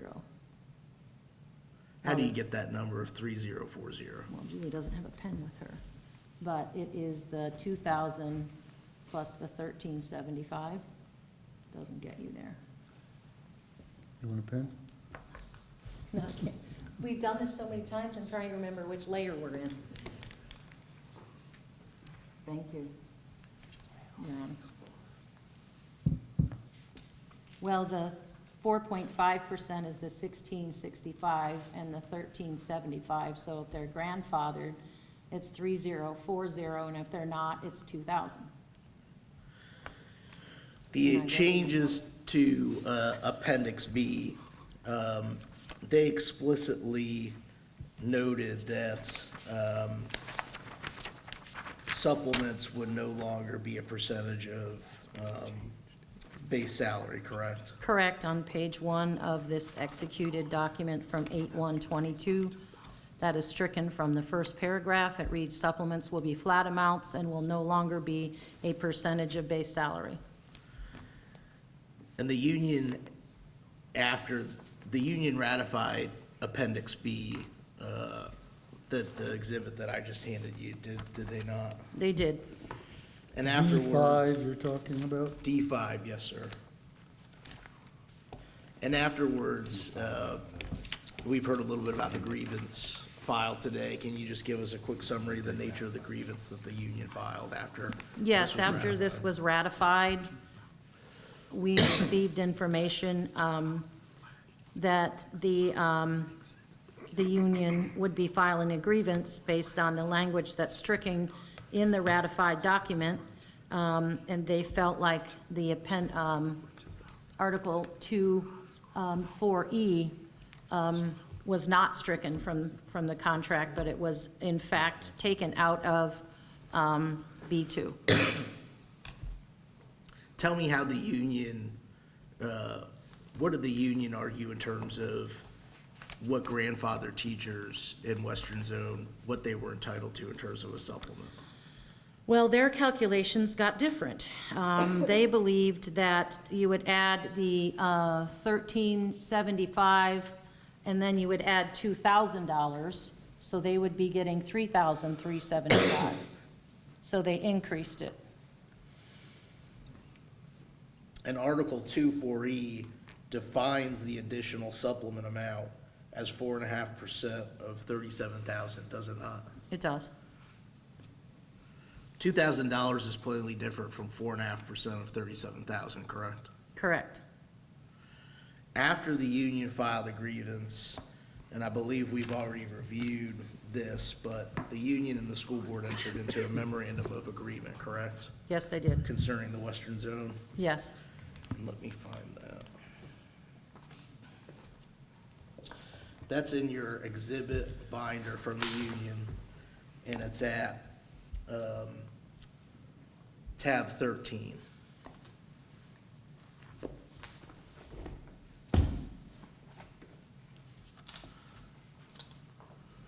Take a look at that and let me know when you're ready. I'll ask you a few questions. I'm ready. Tell me just how this memorandum of agreement came about. I believe the school board worked with the attorney at the time to harmonize the Western Zone supplement. And in looking at it, they developed this memorandum of agreement. And it is clear that Article 2, 4B is hereby amended.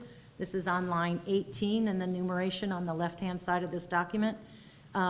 With the following language, with such language meant to supplant, replace, and supersede existing language in the CBA, instructional staff assigned to Indiantown Middle and Warfield Elementary School shall, for the duration of their assignment, have their salaries adjusted to reflect $3,100 for the Western Zone supplement as outlined in Appendix B2.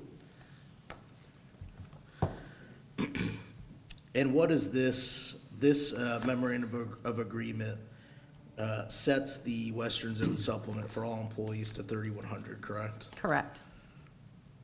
Is there a sunset date in this? No.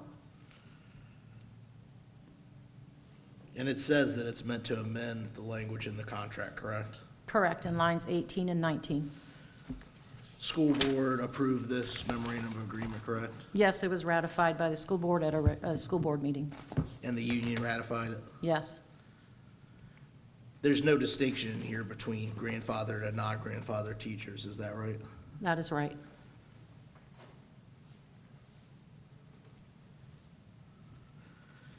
And prior to the 2022 negotiations, I believe you had said the folks that were grandfathered were receiving the, and I might switch up the numbers, the 1375 plus the 4.5% of 37,000 to get $3,040. 3040. Correct. So under this memorandum of agreement, folks in the western zone were set to receive more money Yes. in supplements, correct? Correct.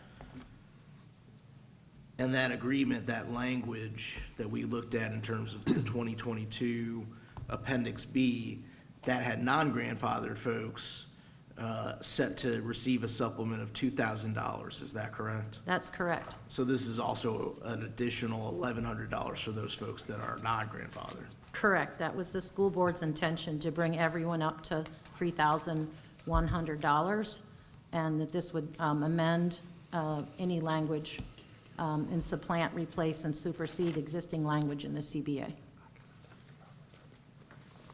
And this was retroactive to the beginning of the school year. Yes, it was, so it made those whole. Tell me about practicalities. How much are folks in the western zone getting paid in a supplement since this was executed? $3,100. And after this was executed, the union did not withdraw its grievance seeking $33.75 for western zone teachers, correct? Correct. That has since been resolved through a settlement agreement, though, correct? Yes. So this year, the school board opened up Article 2, excuse me. Tell me why the school board opened up Article 2. The school board opened up Article 2 to harmonize the language that was agreed upon in this MOU inside. It was one of our options. Obviously, we get 2 for articles to harmonize the language. And I think I am on D6. Let me get Is he on D6?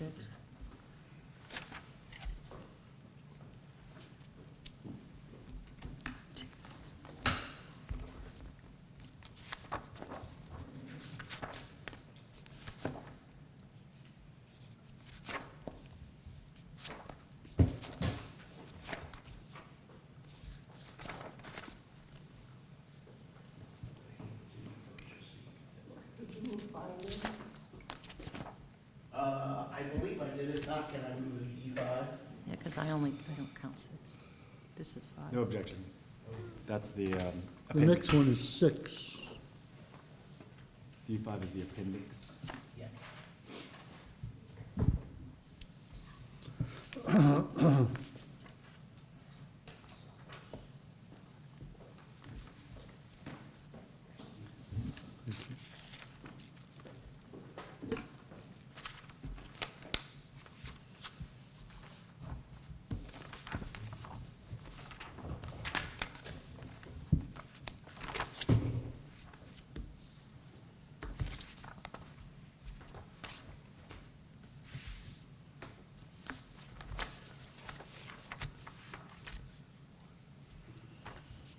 Ms. Sessa, let me know when you've had a chance to look at I've reviewed it, sir. it. Do you recognize that document? Yes. What is it? It is the MCSD's proposal to MCEA, Session 12 bargaining, September 24th, 2024, in which Article 2.4E is struck through, similar to what was approved on 8/1/22, and again memorializes the language which was approved in the memorandum of agreement signed on 1/19/23 with regard to the Western Zone settlement and the language. That language that's proposed in Article 2.4E, and it's demonstrated through strike-throughs, was this the school board's, last proposal as to language for Article 2.4E? The last proposal, I do not believe so. Was it the final language that the school boards proposed in terms of Article 2.4E? Yes, so that it matched the ratified memorandum of agreement and the former 2B. And that negotiable. language tracks exactly word for word the language in the memorandum of the agreement, correct? Yes, it does. I'd like to move this is D6 above. No objection.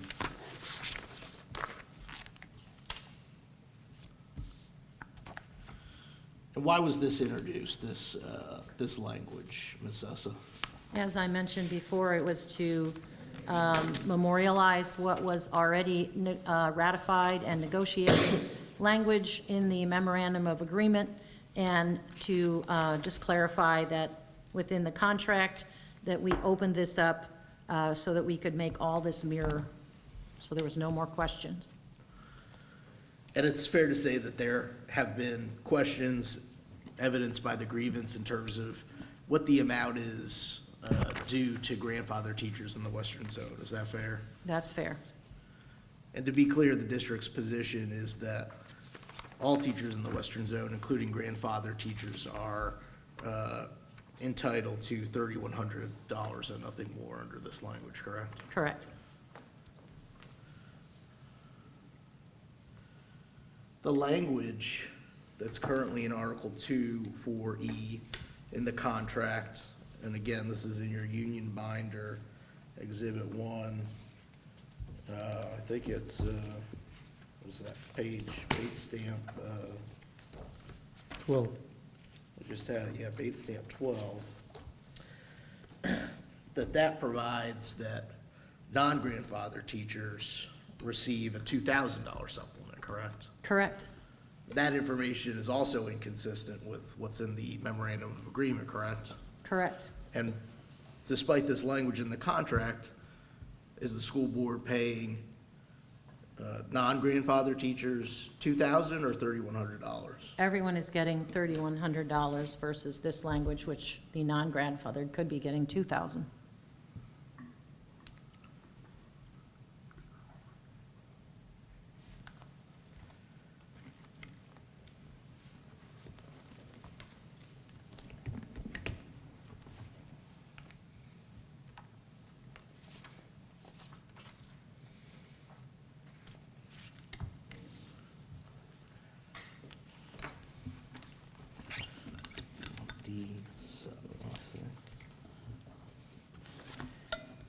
And I'm gonna bring around D7 now.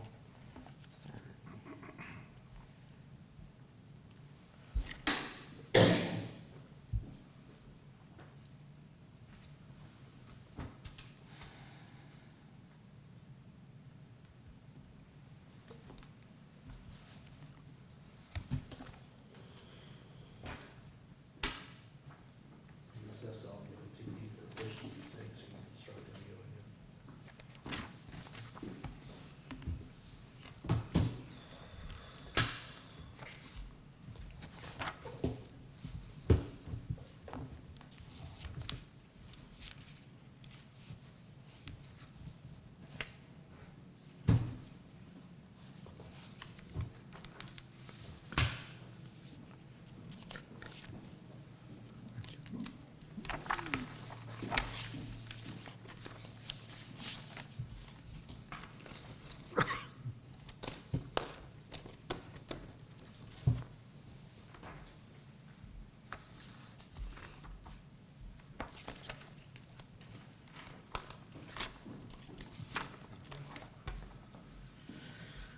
Ms. Sessa, let me know when you've reviewed that.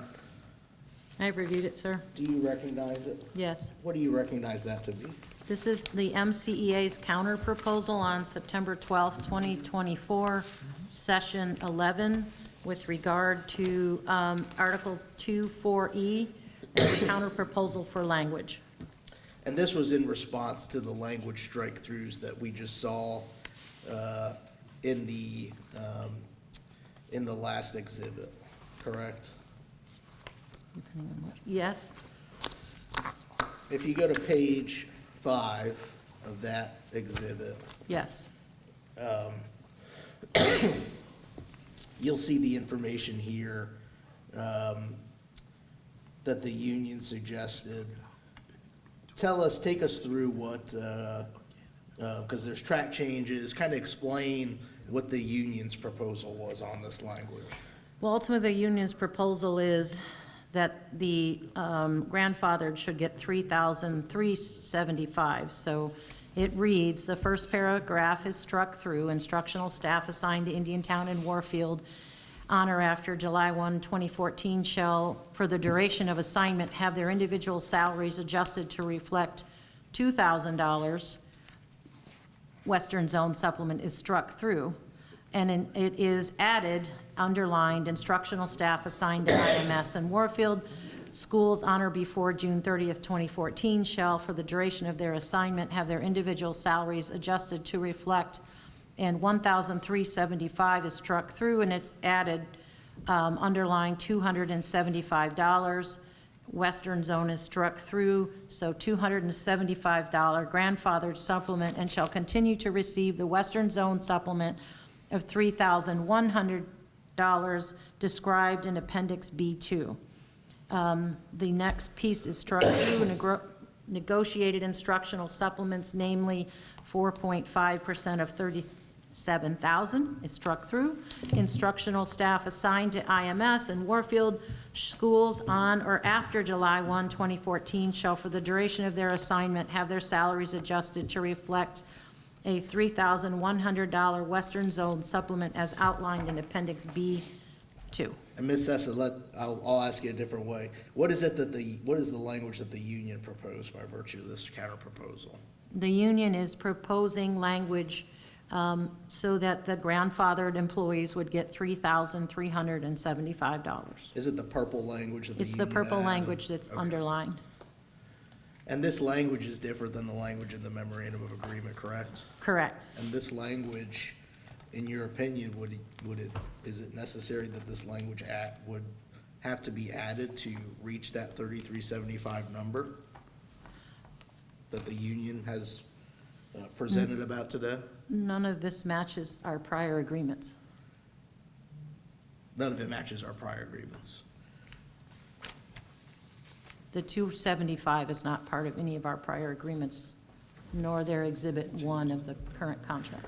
Is there any basis in the contract language or the memorandum of agreement language, in your view, as a negotiator for the district, of an entitlement to 3375 for grandfather teachers in the Western Zone?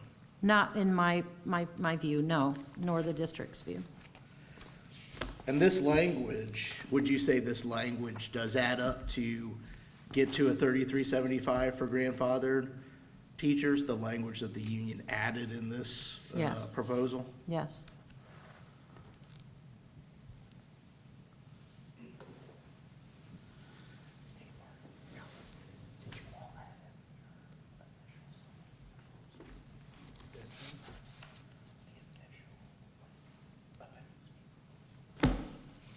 Yeah, the 25%?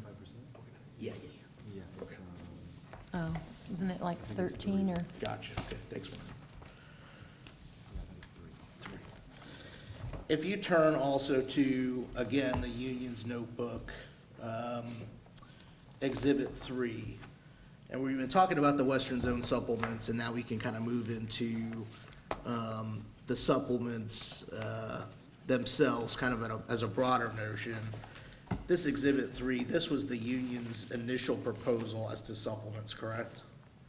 Yes, the union's proposal at Session 2, August 9th, 2024, wherein they took B2 negotiated instructional supplements, struck through the initial number and added 25% to every single supplement, including Western Zone. That went from 3,100 to 3,875. And I believe the union has also already introduced kind of what their, and I believe this is the label of the document, but the kind of final options document.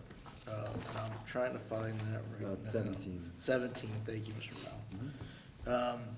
Turn to 17 in your notebook.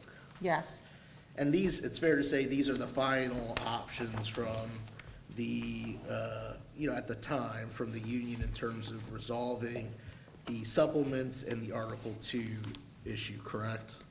yes. To be clear, neither option 1, describe just generally what option 1 provides. Option 1 was submitted by MCEA for supplement/Article 2 counterproposal, September 12th of 2024.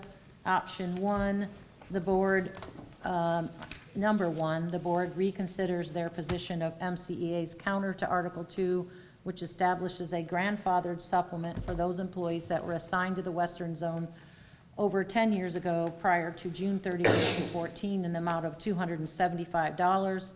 The increase to the Western Zone supplement in 2022 has a miscalculation in it, and this would make a veteran Western Zone employee whole. Number 2 on this, the Western Zone employees are truly interested in having a harmonious supplement. We can address that issue in a future bargaining year. Number 3, MCEA also proposes to the board to make a good faith investment of 1% in all supplements, including Western Zone, and agree to look at the larger issues in supplements at a future bargaining year. Number 4, And Ms. Sessa, you don't have to read Okay. through it, just kind of generally describe it for us. so that is option 1, that's their offer. The grand total of option 1 was $22,000, with the remaining part of the raised pool of almost $6,000. And option 2, to be clear, has an increase of all members in the Western Zone of a 275 to that supplement, correct? Yes, on number 1. And option 3 is that they would like to begin the impasse procedure. So there's nothing in here with regard to the Western Zone supplement. And if you go to, it's the union's exhibit 4. Do you recognize that document to be what the school district proposed in terms of the expenditure of the monies? And we've talked about it in what's referred to as the raise pool. Yes, it's dated September 24th, 2024, of Session 12, in which the school board agreed to spend the remaining $28,003.33 in what we call ATB, or across-the-board raise for all teachers, to 3.138%. That exhausts the raise dollars. So all bargaining unit members receive something as a result of this proposal, Yes. correct? Why did the district offer the distribution of the funds in the raise pool in this manner? To expend the remaining raise pool and make it fair across the board for all teachers to receive the same amount. And I think we talked about it today. I don't think there's a dispute that the parties have talked about taking an intentional look at supplements in future bargaining years. Tell me why, explain that a little bit for me. Why do the supplements, kind of as a general matter, need to have kind of an intentional look at them? Well, first thing is, not every instructional staff member gets a supplement. So as I mentioned, the school board wanted this to be what we call ATB, or across the board. So when we look at supplements intentionally, we'll look at those that are actually being used. And we also want to make sure we have a job description associated with those supplements. And as we reviewed those, we found some that did and some that didn't. So we think we need to take a look at that as well, what may be used, and we may be able to, take some supplements away, because the 25% across the board initial union proposal was $600,000, and we received that after we had TA'd out in salary. So it was something we definitely think we want to take a look at, but it needs to be done next year. And in your view, is the proposal to put 1% to each supplement as outlined in option 1, is that part of an intentional look into supplements? Is that an intention examination? Again, that just is a blanket, as much as the 25% was, that it's not an intentional look. We do have a way to have a committee within the contract. If either the teachers or the school board wishes to have a supplement committee, they can. So that's what we intend to do, is put together a review of supplements, as we discussed at the bargaining table. Excuse me, can you tell me kind of some of the work that the district has done in recent years on different supplements? what supplements have been looked at in recent Well, most years? notably are speech language pathologists, or SLPs. We've increased that supplement. We've also looked at, we have something called Music in Our Schools, and our superintendent is now designated a supplement to employees who work tirelessly to have that event available. That's elementary school for Music in Our Schools. We also have something with elementary school called the Russell Holloway Track Meet. And we wanted to make sure those PE coaches were properly compensated for their hard work for that event. We also have an art, I believe, and so we've been looking at supplements based on understanding important events throughout the district that our instructional staff members are helping with.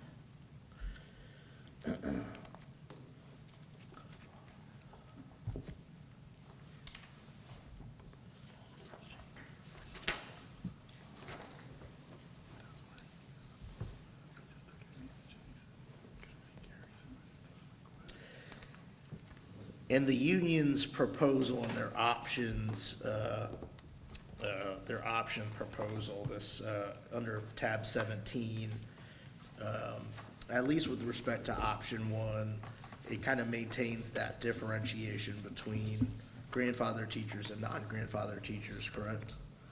Yes. And tell me, is the district kind of working district-wide to remove grandfathering generally? Yes. And tell me why is that? As someone who is involved in administration of benefits and any other type of process where one group of employees gets something and then you have to carve out 14 of them because they have a different type of grandfathering status, it is what we call an administrative burden. It is also something where it could possibly have an error, where someone has to individually check a list of 20 people that get this and a list of 25 that get that. So the grandfathering is in an effort to eliminate error and make it where administratively there's not as much of a burden with regard to reviewing and auditing employees with various different grandfathering or supplements. We've talked a little bit about the Western Zone supplement. We've talked about it throughout the day. And its impact on recruitment and retention. Can you tell me, do differences in how teachers working within these schools are paid in terms of a supplement, does that, in your view, impact recruitment and retention? Well, it does when it differentiates. How's that? Well, at this point, the school board has agreed with the union for the $3,100 so that we would have the same amount for all employees that travel to that geographical area, because we've had a discussion that is really something where we can give them gas money for going out there. So it's in our mind through negotiations is to have the $3,100 be harmonious to all employees out there versus some that may have, they're driving the same distance and they're looking for $275 more for those people, from a miscalculation, at least reading from option 1 from session 11 in the September 12th, 24 proposal. Let's talk about presidential leave a little bit. That's in Article 11, correct? Yes. Can you tell me, to the best of your recollection, when was it that the union, the district advised the union that it would be opening this article this past year of bargaining? We had open book in 23-24, so that we looked at Article 11 extensively in that year with regard to leave.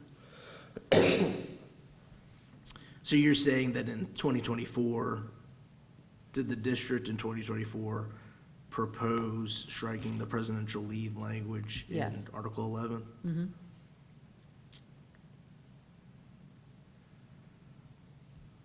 Can you tell me what you recall the union's response to that proposal? Are you pointing me to a document? No, ma'am, just if you recall.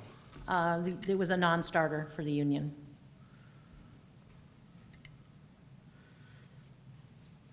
And the district ultimately proposed that again this year during the bargaining session, correct? Correct.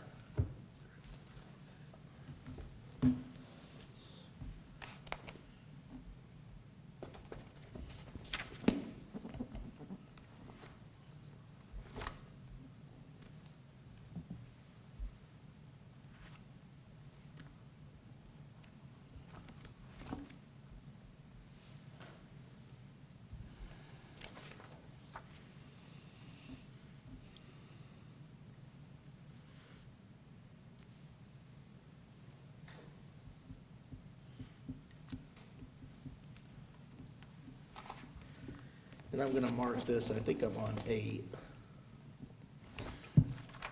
Yes.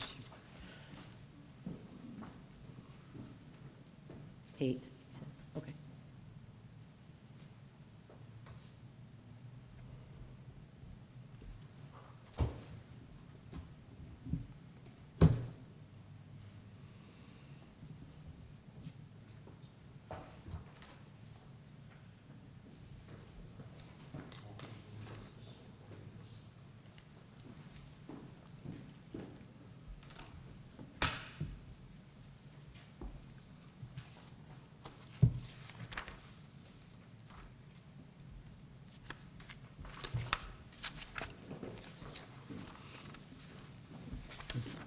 We already have this, right? Don't have that you put in 7. This will be 8. No, don't have that you entered 7. Oh, Yep. move 7 in balance.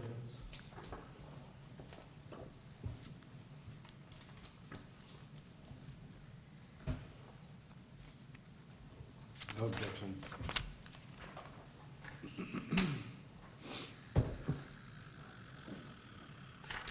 Okay. Ms. Sessa, let me know when you've read that. Yes, this is the MCSD bargaining session 12, MCSB's proposal with regard on September 24th, 2024, with regard to Article 2, Article 13, F and I are stricken on page, starting on line 25, 256, excuse me, and to 259, and then line 285 to 291. And what was the union's response to this in bargaining? Again, I mentioned that this was a non-starter for the union. Did at some point the union take the position that presidential leave was a permissive subject of bargaining that didn't have to be negotiated? I believe you can review video that will reveal that they believe. Is that your recollection? That's my recollection. That they believed what? That they believed that this was not mandatory subject to bargaining, or permissive, because it was only for one person. The union ever provide any type of counter proposal to that language proposal? No. These my copies. And tell me why the school district proposed these strike-throughs of these leave provisions for presidential leave. I believe I have 2 points I can tell you about that. Number one, starting with line 260 is letter G, as in George. That is a leave provision for all other employees, so that could be executed at any time for leave, as well as with regard to I, that it was put in, as Ms. Rezzanini testified, somewhere in 1999 and never utilized. It is very cumbersome to execute for a person on presidential leave. Take me through how it was cumbersome. It was cumbersome in the fact that, number one, we had not done it before. Number two, we had to create a new job description for some teacher on assignment. What we had was very, very old. That was not made for someone out on presidential leave. It was actually, when I started here, it was someone who helped you learn your laptop. That long time ago, we had a teacher on assignment that did that. So it was actually an instructional employee that worked full-time for the district, assisting employees with their laptops. So that would make it difficult also with regard to trying to administer the seniority, as when they wouldn't necessarily be working for the district. Also with regard to having the teacher on leave shall have option to continue the school board's at his or her own expense insurance and all other benefits, and he should normally be entitled to. The leave may be renewable or requested, submitted to the chief HR by May 15th, and then at that point, the approval only goes to the superintendent. But the first language is that we shall grant the leave.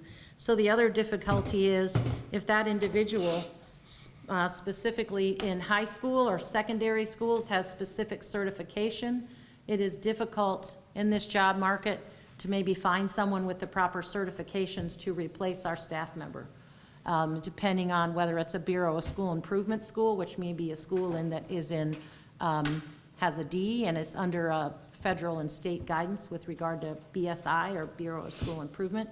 So we really look at making sure that we have employees that are not out of field over a year, but they're certified to do their jobs. So that's also a difficulty that we had identified with regard to having to pull someone with regard to certification and have them be out for a year. And that's because the provision of presidential leave and of campaign leave also does not permit any discretion in terms of whether that should be granted, at least on the initial instance, correct? Correct. In F, under line 256, it says 1 year shall be granted to an employee upon application, as well as on line 285, which is I, that the, upon request of the association, the board shall. So the board has no room in this language. The language in G that you pointed to earlier, that is permissive, though, in terms of the district is not required to necessarily approve that leave if it faces that scenario that you just described, where someone is in kind of a critical certification area. Correct. On impacting line the district. 260, it says a 1 year personal leave without pay may be granted, and it also has up to half of 1% of the bargaining unit subject, and then there's some following terms with regard to how many employees could be out in the same date of March 15th with regard to notifying the school board on their intent to return to employment. And we've talked a little bit about the notion that the school board is not paying the monies to, in terms of salary or benefits, to a president that is operating under this leave provision, but kind of more acting as a pass-through, a fiscal agent, kind of processing the payroll and benefits issues. Is that fair? At the one that Karen Resiniti was provided, that was a pass-through. I'm gonna give you exhibits, what I'm marking as D9. Okay. Yeah. Yeah, yes. Yes. That's it. Moving.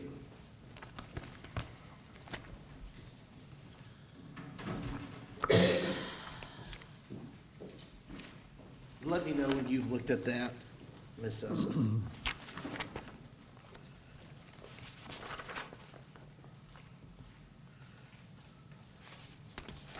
Yes? And does that appear to be the memorandum of understanding that the parties worked through to, in an attempt to implement Mr. Theobald's, or President Theobald's, excuse me, request to go out on presidential leave for the 2024-2025 school year?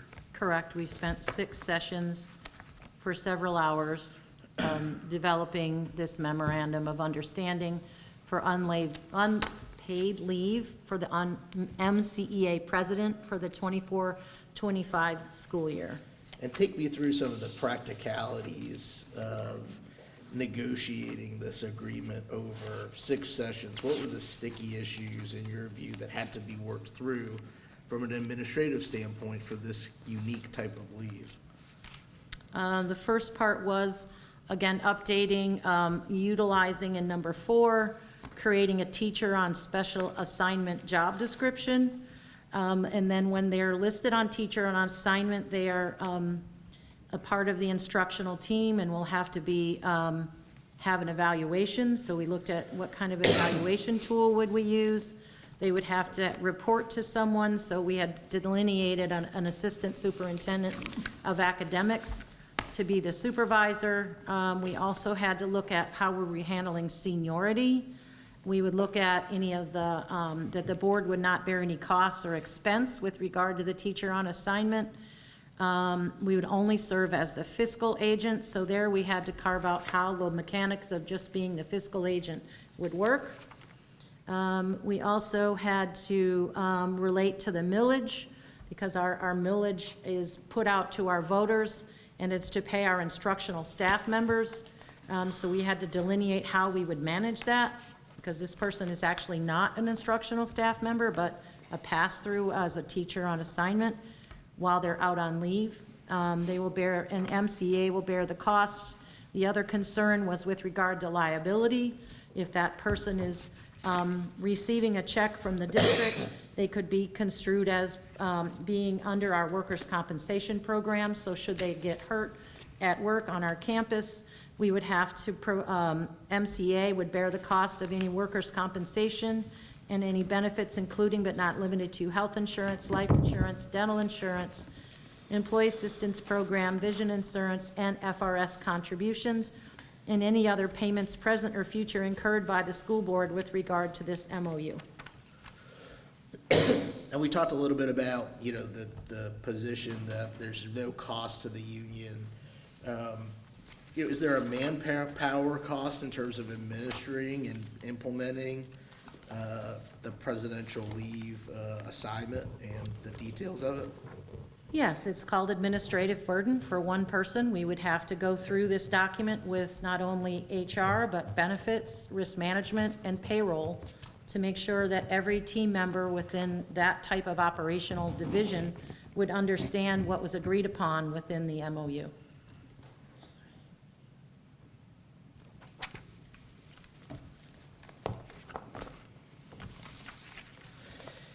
The next two exhibits I'll propose to you. I believe that the union has already introduced into evidence, and I'll introduce that as D9.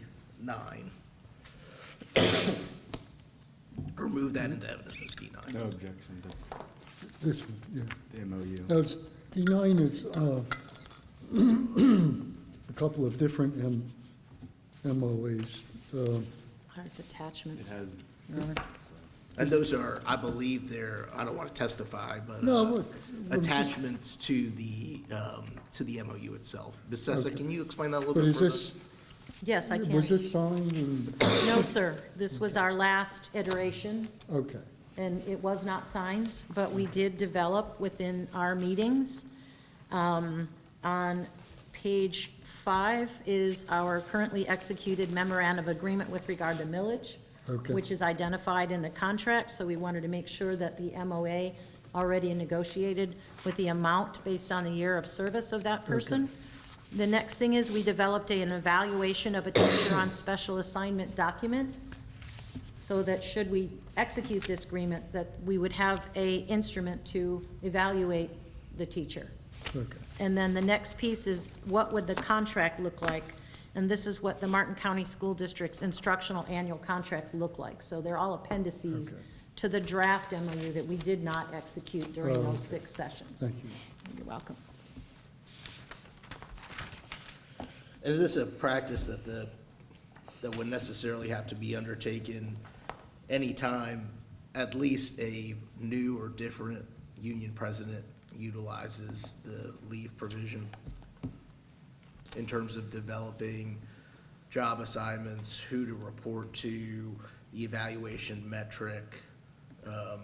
Is that something that will need to be undertaken at least whenever there was a new president that was? Well, based on the utilizing the arbitration, this is why we entered into our sessions to implement what came through the arbitration, that we would have some type of memorandum of agreement, so we wouldn't have an arbitrary paragraph that would say the school board shall. We would have delineated all of the different things we worked out in here, so there was no question for the person entering into this one-year agreement and everyone else in the school district that had a piece of managing this process knew exactly what to do. Is that your question, sir? It is, not exactly, but it's good information. Okay. That I didn't know I was looking for. The the process in terms of negotiating this MOU, that MOU by its terms only applies to Mr. Theobald, correct? Yes, So, and if a different president opted to exercise the provision in Article 11, there would have to be a process to implement that request as well, correct? yes. And I think these have already been introduced, the unions exhibit 6 and 7. No, pardon me, 5 and 6.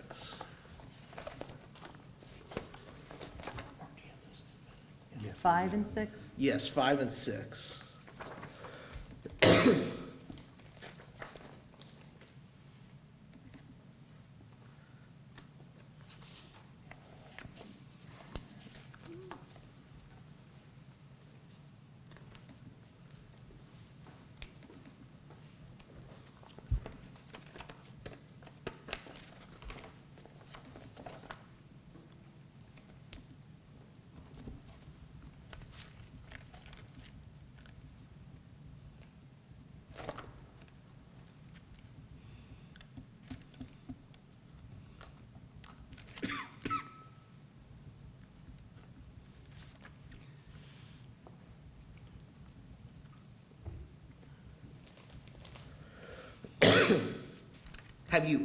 Have you had a chance to look at those? Yes, sir. Exhibit 5, and I know we've talked about this a little bit, tell me briefly what that is. Was that the union's offer in terms of health insurance on the eve of the initially scheduled impasse hearing? Excuse me. Yes. And from your recollection, did the union represent that this would resolve the supplement issues as outlined in their options 1 and options 2? Yes.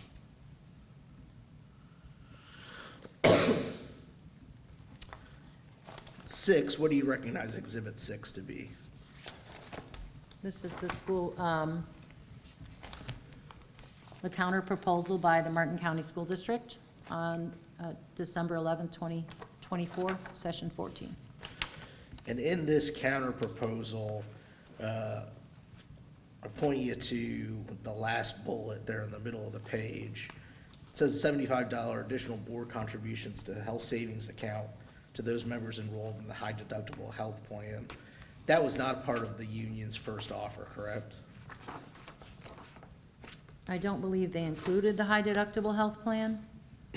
No, I see only the HMO and the PPO. Why did the district come back and add that amount into I believe that was to assist in exhausting the $28,000 raise pool. Exhibit 5? That amount, or that proposal from the union, did that exhaust the raise pool or no? No, Do you recall about how much was left after costing it out for Exhibit 5? $28,003.33. After the Exhibit 5 was costed out, do you remember how much was left in the raise pool or no? No, I don't. Okay. It might have been like 15,000. I don't see that document here. If you have it, I'd be happy to look at it. No, that's okay, just your recollection is fine. No, I don't remember. The union did not agree as any part of this process, though, to any change of language in Article 2, correct? Correct, 2-4E. 2-4E specifically. So these disputes that it seems like the parties have in terms of what is the amount to certain teachers in the Western Zone, that was still something that the parties were at loggerheads on, correct? With regard to the 3 items we're here for impasse, yes. Because there's still the issue of Article 2 not reflecting what's in the memorandum of agreement, correct? Correct.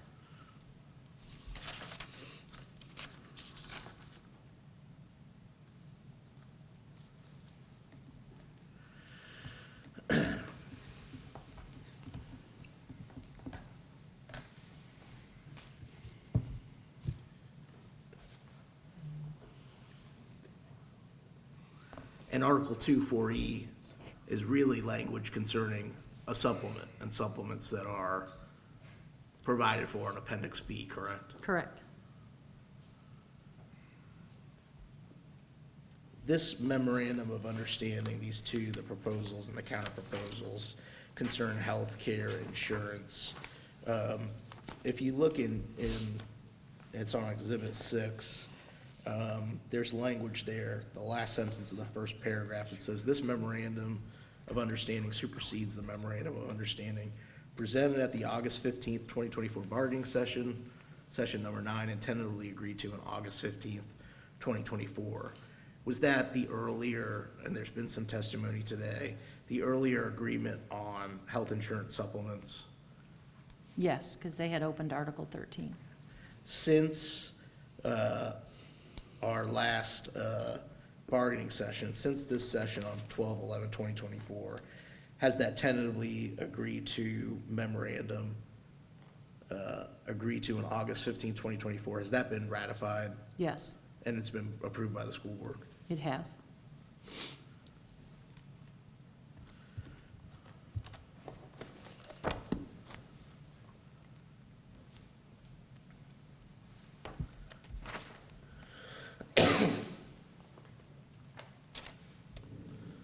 Your Honor, I have one, I think I have one, I'm gonna confer with my team for a second, but I have one thing to conclude with Ms. Sessa, and it's a little bit of a mixture of a question and a housekeeping matter.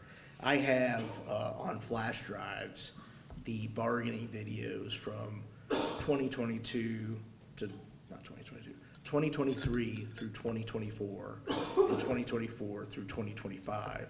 Those are filmed and posted on the district's website for all to access. Their YouTube videos, but I have them saved onto a flash drive, and they're just the bargaining sessions between the parties.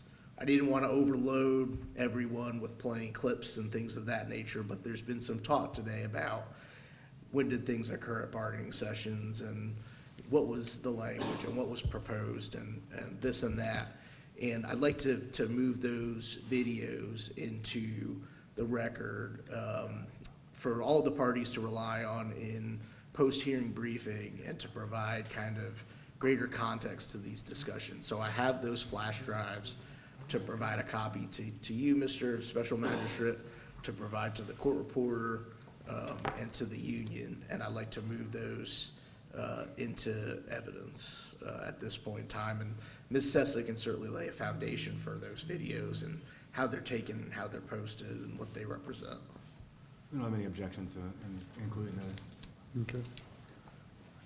And one second, I think we're about done. I'm just gonna talk to my colleagues real quick.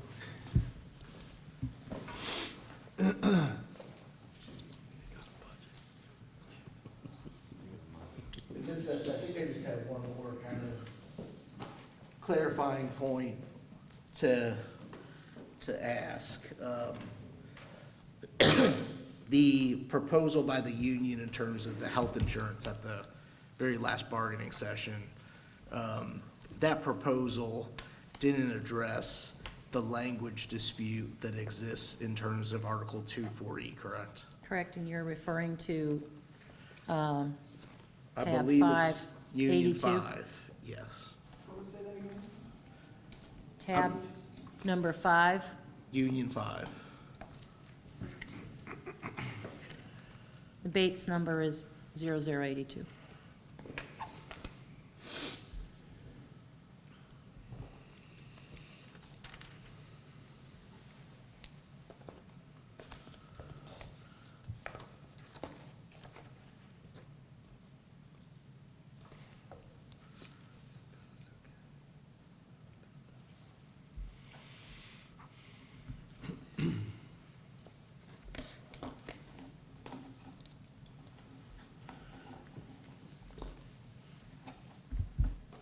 I don't have any further questions.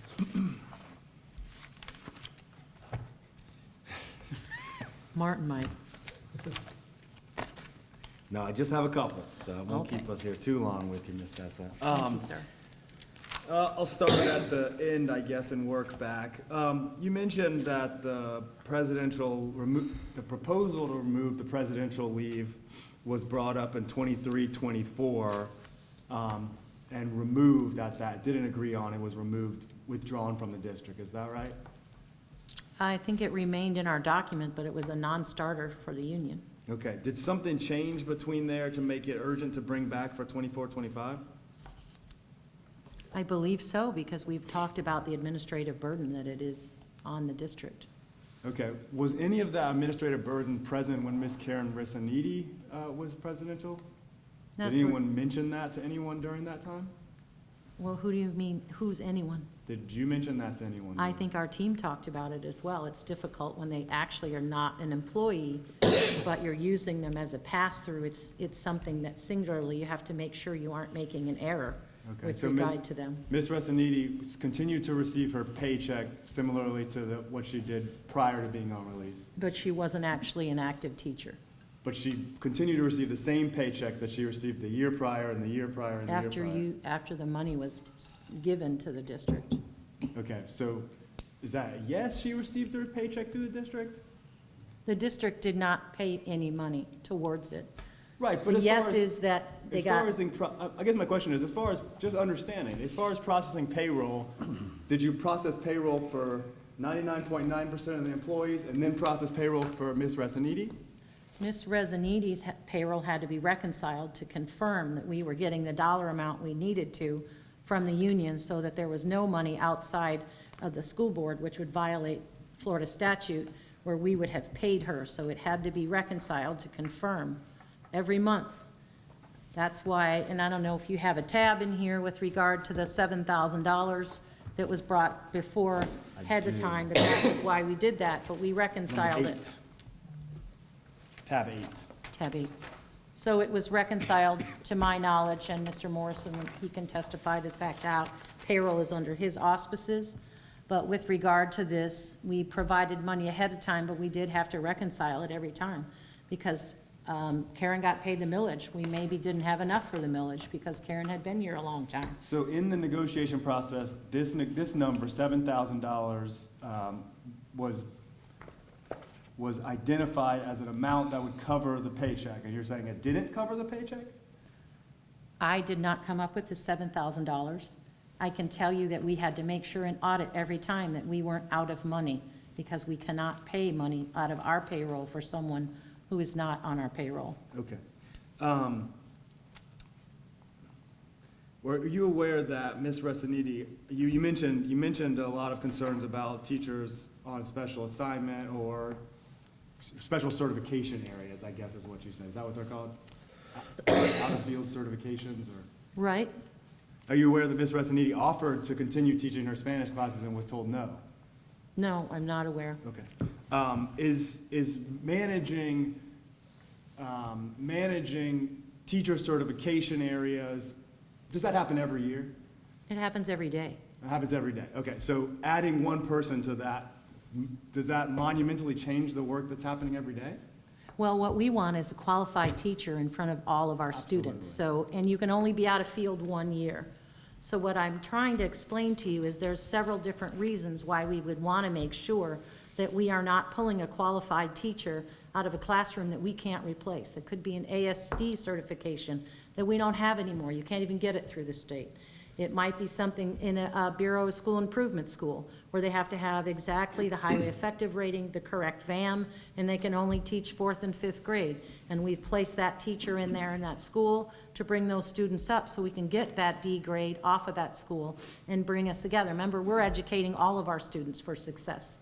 So we want to make sure that we have, our educational people have lots of certifications. And so when I say we do it every day, we do, because we get audited. We have to make sure that who we have in front of our kids are certified to do what they're doing, or they're out of field and we're tracking them, and they might be ESOL endorsed, ELA endorsed. We have all kinds of things that. And I guess what I'm trying to understand is, if this is something that's happening every day, because I assume people are leaving the district, people are having children, they're taking FMLA, they're getting new jobs, turnover happens, right? You're a big employer. I assume turnover happens. Substitutes happen as well. Okay, so I guess my question is there something different about this individual person having to go through that versus every other person that takes a new job, that leaves the district and requires you to have that same evaluation? Well, this is a shall. This says we shall do this. Well, So we don't have an The district doesn't have opportunity. any control when someone quits, right? So if someone quits, you shall deal with that problem, correct? Well, we may already have an opportunity if we know they're going to be pregnant, they're pregnant, they're going to be out, the principal's already working on campus to make sure they've got a certified person there. But we wanted to articulate the difficulty of, especially in the secondary, if we're losing someone for a year, and it says we shall do it. So your testimony today is the addition of one person, and in this work that you're describing, I understand this is real work that happens in a school every day. I'm not discounting that. But your testimony today is that the addition of one person to that load of work is substantial, it's a substantial change. And when you say one person, Yeah, you the need to president. quantify all the things that I mentioned already with regard to certification. That's what I'm trying to get at. It's just not one person. It's a member of our instructional team. They may have a number of certifications that no one else has. Okay, so That's what I'm trying to articulate to you. and what I'm trying to understand is that is the work that you have to do, or someone in your department or office has to do Correct. always, right? That's always occurring. People leave jobs and you have to deal with this, correct? Well, or we may have to open a new class and put a certain teacher in there. It But happens. what we don't want to have to do is we shall do it. Okay, so that's the burden, is you don't want to. It's not me that doesn't want to. I'm reading the You contract for the that district, says, you don't want to. it says that we shall. So it's a burden based on my description. Understand. So, let me change gears a little bit. Okay.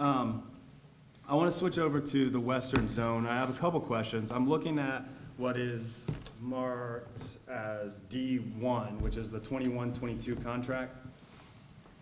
Okay, I didn't mark mine, but Well, yeah, I think Mr. Slanker marked. It should be on there as D1. you think so? I can show you mine if you'd like. I'm going to unbury. Hold, please. There's one that says Exhibit 1 and one that says Here. Exhibit 2. The D one, it's a 21 to Approach. 22 This one? modifications. 21-22 modifications. Tentatively published September 20th, 2022. Okay, That's it? yes.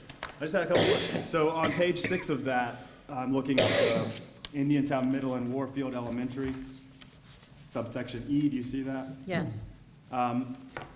Third line down, it says their visual salaries adjusted to reflect the $2,000 Western Zone supplement. I guess I'm just wondering when that change was made. With regard to the modifications for that year and published on September 20th, 2022. Was that $2,000 change made by virtue of the change to the appendix? When it changed from $1,665 to $2,000 in the appendix? One would make sense because that's how you had agreed upon with regard to your signatures here on memorialized in this agreement.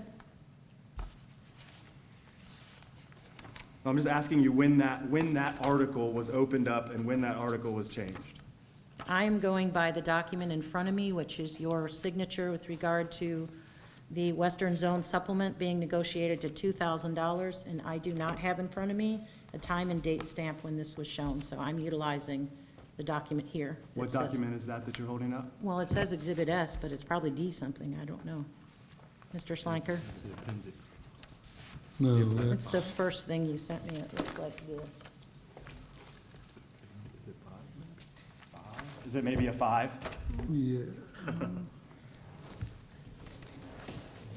No, it's not. No, more about an S. This one here? Oh, good, I want to talk about that one too. I don't know, I can check with the court. report. Exhibit 5, yes. Five? It's the appendix? Yes, Okay, so that Negotiated appendix, appendix. that was modified in the appendix from 1665 to 2000, right? on 8/1/22, And your testimony today is at that same time you modified the language in Article 2. at that same time, it appears that it was modified by the district on September 20th, 2022.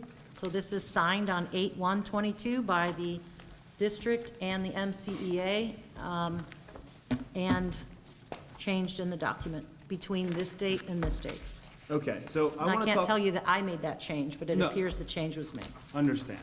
So I want to talk about, you testified today that, that the grandfathered employees used to receive or were appropriately received $3,040. That was the $1,375 In the and the 1665. $1,665. Now, I guess my question is, where did you get the $1,665? It's 4.5% of 37,000. And so even though the number says 2,000, you would calculate a percentage. I think you're mixing up, because we have struck the percentage. The flat amount of supplements is frozen. Wait, where is it? Instructional supplements will be flat amounts and will no longer be a percentage of base salary. This is signed on 8/1/22. This is where we move the Western Zone supplement to $2,000. Right, so now that it's no longer based on a percentage, it's based on a flat amount. That amount is 2,000 here on this Exhibit 5. And then you added that to the Exhibit 5. 1335. I want to find the page where I wrote it down on earlier. 'Cause that's where it's 3050. That's where I'm getting confused.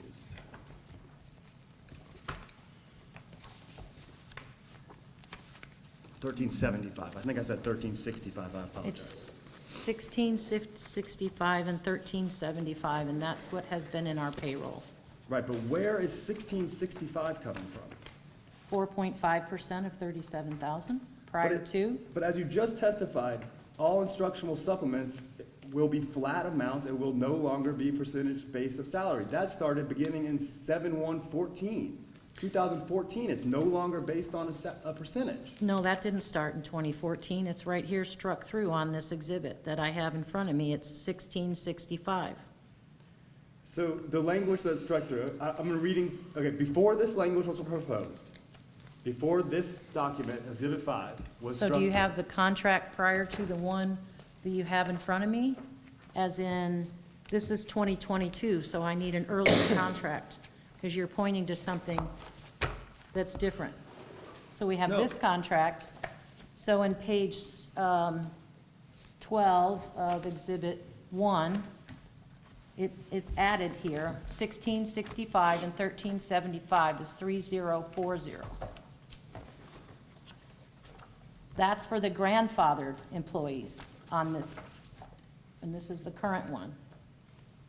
So instructional staff assigned schools on July 1, 2014 shall, for the duration of their assignment, get $2,000.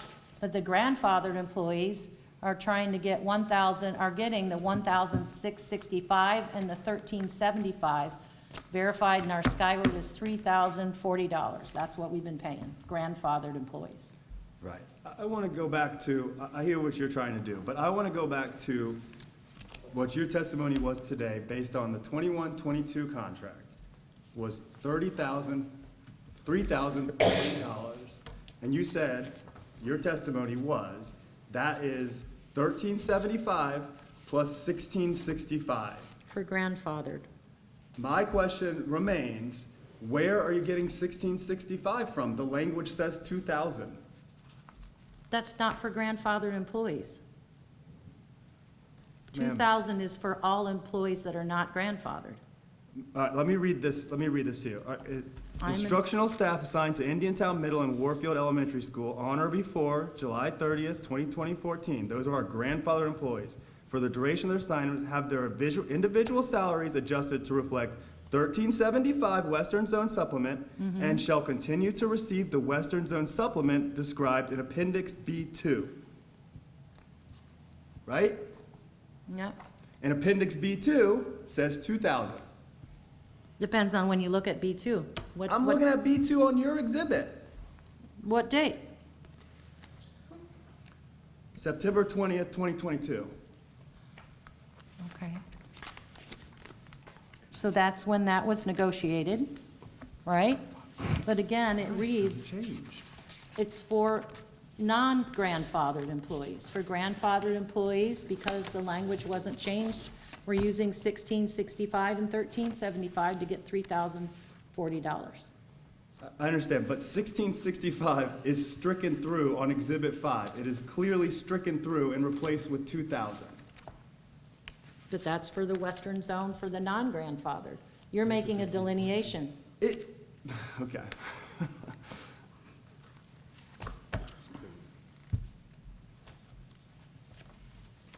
Ms. Essa, are the minutes that are provided agreed to by the MCEA before they're published? No.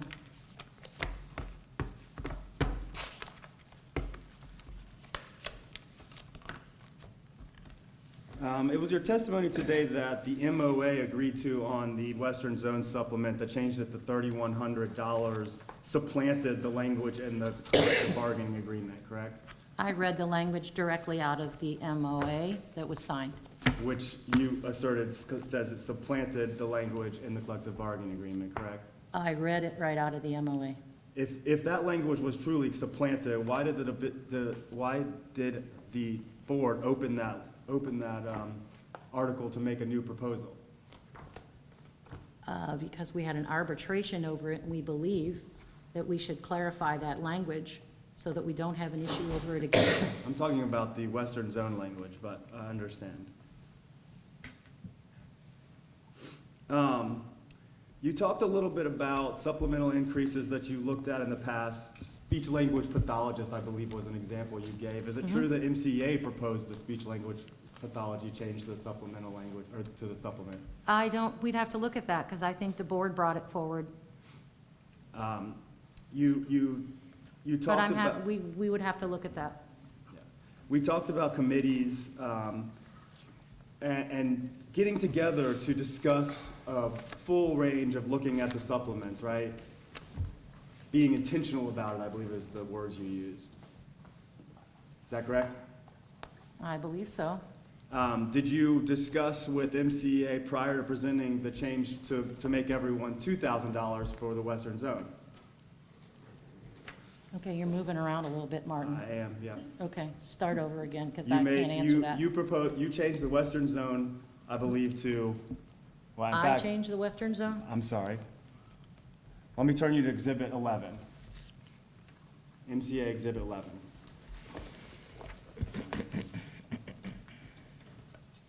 This memo reflects a change that the board proposed to take every instructional staff in one of the Western Zone schools and move them to 2,000, correct? Correct, based on the negotiated B2 instructional supplements signed on 8/1/22. To be clear, this language, this memo does not acknowledge an understanding that it was at 3,040, correct? Because we're not talking about grandfathered here. Does it say that? Does it say that somewhere in here? No, it doesn't, the contract. Your testimony today is that when you sent this memo out, it was to only impact non-grandfathered employees. At this point in time, this says Western Zone Supplement $2,000. So all employees were gonna get the $2,000. The disagreement is that the grandfathered would get more. Right, but your memo stated that the grandfather would only get 2,000 as well. Well, we would go by what we negotiated. Ms. Sessa, the memo All that you sent $2,000 was at this time. notifying about the change that you negotiated, correct? It was $2,000 for everyone. Okay, thank you.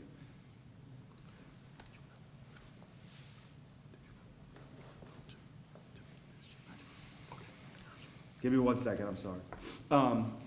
When you made this change to make everyone $2,000, was When it that, was agreed upon in bargaining, prior to the proposal, was that discussed by committee? Was that discussed with the MCEA? Was that intentional?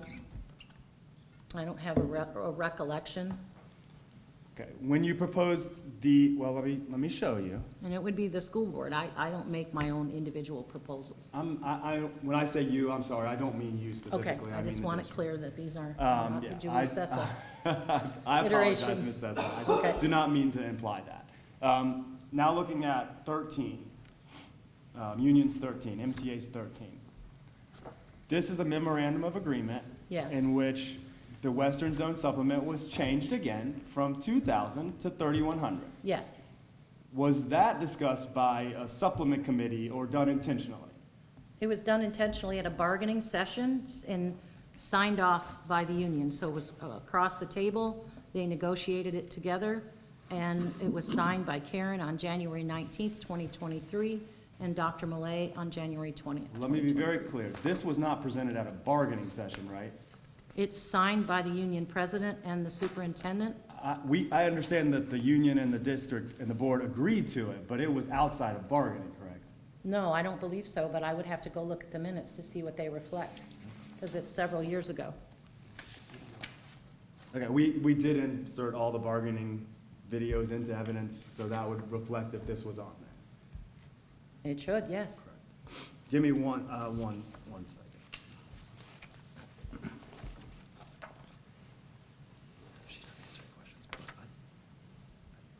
Can I have 1 minute? Sorry. I don't want Take to, your time. just one.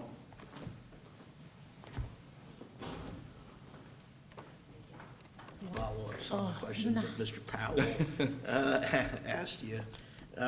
You mentioned, or there was a discussion about anything that changed between 2023, 2024, and 2024, 2025 in terms of the presidential leave. Do you recall those questions that you got from Mr. Powell on that? Basically, yes.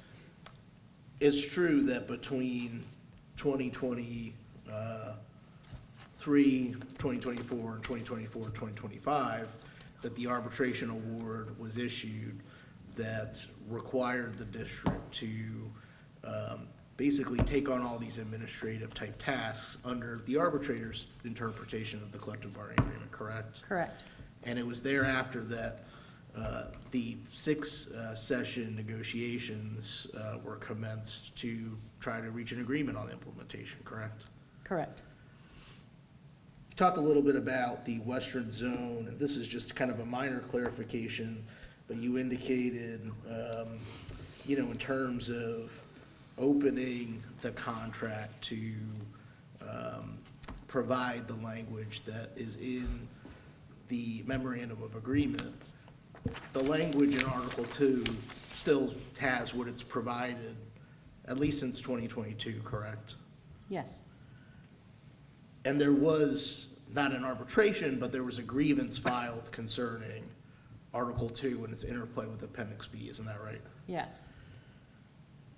Talked a little bit about this committees, and how you look at supplements, and I think it's fair, you testified that certain supplements have been looked at in the past few years. Yes. Kind of on a singular basis. The speech language pathologist piece comes to mind. Western zone, of course, has been looked at, as we've talked about today several times. Are the committee meetings and the committees to study the supplements, are those employed when we're looking at and negotiating a single supplement? No. Can't the Typically, parties just talk about that? They may bring it up, and we may talk about it at labor relations. We That- meet about 10 times a year for that, so. Is it fair to say, and tell me the meanings for labor relations, tell me about those, what are those? So we meet about 10 times a year, 9 to 10 times a year, and we each have an agenda that we talk about, so it may be brought up by the superintendent or the team to talk about something, or Mr. Theobald will come with an agenda with items he wishes to speak with. And it's an operational thing, it's not a negotiation. He may bring something, that we can fix, and that's usually what we try to do on a monthly basis. If there's something that we can do outside negotiations that's an operational concern from the teachers or from the superintendent, we meet on a monthly basis to talk about it. So I want to be clear. It's a and make sure- management meeting. I want to be clear and make sure your testimony is clear. When you speak of an intentional look at supplements, you're speaking in terms of globally, every Correct. one of the supplements in Appendix B. Yes, similar to the 25% across the board raise, that would include an intentional look at all the supplements. So there was some discussion that you had with Mr. Powell about the interaction of Appendix B and the provision in the 2021, 2022 contract. And if you have those two exhibits, it's D1 for the 2021-2022 contract. And then the other exhibit is going to be the TA supplement proposal where the change to $2,000 occurred, and that I have as D5. Yep, I have them in The front of me. first thing that I want to ask, and I think this has been established in testimony, but the first thing that I wanted to ask, if you look on D5, it's the second page, and let's just start by asking this. D5, this was the tentative agreement that was later ratified and incorporated into D1, the 2021-2022 agreement, correct? Yes, So this language on Appendix B2 that has the strike-throughs, I think that what we have established, I think it's been established today, was that historically, what has been listed here as 3 for Western Zone in Appendix B2 has been reflected in Article 2.4E, that they mirrored each other. Is that fair? Is that your understanding, Ms. Sessa? did you say in the past? That what has been reflected here in Appendix B2, and specifically Sub 3 with respect to the Western Zone folks, that as of 2022 had historically mirrored what was in Article 2.4, correct? Yes, And then that year, 2021, 2022, when Appendix B2 was amended, accepted, ratified, Article 2 was not also open, correct? no, And Mr. Powell asked you some questions, and I might have misunderstood the import of the questions or what they were getting to, but to me, I think there was at least a suggestion that there was some change made to Article 2.4E in the collective bargaining here, agreement here in 2021, 2022. Article 2.4E, if you compare the non-strike-through versions in D5 and what is in Article 2.4E in D1, they mirror each other, don't they? They provide the same amount. They provide the same language, correct? yes. Mr. Powell asked you a little bit about, hey, where do you get this number of 1665? Because we talked about it, the 1375 and the 1665. And Mr. Powell asked you a question, and he read you some language in the contract, but he didn't read you the last sentence of the contract in Article 2.4E. And that provision, and it talks about instructional staff that are grandfathered, it says they shall have their salaries adjusted to reflect a 1375 Western Zone supplement and continue to receive the Western Zone supplement described in Appendix B2. Negotiated instructional stuff supplements, namely 4.5% of 37,000. Is 4.5% of 37,000 $1,665? Yes, So 1375 plus $1,665 is 3040, correct? yes, If you go to Appendix B2, again, before it's been amended, you look at the strike-throughs. What was the language appearing in the actual chart for Appendix B2 in terms of the amount listed on Appendix B2? What does that strike-through number say? 1665, So 1665 is the same, that's the same number as 4.5% of 37,000, correct? correct. I read namely to mean to wit, to mean defined as. Do you read it the same as me, Ms. Sessa? Yes, No further questions.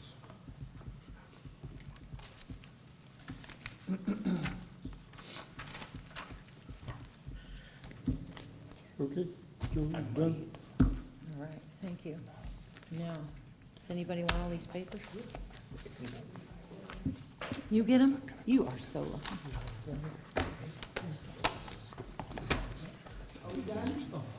No, we have, I believe Mr. Morrison will be next, It will be right? Excuse me? No, Mr. Raymond is not, as far as I know. I don't Just think an he's- observer. I don't think he's on the witness list. Would you like your pen back, sir? I would. Pens.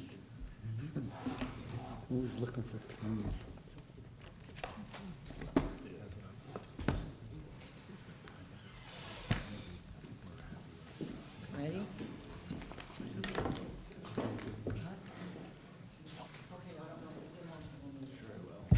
Hey, we gotta drive. Yes, leave that up there for Carter. My turn? Yep.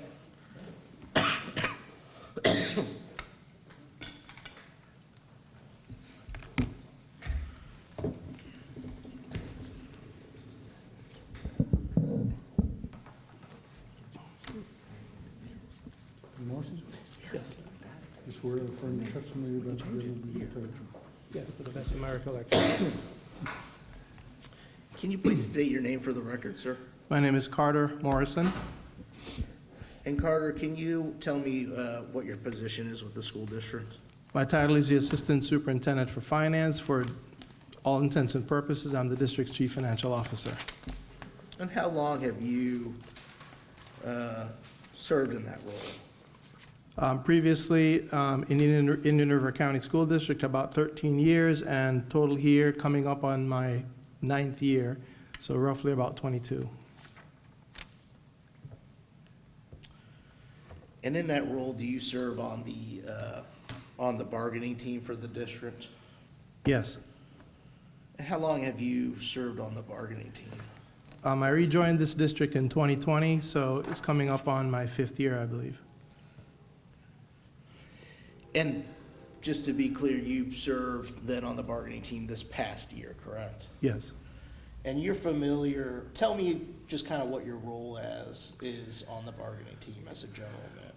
Typically, when we open bargaining, I'm the person who takes a look at the available funds that we've got, take a look at the financials, whatever proposals are put on the table. I will do a cost out. We jointly share spreadsheets, as Mr. Simmons has talked about, where we try to make it as smooth as possible when we're bargaining with respect to wages and benefits.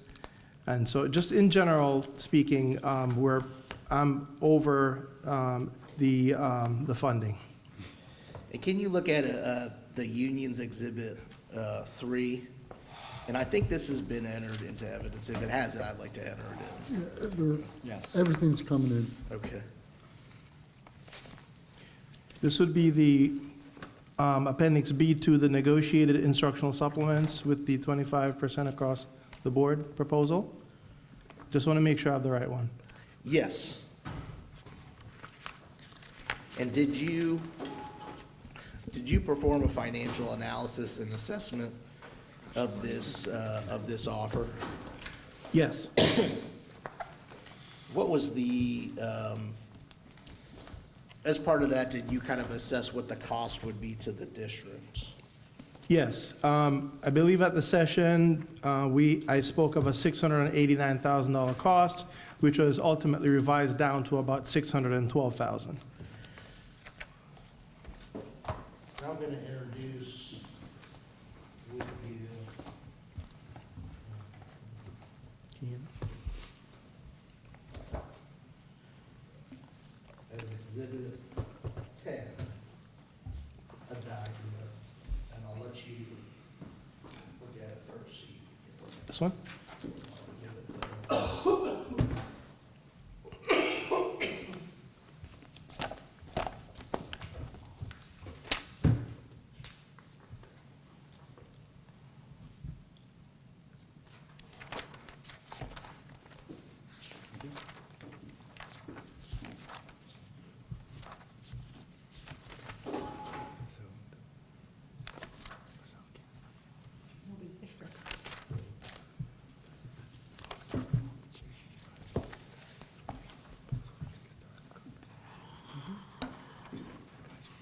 Mr. Morrison, do you recognize that spreadsheet? Yes. What is it?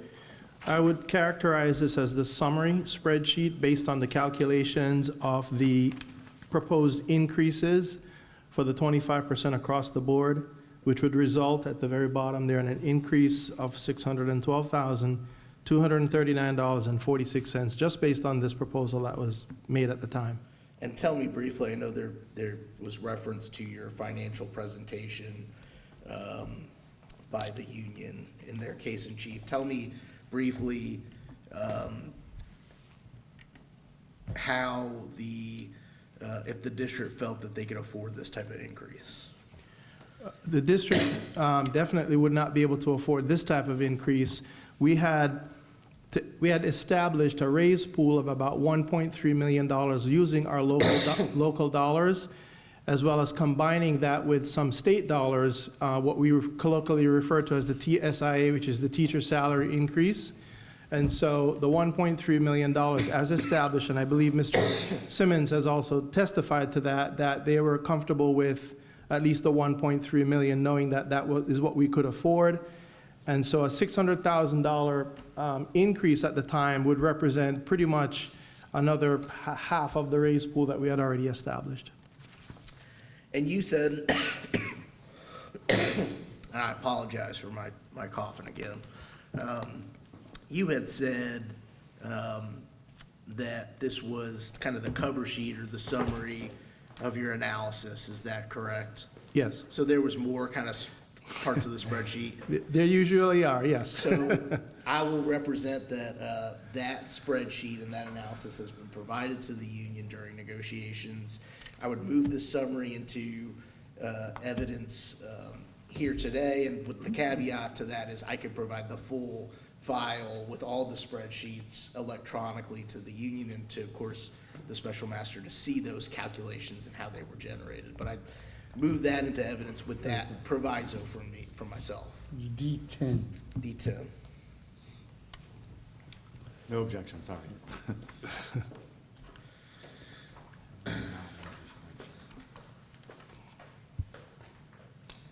And we've had a little bit of discussion about the proposals of the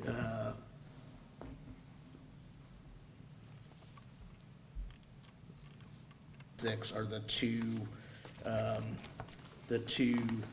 proposals. Did you perform, Mr. Morrison, as to Exhibit 5, what the cost of implementing that proposal from the union would be in terms of the health insurance? Yes, I did. And what did it calculate to roughly? I don't see the actual spreadsheet with my calculation, so to the best of my recollection, Exhibit 5, when that was proposed, had left approximately $13,000 still remaining in the raise pool. So in good faith, we came back to the table to say, hey, what we were proposing at the time was to include those employees who are on the high deductible plan. Even although those employees have a zero cost, the board still pays the premium. So our proposal was to award them the $40, let me just double check real quick, the $75 additional as a health savings account contribution by the board. So that would then fully exhaust the raise pool amounts that were still remaining. And you mentioned your analysis, so you performed kind of a similar analysis as to these proposals and how much money it would exhaust out of the raise pool. Yeah, based on my recollection, there were about 220, if I recall, folks in the high deductible plan that we were just going to utilize those funds to exhaust the remaining funds beyond the ones that we had previously agreed to and was proposed in Exhibit number 6 MOU. So I'm gonna hand you an exhibit and look at it. Yeah. It's D11.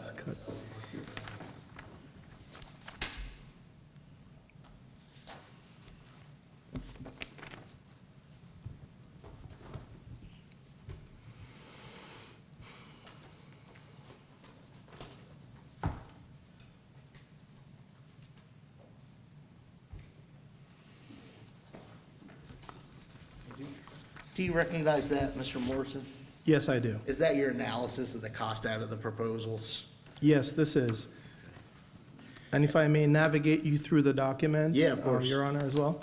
On the left-hand side with the boxes, where I have at the top left-hand side that says MCEA, that was the original proposal by the MCEA to add an additional $15 to the employee only, employee plus spouse, all the way through the 2 Martin County School District plus family was an additional $40.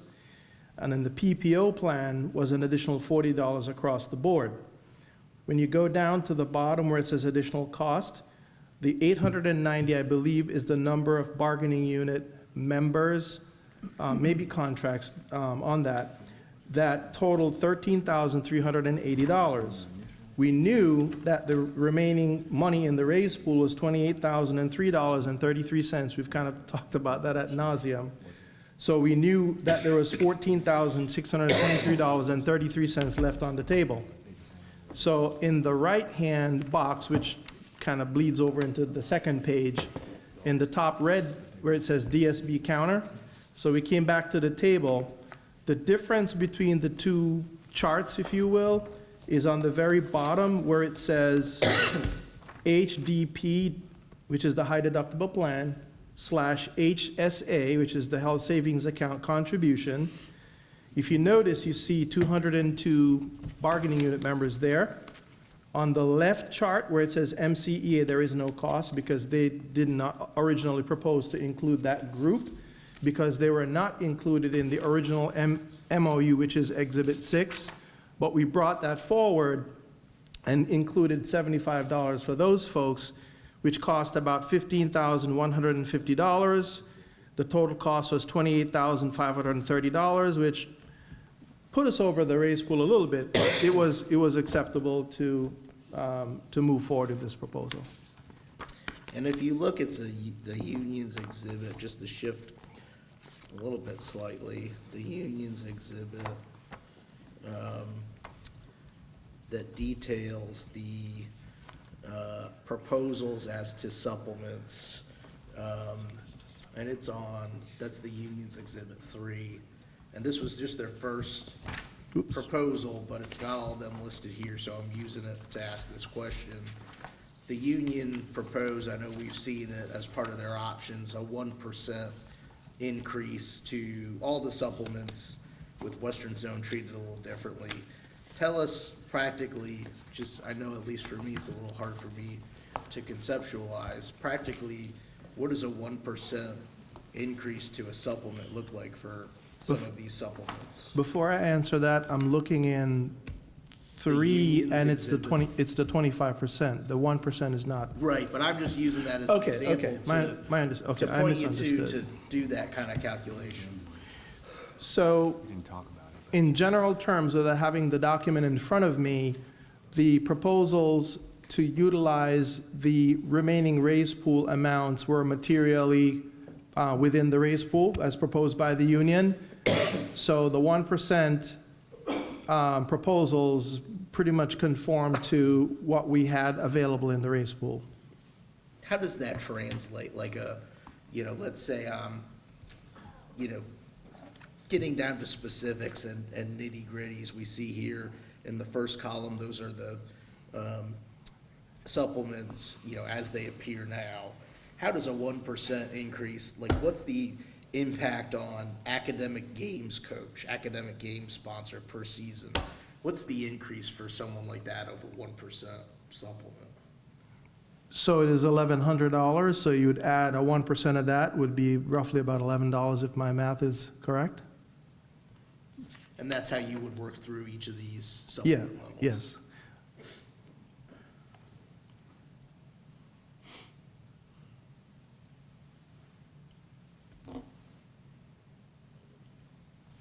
I don't have any further questions. Just one, or maybe two. Just to clarify, you mentioned that the high deductible plan wasn't agreed to, or wasn't proposed in MCEA's proposal, that last proposal, right? Wasn't included. If I'm comparing, yes, if I'm comparing Exhibit 6 and Exhibit 7, you will see that, sorry. Give me a second. Well, I guess- 5 and 6, yes. So if you compare Exhibit 5, which was MCEA's proposal, and the last bullet said $640 to all PPO plans, and then you compare Exhibit 6, you now have 5 bullets with the additional 75. So had there already been a supplement amount agreed to, tentatively agreed to, prior to this proposal dealing with this same group of employees? Yes, I will actually tell you, we're getting ready to pay that out on the next payroll. So we are And combing that- through the data right now. And just for clarity, that tentatively agreed to portion, that didn't include the high deductible people either. That's correct. I believe it was ratified, which is why we moved it forward. I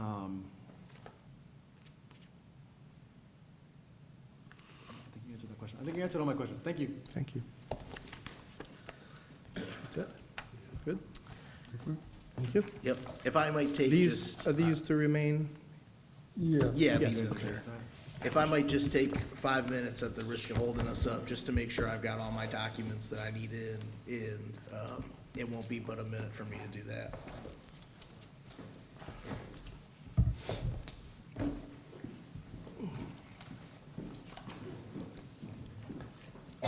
For the school district, just renew our request, I know we talked about it, to submit supplemental, or submit post-hearing briefing 14 days after the transcripts.